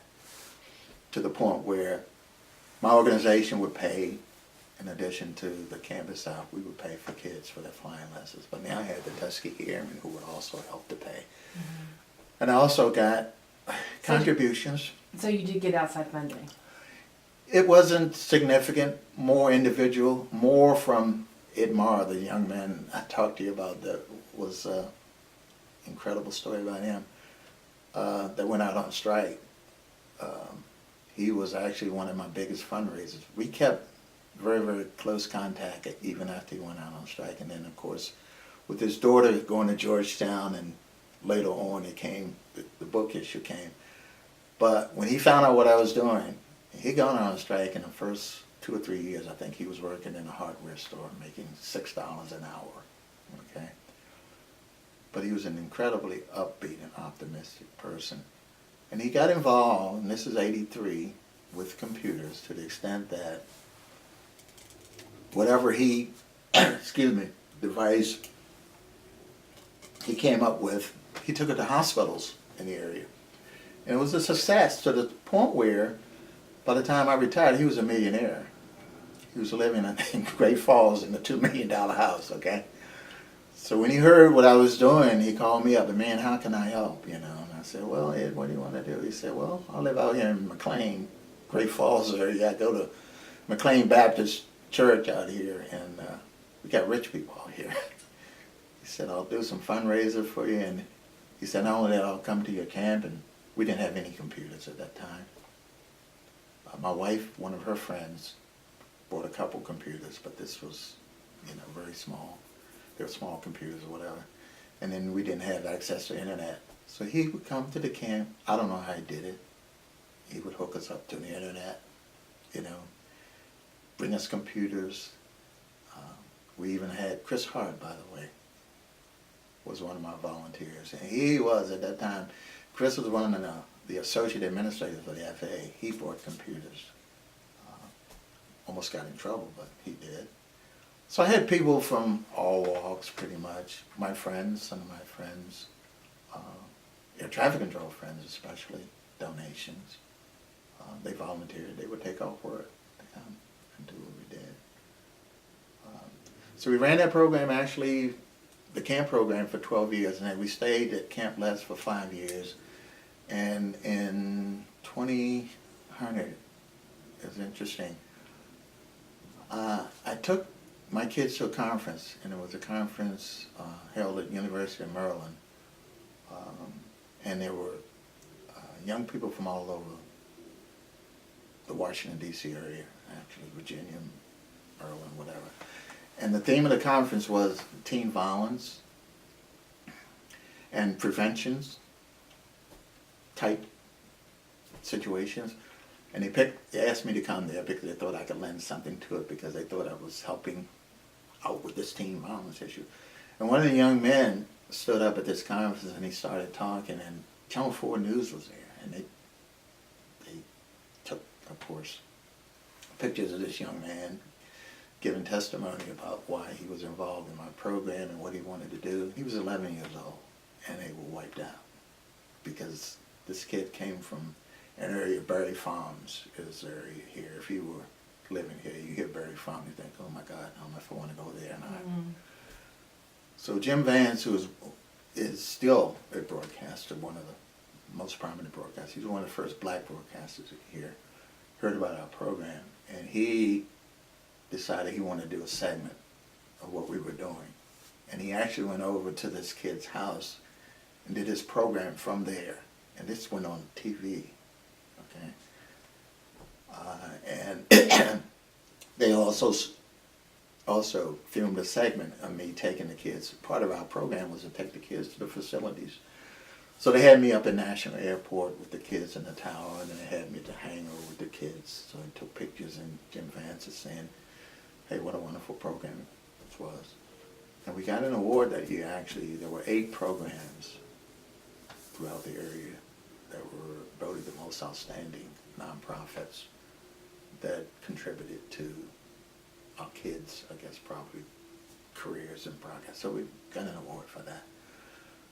So I was invited to come up to Channel 4 News one Christmas. I used to bring my kids up there because Channel 4 News would collect every Christmas toys from all over.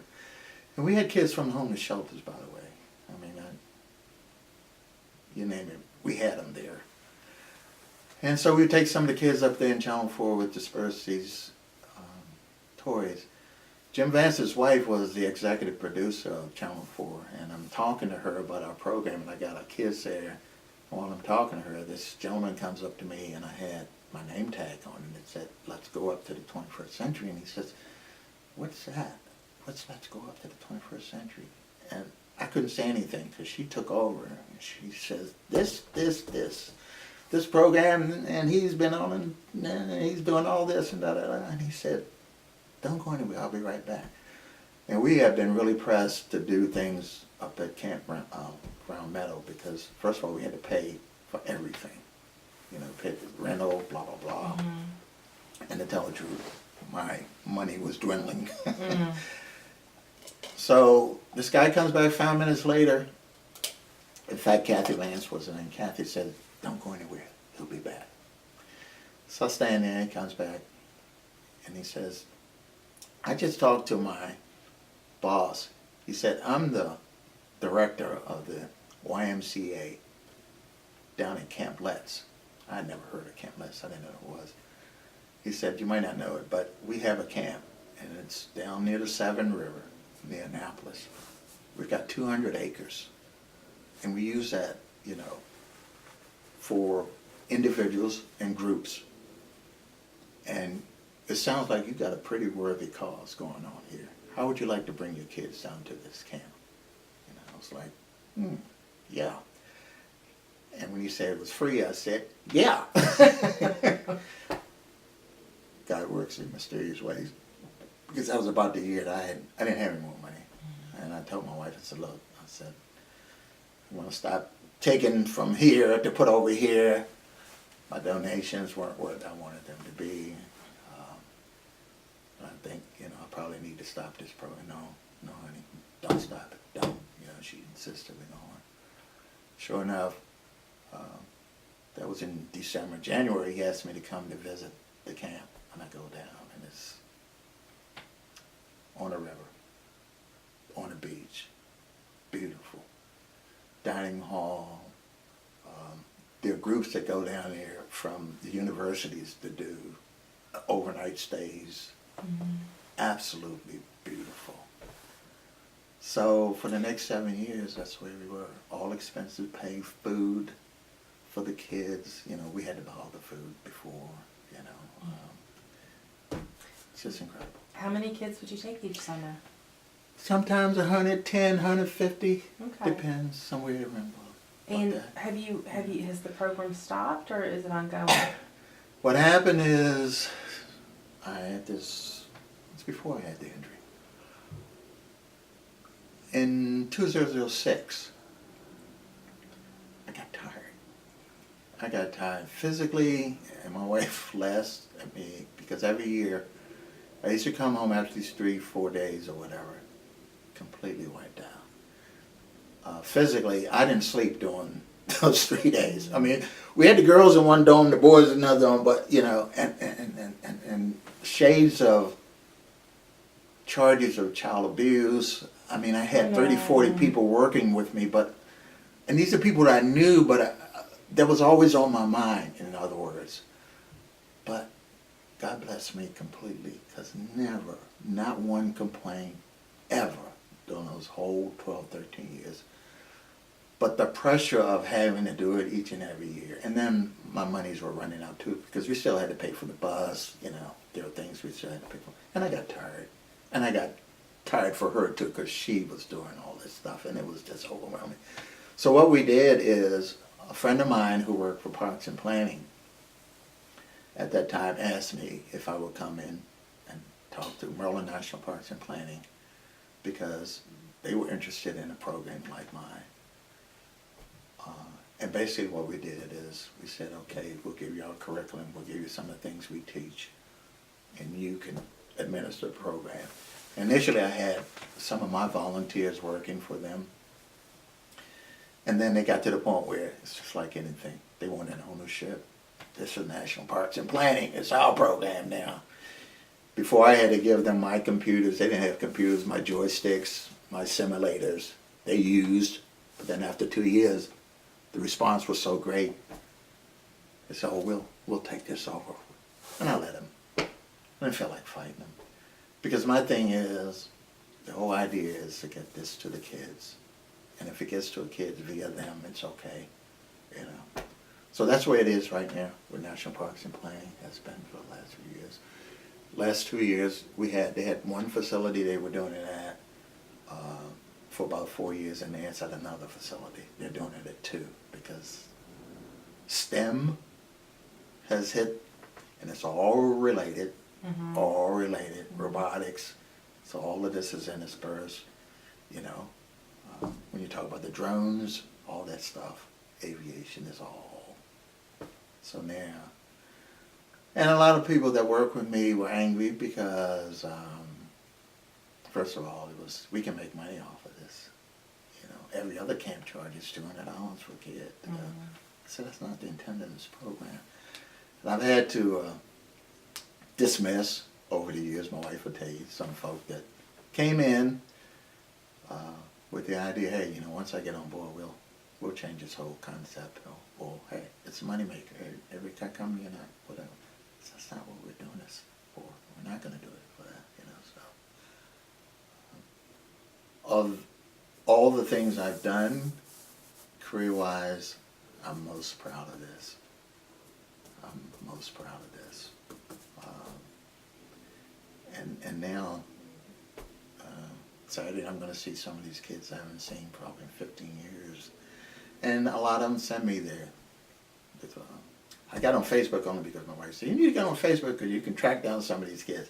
My only regret is we didn't have a tracking system because we were just in the moment. And it was, golly, she was doing more. My daughters would help, I will say that, but she did the bulk of the work. And it was just too much. And I would have loved to have been able to track the kids that actually went on wherever career they ended up being a part of. So it's kind of willy-nilly, trying to get a hold of some of the kids to say, where are you, Blythe? And some of them did keep contact. One of the homeless young men, golly, it's so funny because he was, we had mostly, of course, Afro-Americans. But him and his sister were white, and we had Hispanics, a few Hispanics. But he stood out like a sore thumb, of course. But he showed up every summer, and he and his sister were homeless. They came to a church. One of my volunteers, who I love to death, brought them in through a homeless group that they work with. And he came every year, Ashley. And it was so funny because we had a couple other white kids. One in particular came to the camp, and he felt, after he saw these black kids, I guess he thought, oh my God, what am I doing here? And I can remember some of the fun stories we talk about, him going over and telling me, don't worry, everything's okay, I'll look out for you. I know these people here. I've been here for years, I'm a veteran. That young man right now, he graduated. He went to University of Maryland on scholarship. He graduated from University of Maryland with a degree in aeronautical engineering. He emailed me a year and a half ago. He was hired by Cessna Aircraft. He's an engineer for Cessna. He just emailed me a few weeks ago with a picture of him standing by this airplane. His sister graduated from University of Maryland. She didn't go into aviation, but she is a biomedical technician. These are two kids who were homeless. So that's why I say that I feel the proudest of this. Nothing can take away that. And you couldn't pay me any amount of money for that. So, what are you doing these days? Up until I had this injury, I had an injury, pretty bad injury. I fell 4 years ago.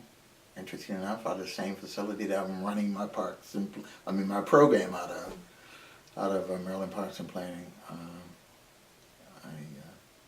I broke 2 fingers. I broke and dislocated my elbow.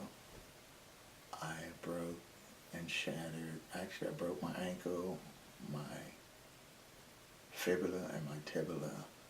And I basically shattered my ankle. Did you fall? Yes, I fell. I I fell because, that's yeah. that's really bad. And I was walking.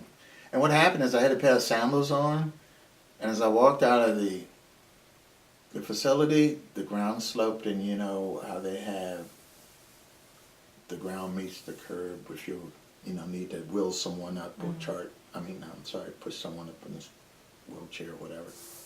They had that facility. But they had concrete had broken away from a crevice, believe it or not, and I found that crevice in the walkway. So I had taken a step, and my sandal strap, it was buttoned, but just a strap, believe it or not, I know you think it sounds crazy, got caught in this crevice, and the crevice was pretty appreciable. It was like this, and the concrete was around it. Not seeing, not looking down. So I plant my right foot, and I go to take my next step with my left foot. And I don't go any further because my sandal's caught. And when I fall, I played ball when I was a kid. You know, they tell you to roll, and I hit here. These two fingers, I still can't, whatever. They split pretty much in half almost. And then when I hit, I broke and dislocated that. And my ankle went to 90 degrees. There was a guy that came to try to help me up. He saw me fall and he ran over and he had his daughter with him. And I was conscious, you know, and it was hot. And I was like, how'd I get here? You know? And I look out, and my car was probably less than 100 feet away in the parking lot, and I wanted to get to my car because I left my cell phone in the car, and I wanted to call Linda, call my wife, you know, because I said, if I can get to my car, I'm okay, you know, because I didn't feel like, but I was in shock. And the guy comes, and he takes my left arm, and he tries to, my fingers are dangling, he tries to help me up, and then he looks at my ankle, looks down at my ankle, and he said, oh my God. You know, and I said, what, you know, because I'm still trying to get up, thinking I can get up, but I can't figure out why I can't move this part of my body. It's your ankle, it's shattered, it's broken, you know, and it was like that. So, called the rescue squad, they got there, luckily, in 5 or 10 minutes, and somebody called my wife finally, she met me at the hospital. When I got there, they were starting to sew up my fingers. The doctor said to me, I'm going to have to put the ankle back in place now because if we wait, the bone is going to harden and we won't be able to get it back in place. I said, how about some drugs? He said, we don't have time. We got to do that now. They started to feed me morphine, but he said it's going to be a while, but we got to do it now.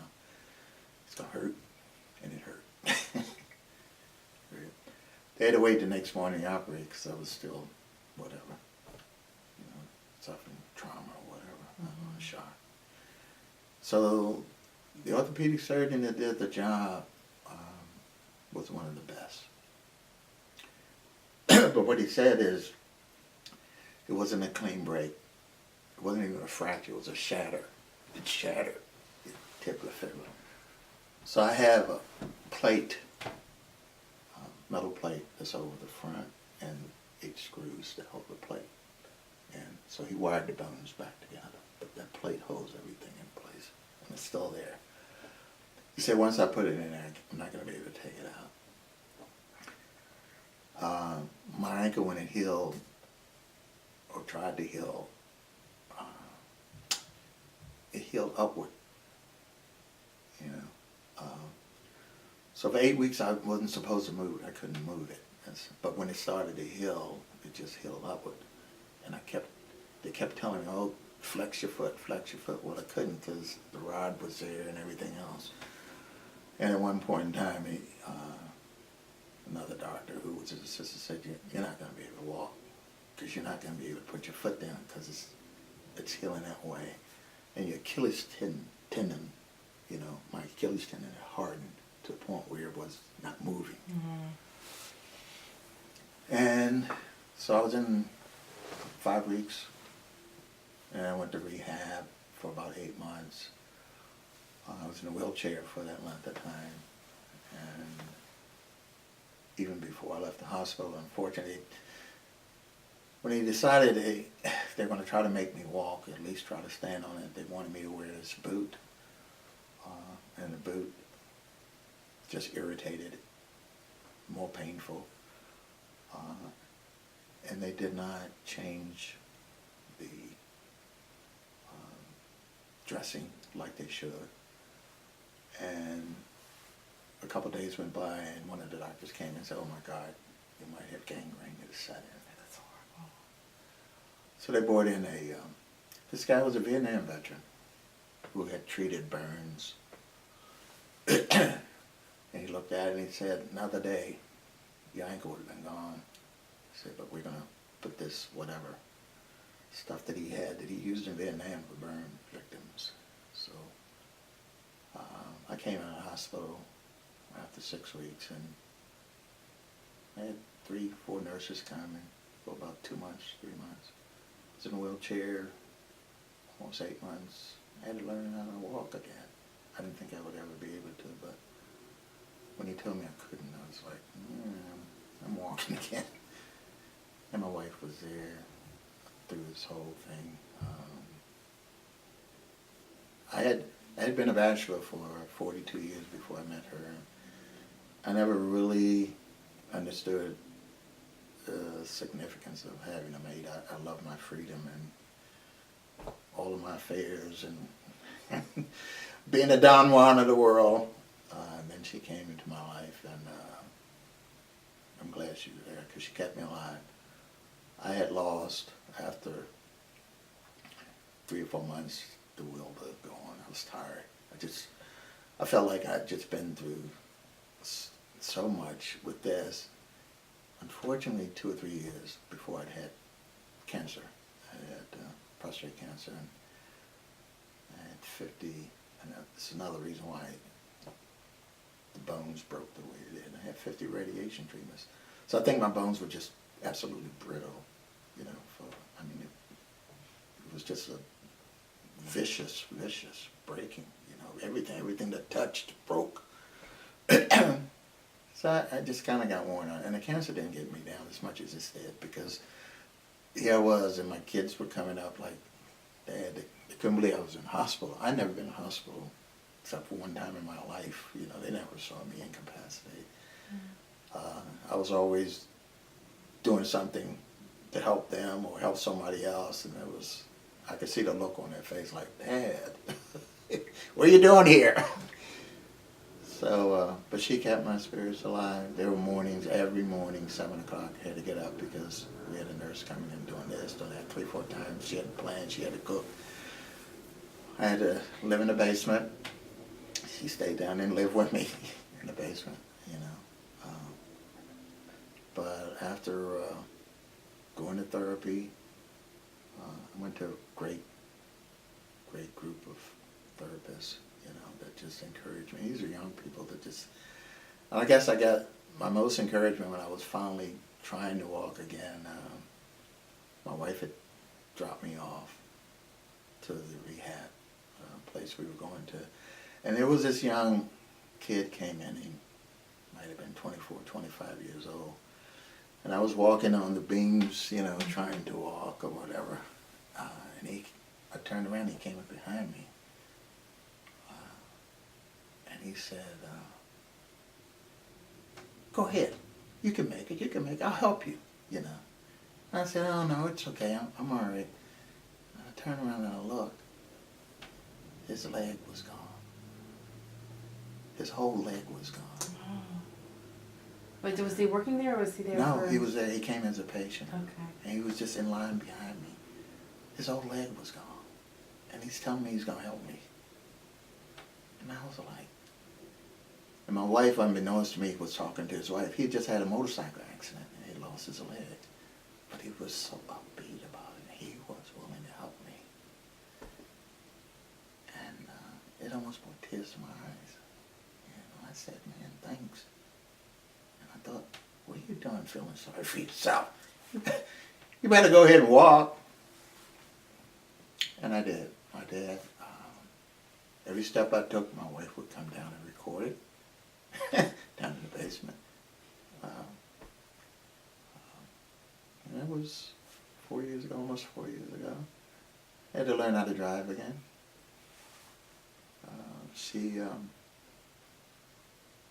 When finally the doctor said, okay, you can go out and drive. I said, okay, honey, I need you to take me out.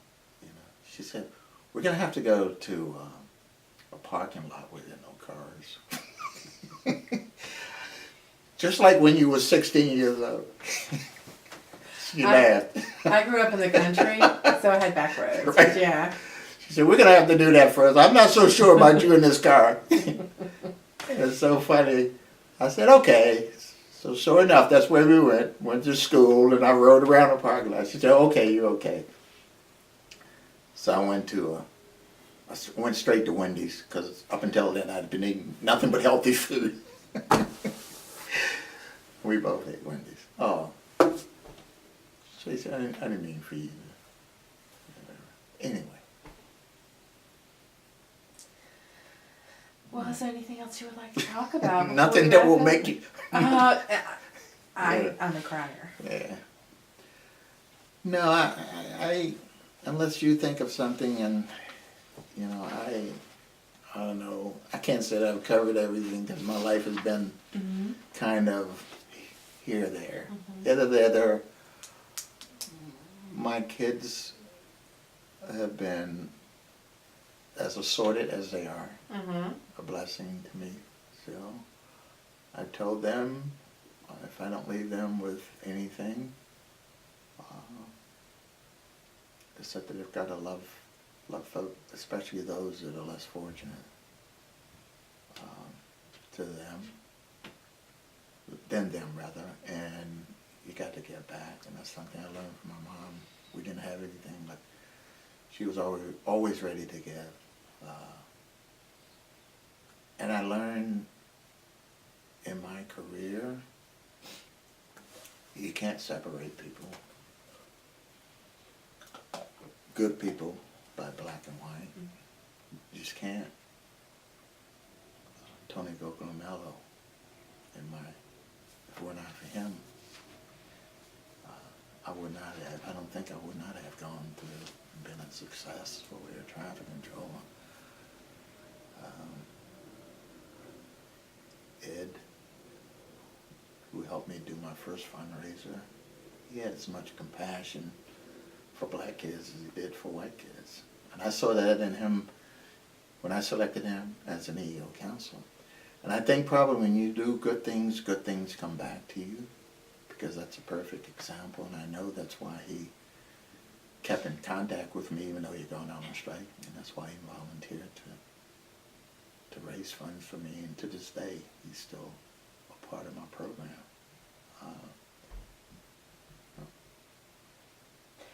Well, and that makes me think too, you've mentioned a couple of folks as mentors, and you talked a little bit about Roger McDonald, of course, who I now have the great pleasure of knowing. Bill Broadwater. And Bill Broadwater, who unfortunately I did not get to meet him. I met Bill in 1968. As I say, he was the only black supervisor. He was very, very instrumental in the effort that Don Taylor and I put forth to change the face of FAA. Very instrumental, because he was another insider who had position, who at that time was a special assistant to the FAA administrator. And he also was a voice that had been beating on the door for change. So when we came along, this alliance worked pretty good, and it was because of him. When I got to the Air Route Traffic Control Center in Leesburg, though, I don't know if you can mention names for mentors, but I want to mention 4 or 5 of them. And please. Lee Dalton, L-E-E D-O-W-T-I-N. Okay. Carlton McKenzie. Carlton McKenzie? Yeah, C-A-R-T-O-N, C-A-R-L-T-O-N, McKenzie, as you spell. Is it M-A-C or just M-C? M-C. Ralph McKnight.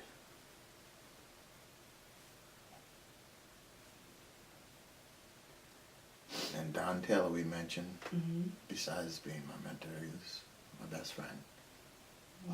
Unfortunately, he passed away in 1984. He's only 48 years old. That's very young. Yeah. I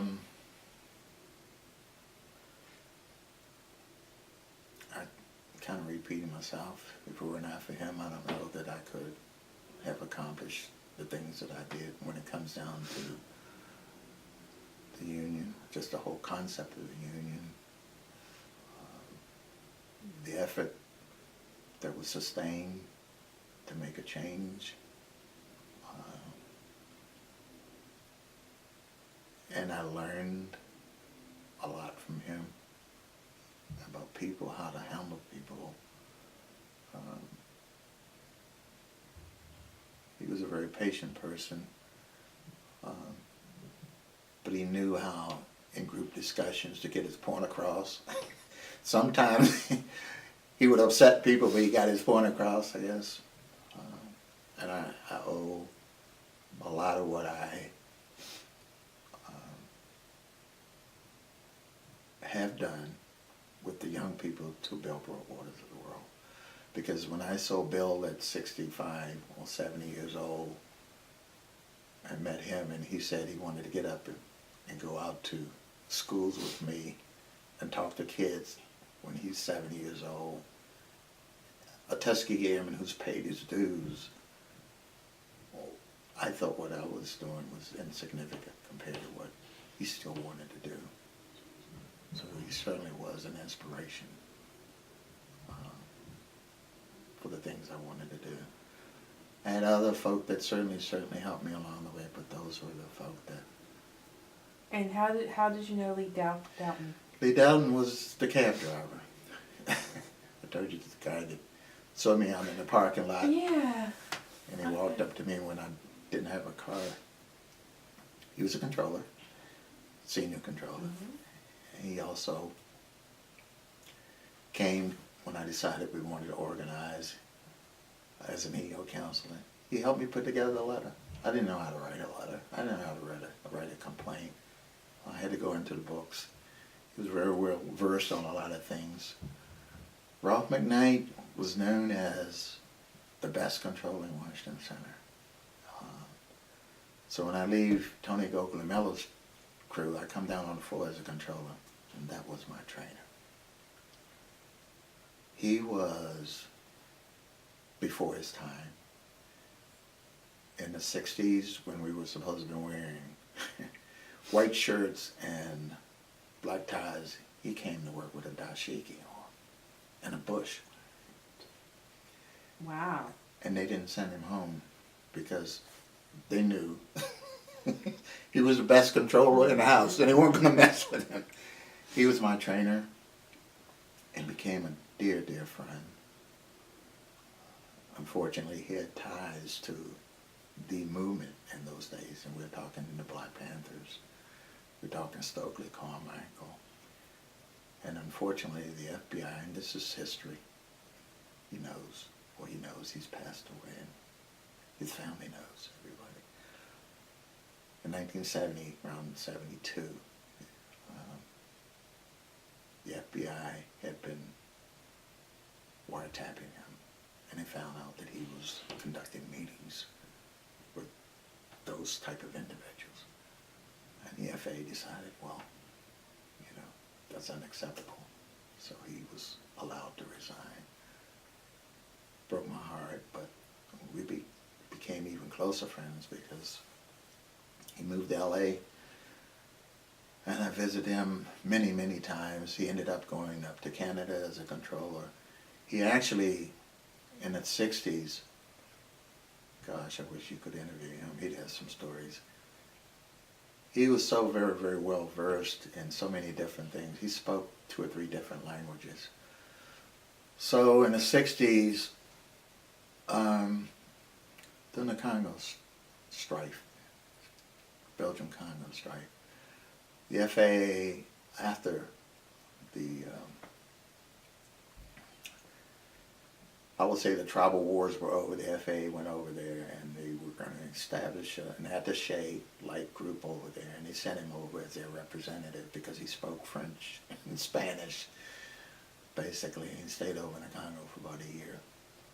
This is, of course, before all the other bad things happened, but just an incredible guy, a real incredible guy, and I had all these folk that were,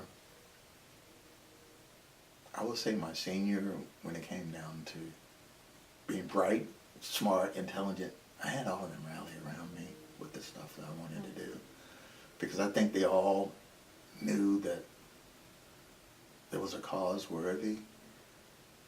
But I feel so fortunate to have had these people in my life rather. Very fortunate to have met some wonderful people. And unfortunately they're gone now. But I'm glad you gave me the opportunity to mention their names. Well, anything else? Should we wrap it up for today? Unless you come up with something else, I'll be happy to entertain you later on. Yeah, Today, if tomorrow. we Go do, through. I can always plan it. I mean, Absolutely, I'll be available. okay, all right. Well, thank you so much. You're welcome. Thank you.